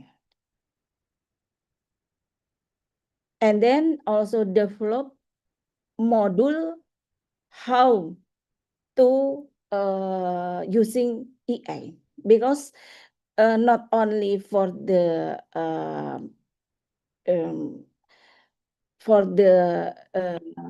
daily activity, but EA also have the apa namanya barrier. Jadi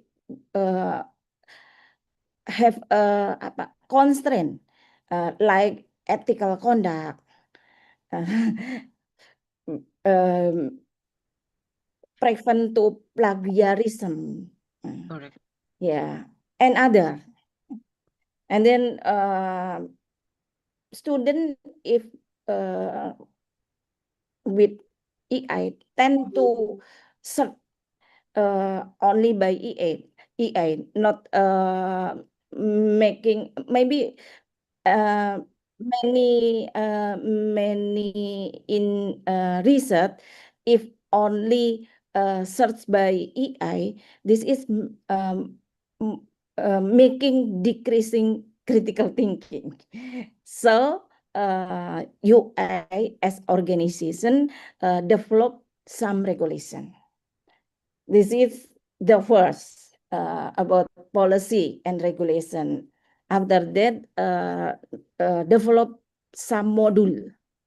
After that, training to staff, and then also lecture, and then also student. This is organized by UI. We have the unit quality education. Yes, this is strategy, and after that, because EI maybe 2 years start rapidly development, not yet finished. Now by academic quality unit still training massive, and then also give direction for the student, and also lecture, and also staff. Maybe this is may share from UI, and if UI have regulation, so Faculty of Nursing direct with the central policy. Yes, thank you. Cool. Thank you, Prof. Roro. I think it's good for everyone who are in here, who may come from another university, that to develop such a module also, yeah, Prof. Because yeah, we never know that the student is already using the AI, but how the lecture can face it, and then how the lecture can be in the same language or in the same perspective, that how to handle this student, right? So therefore we need the policy, we need to create the policy, and then we need to implement it right in a such a way that student may still can use AI, but in what kind of manner. So we have the policy, we have that rules, right? Cool. That's good that Universitas Indonesia already have that kind of strategy, yeah, to combat it. And then, yeah, if there are any question from the floor, we would like to give the question to Prof. Roro, as she is the expert in these topics as for today. So, Ibu Novianti, thank you so much for the question. It's very good. I think everyone in here may be asking the same question and having the same thought about the nursing education also. Yeah, I think the AI already been developed for 3 years or 4 years back, and then it's massively used by all the people, not only the student but also the researcher, and then by the lecturer also. Now we need just to adapt with it and then deal with it all together. Okay. If there is no more question from the floor, or I still wait for another 2 minutes if there is another question from the floor or from other participant or even the panelist. Okay. But it is interesting because in nursing, especially in Indonesia, the AI usage is, I can say, is now the student is now using it quite massively. Maybe before, not the nursing people, but only the medicine people that using the AI, or even the medicine people is not using the AI because they feel like, oh, if we use the AI, then AI will replace us. Correct, right? So we are having that kind of fear for the AI because people are now, the patient are now, oh, they are using the AI to answer their diseases, right? Yeah. So how you see that? How you see if patient come to you and then they said, oh, I asked ChatGPT and then ChatGPT Yeah. say Yeah, this. yeah. Oh, what do you feel? Yeah, yeah. I know this is current issue because very easy to ask ChatGPT, and then ChatGPT only maybe 1 minutes deliver answering many more question. So Correct. um, we must give direction to student. Please don't only search from ChatGPT. You can expand from the journal, and then also from the primary book, and then also not only one answering from ChatGPT. I think Correct. because if only one maybe making decreasing the critical thinking, and then also how to know about many research, and then many book, many information. I think this is very useful to direct to student, not only student but also staff, and then also because nurse have the function to promote to other, like the community, and then also maybe nursing practice in the school and other.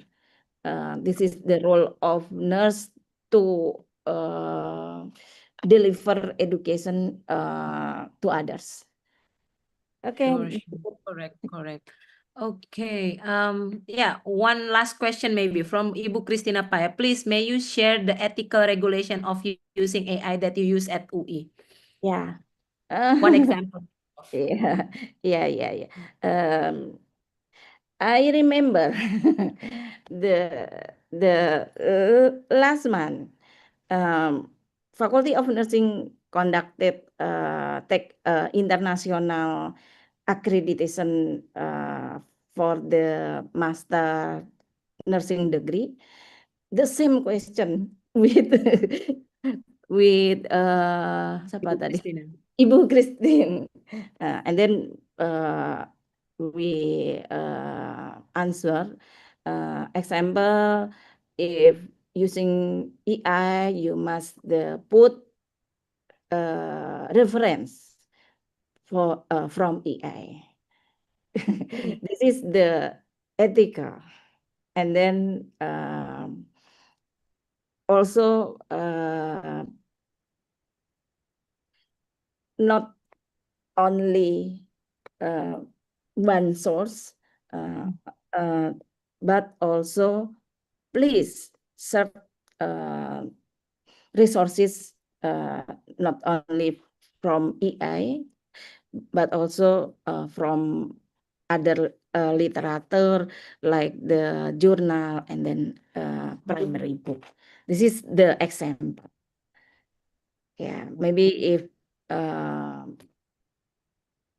maybe if you will know more, maybe we can Us together. yeah. Maybe you can visit the Faculty of Nursing and then we together discuss. More deeper, I think. Have another session with Yeah, Universitas Indonesia Faculty of Nursing, Prof. To Okay. discuss about Maybe, this. maybe also because maybe massively using start in 3 years until now.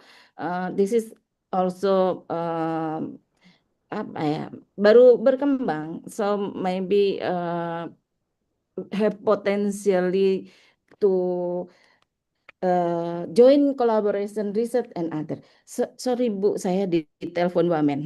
Okay, sure. Okay, Prof. Roro, thank you so much for your time as well. I think we will jump to another topics as we are almost at the end of the time. This our last resort or last topics for today will be given by Professor Ronda Laus. Prof. Ronda, you may let me know if I say it incorrectly. So Prof. Ronda is an experienced nurse educator and chief nursing officer at Lecturio. She holds a PhD in educational psychology and has over 30 years of clinical, academic, and leadership experience in nursing. She has served as faculty at the University of Oklahoma and developed over 1,400 digital learning videos for Lecturio Global and Global Nursing Platform. And then Prof.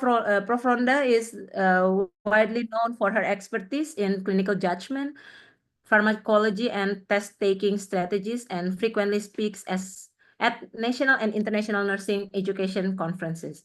So Prof. Ronda will bring the topic called e-learning in healthcare education, best practice in education. Please welcome Prof. Ronda, and then Prof. Ronda, the stage is yours. Thank you. Good morning, Ruth. I am excited to be here and I thank you for the invitation. It is wonderful to be with colleagues. We'll work out that sharing in just a minute, Ruth. But my goal here today is to give you really hands-on practical ways that you can use AI to help you with your grading, your individual feedback, and just some basic administration tasks. So I still teach in the classroom. I am the chief nursing officer of Lecturio, but I still teach in the classroom because I want to know what it's like. I don't want to forget what it's like to be with actual students. And Ruth, if you wouldn't mind, if you would share the screen, seems like mine is having some difficulty here. And if you can just help me along, that would be great. So what I want to do today is first just identify where AI can help you as a practicing faculty and look for ways that how do you actually do it?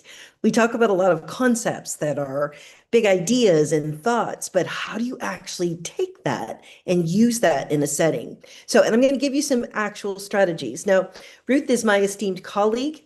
So if there is anything that you need, I would love to have an ongoing conversation with you, faculty to faculty, colleague to colleague. So let's start first with looking at the current state of nursing challenges. We have a lot going on. So the first three things that come to my mind are you are responsible for so many different roles as a faculty. So there are more things to do. When I was a young faculty, I did not realize all that we were responsible for. So you're having to balance your clinical practice and documentation and all of the things that go along with being a faculty. Now, every school has some policies and accreditations and things they have to follow. So you also need documentation for that.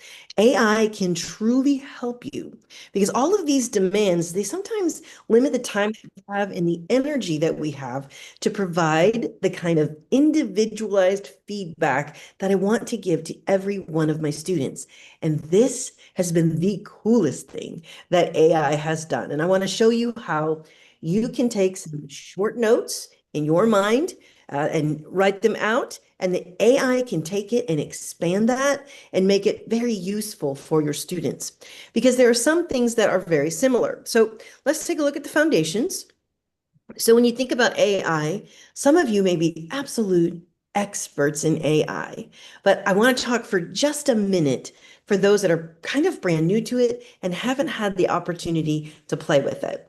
So if you want to know what AI, it's just computer programs that can do things that we used to think could only be done with human intelligence. So how it works is it learns from patterns and data, and it can take things it learned or been trained on, and it can apply it to new situations. So I want you to start thinking of AI as, boy, when I first started, I thought it was intimidating, but really, I want you to think about it as your assistant, right? It can help you process information quickly. You're very important in the process. It does not replace a nursing faculty. No way. But in order for us to stay online, we need to make sure that we know how to use it and we can leverage it for what it was intended to do. So we know that they can do these things. It's a large language model, is just the name that they give it. But it'll help you process and organize your information. It'll help you find patterns. And there's 3 examples I want to talk about. Sometimes there are chatbots, right? So you have chatbots that can answer common student questions, because I'm sure it's that problem all around the world. You get the same questions from students, sometimes semester to semester. Oftentimes the information is in the syllabus, but these are things that can act as a resource for you that you can have it. So we can show you how to set up like a chat bot. You can have, it will help you look at your reports. It'll help you identify patterns. So remember, AI is trained on vast amounts of text and data, right? It has access to essentially most of what's all on the internet. So how it works is it's aggregated all this information. You type in a prompt, which is just another way of saying a question, and then AI will give you a response based on what it's learned. So now if you are an AI expert, then you can celebrate that you're already ahead of the game. If you're new to it, now we're all on the same page about what we're discussing and what AI is. So it's a tool and it's an assistant for you. Now I'm going to use one of the AI programs called Claude. And so I actually used prompts in Claude so you would see the type of responses that you would get. Now, please remember, I'm not going to just talk about theory. I'm going to talk about how you can actually have the prompts. So I have a lot of text on the slides, but I want to make sure that you have those things available to you. So perfect, Ruth, you're doing phenomenal. Thank you, friend. So for example, if I asked Claude, hey, what is AI in education? And here's what Claude gave back. If you shared student performance data, I can help you identify trends, calculate metrics, visualize the information, and suggest possible interpretations of patterns. Now, Claude uses a lot of words. That's one thing you'll have to teach him, is to use less words. But it can also help you develop programs that measure your program effectiveness. Now, you know that I am the Chief Nursing Officer for Lecturio, but I'm also still teaching. So I want you to know we have several things on our platform that Ruth can show you that have been very practical. I've been excited about what our product team has done. But here's the 4 things in nursing education we need to consider specifically about ethics, right? Because we're dealing with health-related content. This has to be accurate. We can't have a hallucination, is what they call it with AI. We also want to protect our patient and our student privacy. And all of us want to make sure that AI doesn't replace humans. That's why it's so important that you spent this time today to invest in making sure you understood what AI is and how you want to use it in your practice.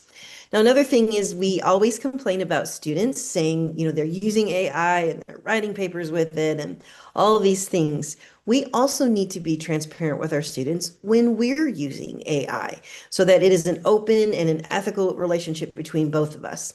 Now, there are tremendous benefits and there's some limitations, right? So AI excels, we already talked about, at recognizing patterns and helps us with content generation, and it processes large amounts of information.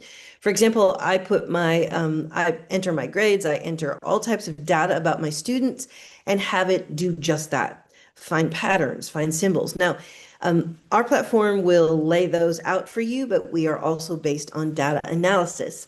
But the limitations are, again, I just want to stress, it cannot replace you as a human. It can't replace your clinical judgment. It can't replace your expertise. And it really can't replace the connection that you have with your students. Only you can do that. Now, Claude is sounding more and more like a human, and they've actually done some studies on the empathy. So AI is really gaining ground and becoming very empathetic. It says warm and kind things. So if you've had a hard day, you can always count on Claude to be kind. But remember, our goal here is to augment, not to replace you. We just want AI to do the routine tasks that suck the will to live out of you, that are draining, and that way you can put your expertise where you need it the most. Now, I've listed some tools for you. What Claude says is available to you, and it is changing all the time. So I've got a listing of tools there, and many of you may have already tried multiples of these. I use more than one because they're constantly in a competition, right? When Claude makes some advancement, then ChatGPT will not be far behind, and Bard, and so on and so on. The more you use one particular AI system, it will become more familiar with you and kind of your tools and your thoughts. And in fact, you can even train AI to use your voice. If you give it some examples of your work, of your writing, of your speaking, it can learn what your voice is. You can go back and forth. You have to tweak the prompt, but it can really give you an advantage on that. When you're starting on something new, you can use that to do it. So you do need internet. Most AIs work best in English, but they're getting so much better than a couple years ago. So it's available in multiple languages, obviously. So you can use it for documentation, case studies, assessment, and feedback, all types of things that can be available to you. But let's start talking about grading, assessment, and individualized feedback. So our concerns and the limitations with AI, when we're talking about feedback, we want to make sure that we still have that human element, that connection with our students, and they recognize that we're sharing our expertise with them because we want them to be successful. So nursing is about connection with our patients, with our students. So that's why we benefit from UI doing, or AI doing the routine stuff.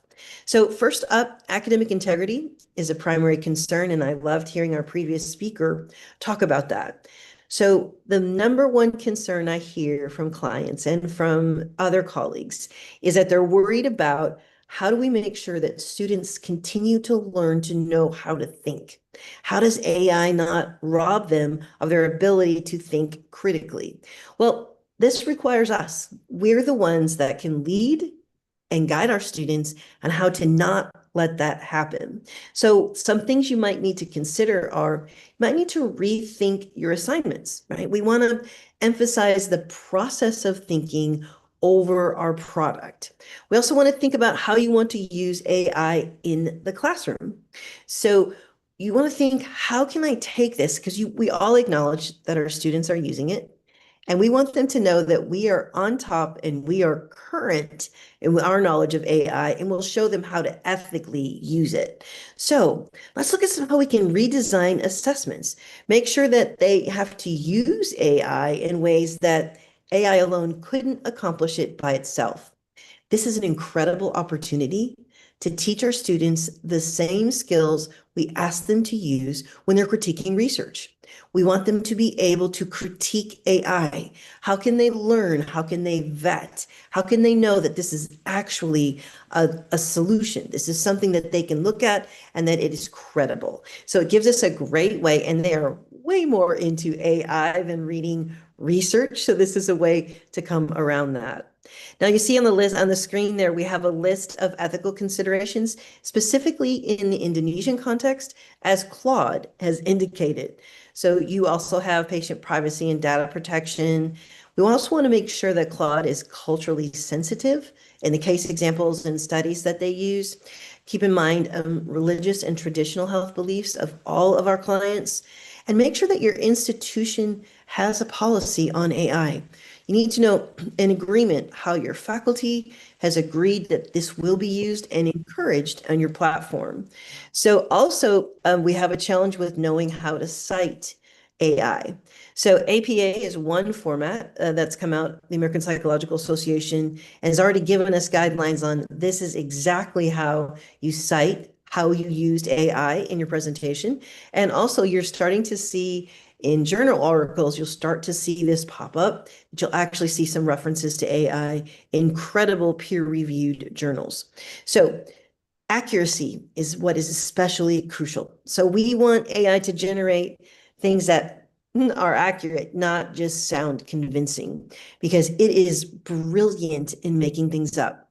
I put a prompt in and it credited me with articles that looked amazing, but I've never written them, but they put me as the author. So keep in mind, you cannot trust anything. You have to verify it with other sources. So you always want to verify generated content.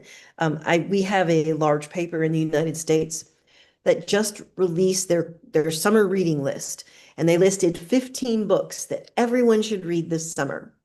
10 of them did not exist. So they forgot to go back and check and verify, and that was at one of our newspapers. So you may be wondering, if you haven't dipped your toe into the pool of AI, if you haven't started working with AI, here's an easy way. Just choose one tool, and there are plenty of free tools out there. We listed them here for you here. Start with just one simple small task. So ask it for a feedback template or ask it for a simple question, and then work at how you can craft an effective prompt. Now, Ruth has provided the outline for you, and so you have these full wording available to you. And if you didn't get one, please contact Ruth and she'll make sure that you do. But I've given you the actual wording prompts that you can get started with, and then you can tweak it or change it to how you want. So let's start with what takes a lot of our time: grading, creating, and evaluating assessment items.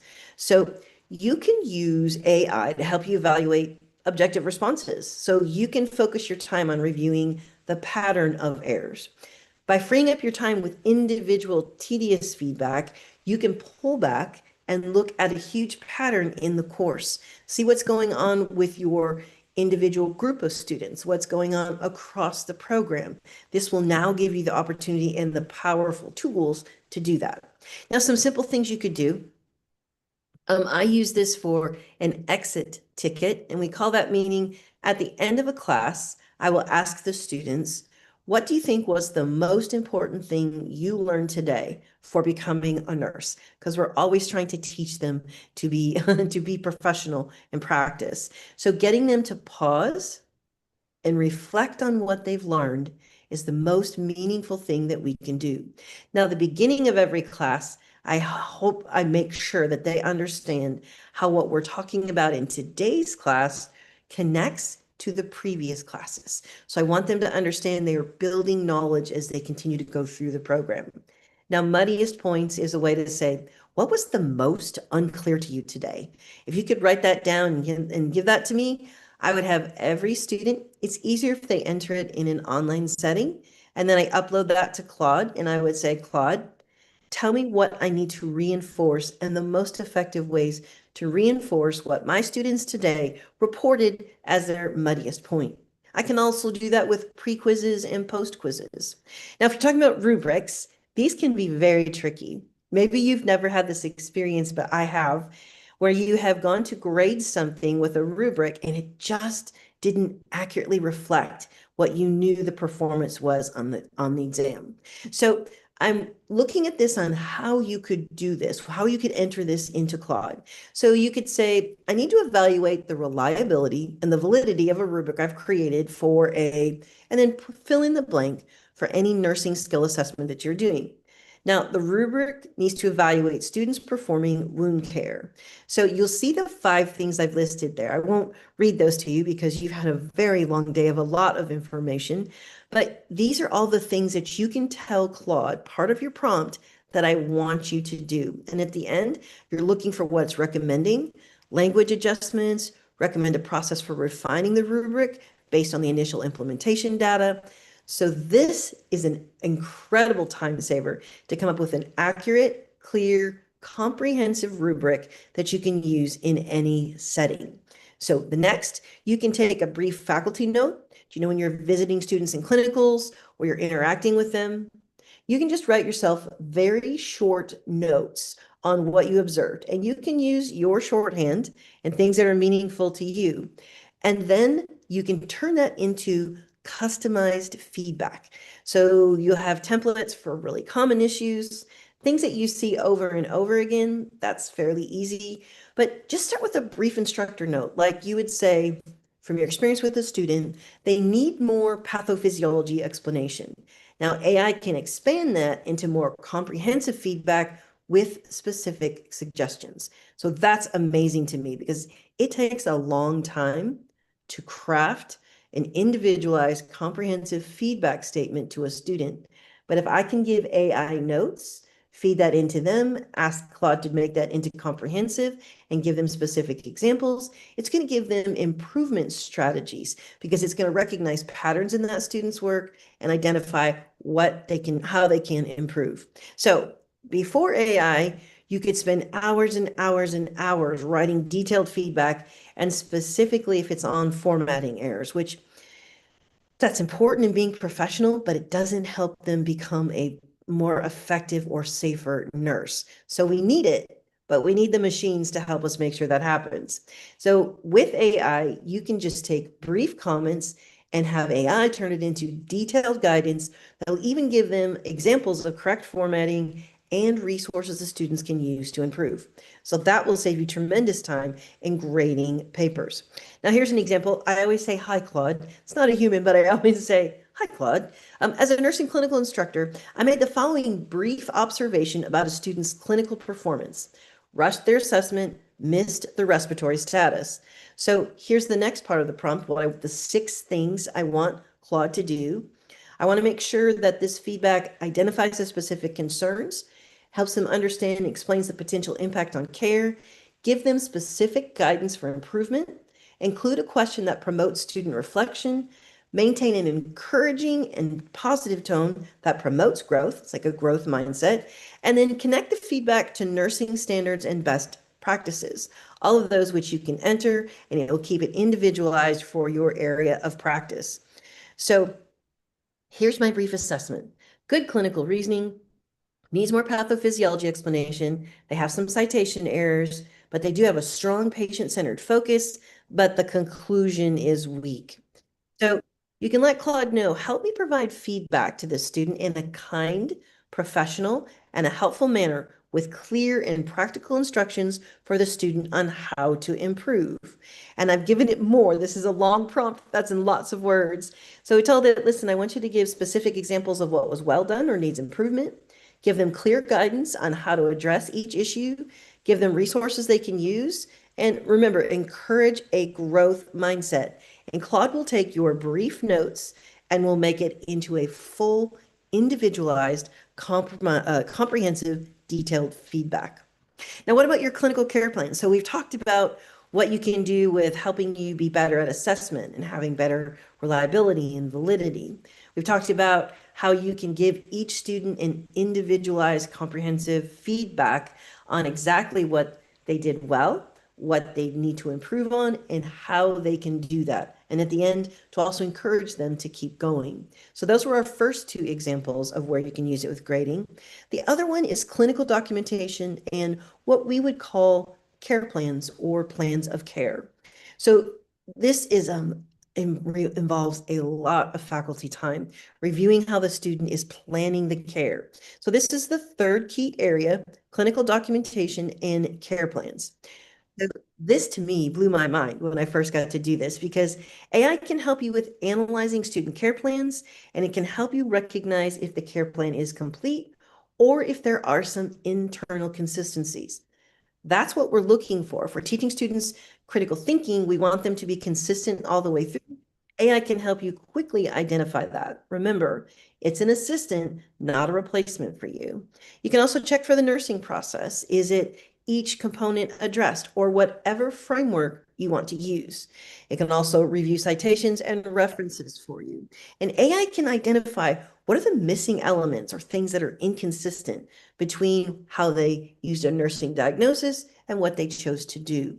Now, depending on what format you use for students, you recognize with what they identified as the problem and what they recommended they should do, are there any inconsistencies? That way, you can truly focus on their clinical reasoning. Rather than trying to tick off these boxes that AI can do for you, you can really zero in and think about their clinical reasoning. Now, how do you do that? Well, three things with the clinical documentation. If you're thinking about I have written there in part of the prompt, I need to analyze a nursing student's care plan for completeness and logical flow. So I'll give you the care plan, but these are the three things I want you to do, Claude. I want you to check if all components of the nursing process are present, or you could use whatever framework you prefer. I want you to verify that the nursing diagnosis logically connect to the assessment data, and confirm that interventions address the stated nursing diagnosis or problem. So these would be three things I would enter into Claude, because I want to know this is my goal as a faculty.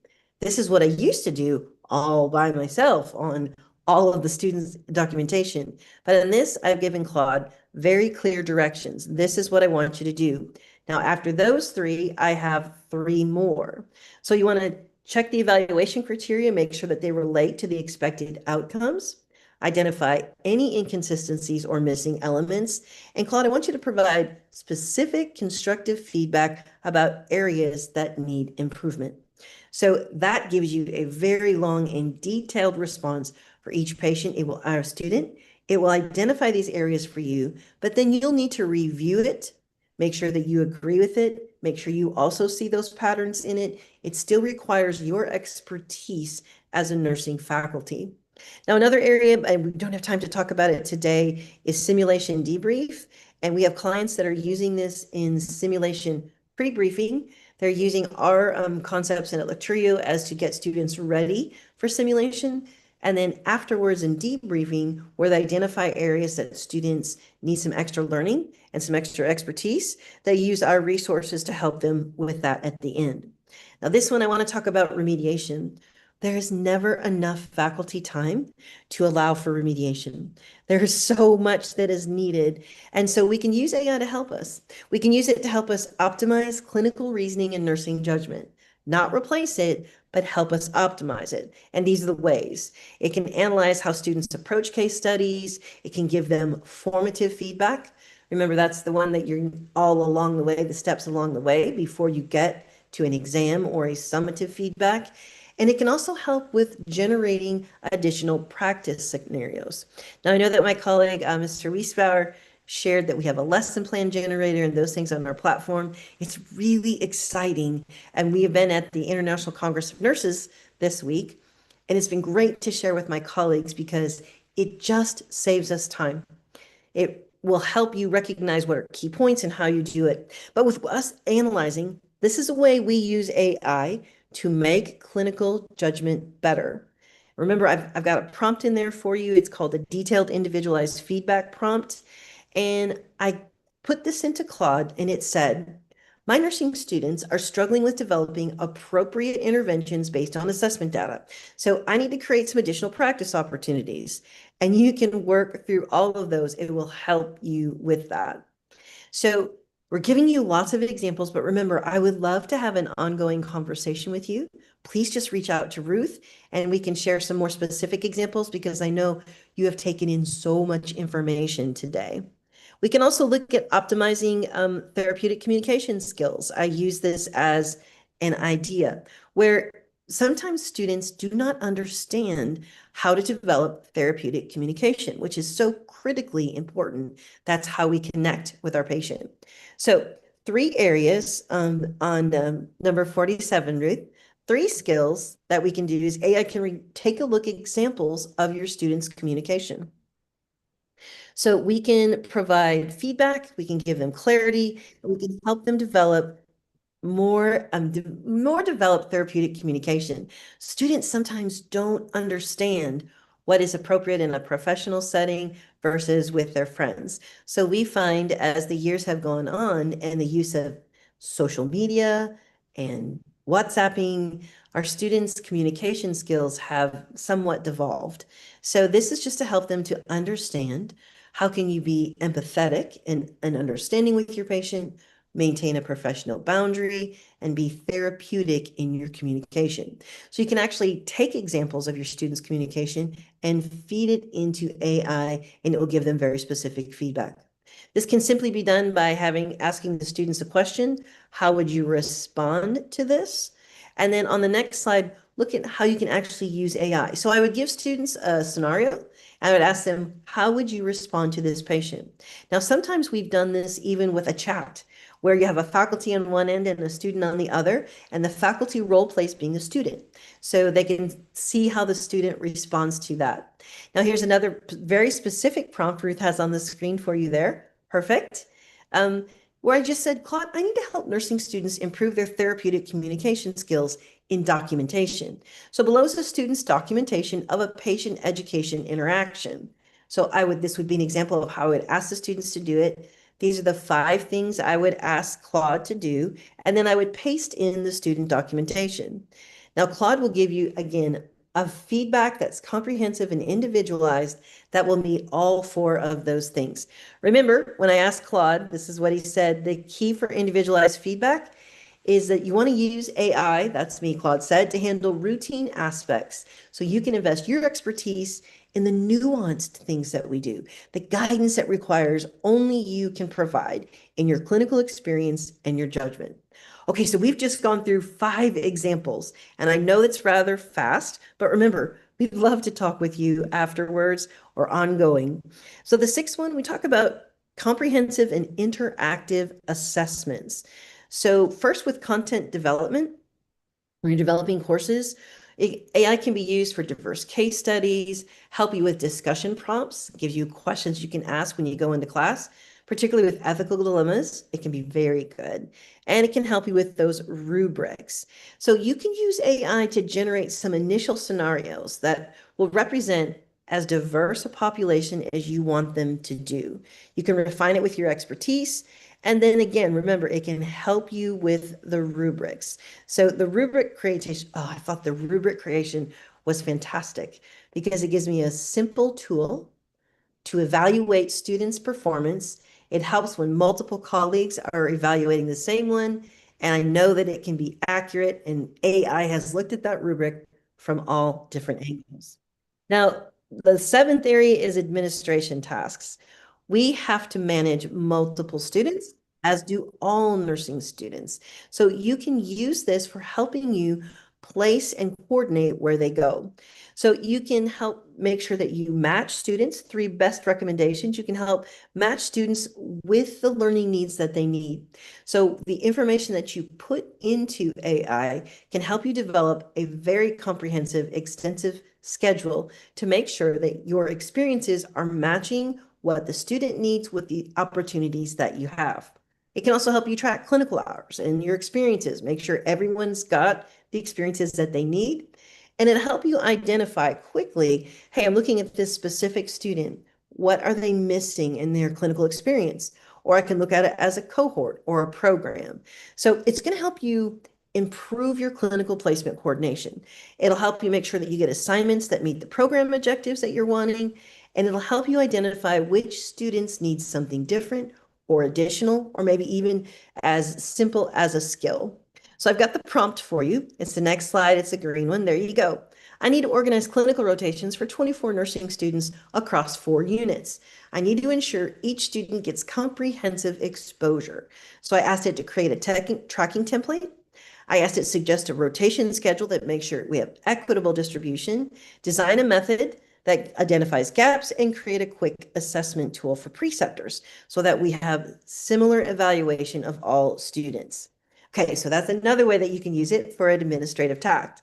Now, we all have program assessment reports in some format, so it may be different from school to school, but usually there are some national standards that everyone has to meet. So AI can help you organize your student performance data for these types of reports. It can help you monitor progression through nursing competencies as you define them across the curriculum. And it can also help you look at how thoroughly your curriculum is covering the concepts that your program needs to cover. So you can use AI to analyze your course materials. Now, Mr. Wiesbauer talked about us mapping your curriculum. As a partner, Lecturio will take your learning objectives. You tell us what is most important that you want your students to learn, and we will recommend the best resources for you. Then the faculty is still in charge. You decide what you want to keep and what you don't, and that's what it means as far as mapping curriculum. And then we build the online course for you that works right within your learning management system. So you wouldn't go to another website, we do that for you. So I could take all of our program materials, let AI see what you have, and then I would say, please look for important concepts like health equity or interprofessional collaboration. Where are these addressed in our program? And this will help you find potential gaps or redundancies. So you can put in anything in there that you'd want it to look for, but it can do it. Now, let me show you, she's got the prompt up for you. Thank you, Ruth. So you could say, I'm preparing for AIPM competencies review, and I need to analyze our curriculum for comprehensive coverage of these standards. So I listed the 5 other prompts that you can put there. As you put the information in, it will help you accomplish all 5 of those things. So AI can help you recover your time and your energy, which we never have enough of. It should reduce the time you spent on necessary but really time-consuming and tedious organizational tasks. That will allow you to focus more on teaching and mentoring, which is a gift and an art and takes energy and time. Now, I want to close as we start looking toward the end of this conversation. How do you get started? How can you grow in AI? Well, you can just do this. Hey, I'm a nursing educator looking to start implementing AI in my teaching practice. And then these are 4 things that I want you to include in that prompt, and AI will actually guide you. Maybe you're already accomplished in AI. Well, then all you need to say is, I've been using AI for these examples, but I want to step up my game. I want to use AI more effectively and maybe assertively in my practice. AI will help you with that. There's 3 areas I want you to think about as we start wrapping up this conversation. There are technical barriers, there are institutional barriers, and there are personal barriers. The one we're most responsible for is personal barriers, and you're already attacking that because you're here today learning about AI from multiple different angles, but there is a learning curve, so be patient with yourself and just tell AI, hey, I'm not sure how to use this. Can you explain this to me? And one thing I often say is, can you explain this to me as if I was a primary student?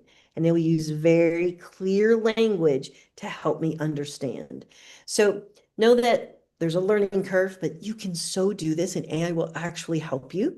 You have to know that a lot of times we are skeptical of benefits. You may be what we call an early adopter, but if you're not, it's going to be hard to kind of bring your colleagues on board. So for you, we start with number 3, start with one small high impact task, and then keep track of the time that you saved. You'll be amazed at how much time you save. So most important are the personal barriers. Now let's talk about the technical barriers and the institutional barriers. Now, sometimes you have to have internet access. That can be a problem. I have several students in very rural areas that their internet connection is unreliable. So that can be a challenge. So we have to work with them and become aware of those. So you want to make sure that they know how to download their resources when connection is good and use mobile-friendly AI tools, which most all of them have apps that you can use on your phone. Now, the middle one is probably the hardest to change. It's the institutional barriers. So the policies might be unclear.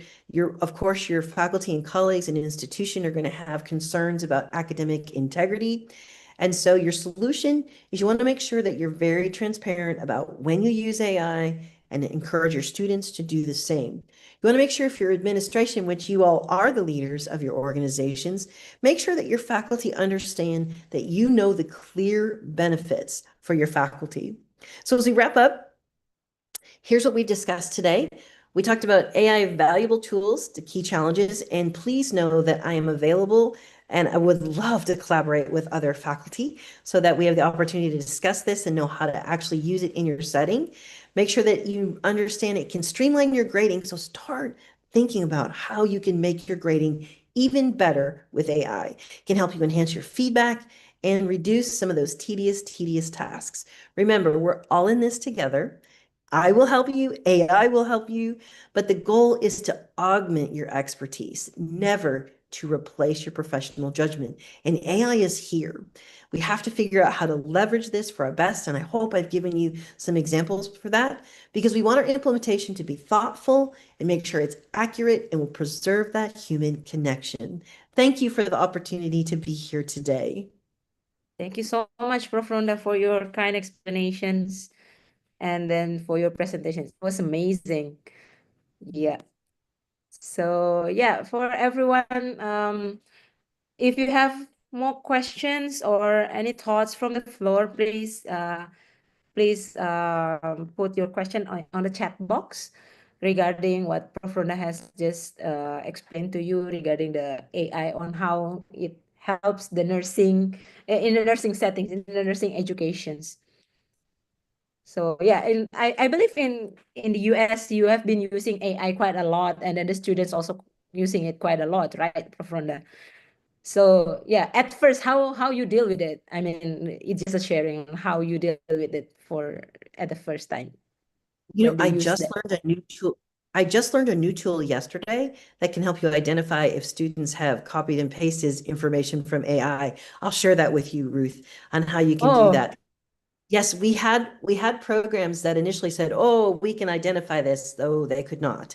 So it has been an ongoing thing. That's why I think open conversation, letting students know that you're aware of what AI is and you use it in your practice is one of the best ways to do that. And then, like I said, incorporate it into the classroom, right? Use it so they're aware that it's there, because trust me, they know. Most of them already know. So yeah, it's going to be an ongoing evolution though.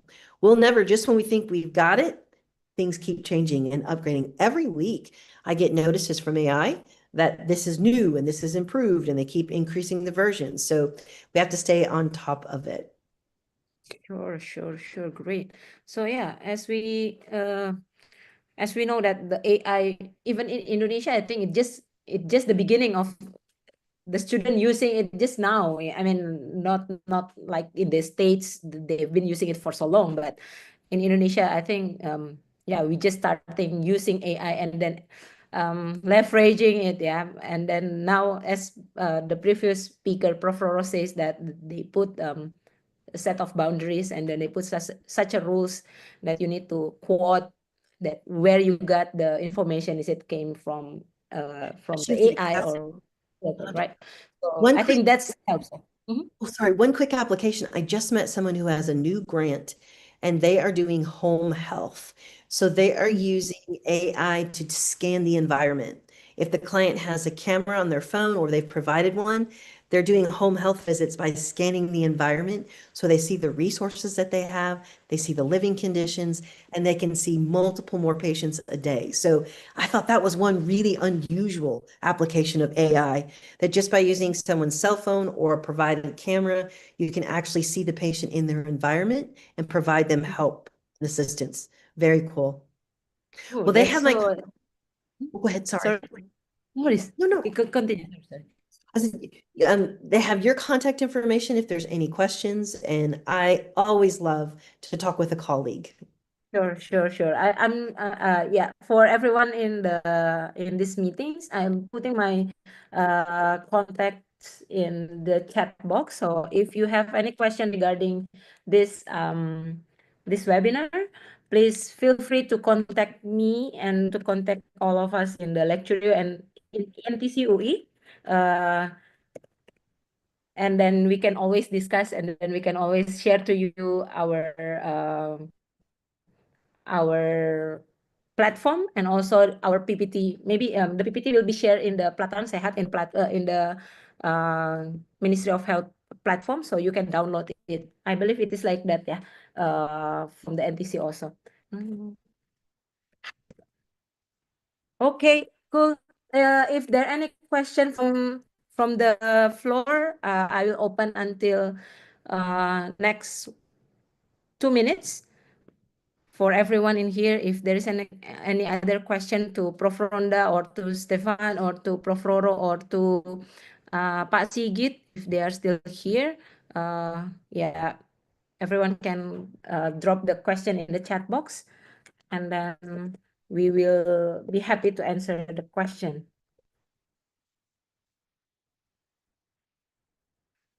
So yeah, this is my details. I've put it in the chat box. If everyone interested to having more discussion with us, with me or with Prof. Ronda or with Stephen or with Prof. Roro regarding the AI, we'll be happy to discuss with all of you in here. And then yeah, let's leverage the AI to help us as a nurse, and then to make us more more exposure into the AI, and then use it in good manners, in a good way, not to make us more losing our critical thinking, but to enhance our critical thinking. I think that's it, yeah, from our discussion for today. So thank you so much, Prof. Ronda. Since there is no question from the floor, yeah, thank you so much everyone for attending this webinar. I give it back to the MC, ya, Pak Weldy or Nurse Eva. If Nurse Eva is still here, I think we need to close the yeah. Okay, I give it back to you. Thank you so much, NTC UI, and then thank you so much, everyone, for the speakers, for all the lecturer, and then give it back to Nurse Eva. Thank you, Nurse Eva.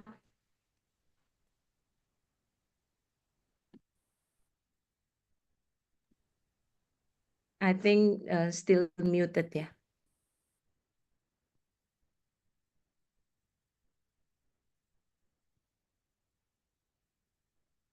Yes, Ruth. I'll reach you out later, yeah? Okay, so insightful journey we have faced today. So we explored AI's role in personalized learning with Mr. Stefan Wisbauer, unpacked best practices for e-learning with Prof. Ronda Lows, and Envision VR in nursing simulation with Dr. Sigit Mulyono. On behalf of Faculty of Nursing, Universitas Indonesia, thank you to our brilliant speakers. Your expertise ignited new ideas. To our global participants, all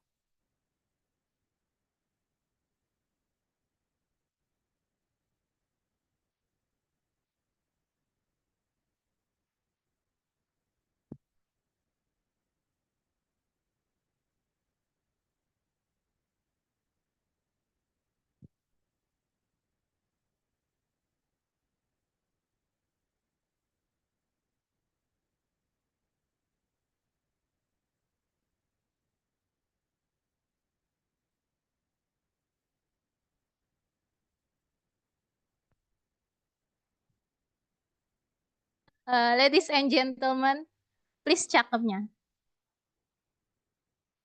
Sudah? Tes? Okay. Yeah, to close our webinar, I will read a pantun for you. Mohon cakepnya ya, Bapak Ibu. Sail with knowledge across the sea. AI and learning set us free. Cakepnya mana nih, Bapak Ibu? Though the webinar comes to an end, let's meet again, dear nurse and friends. Thank you and goodbye. Thank you, everyone. See you in another occasion. Thank you so much, everyone. Thank you, Nasrut.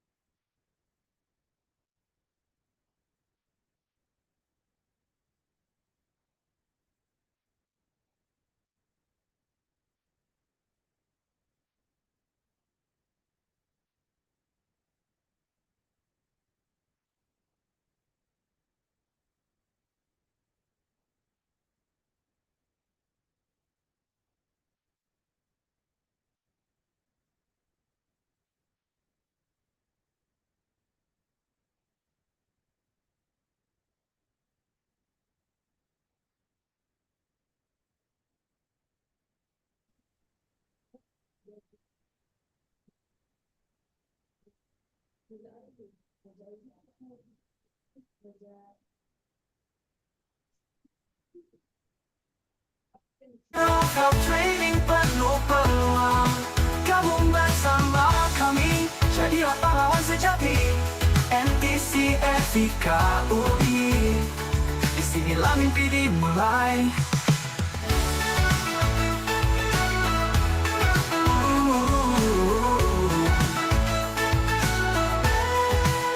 Bersama kami, raih impianmu. Jadi bagian dari masa depan yang baru. NTC FIKUI, tempat pelajaran utama. Di sini setiap langkahmu berarti. NTC FIKUI, tempatnya berkembang. Leading thing to future of health training penuh peluang. Gabung bersama kami, jadilah pahlawan sejati. NTC FIKUI, disinilah mimpi dimulai.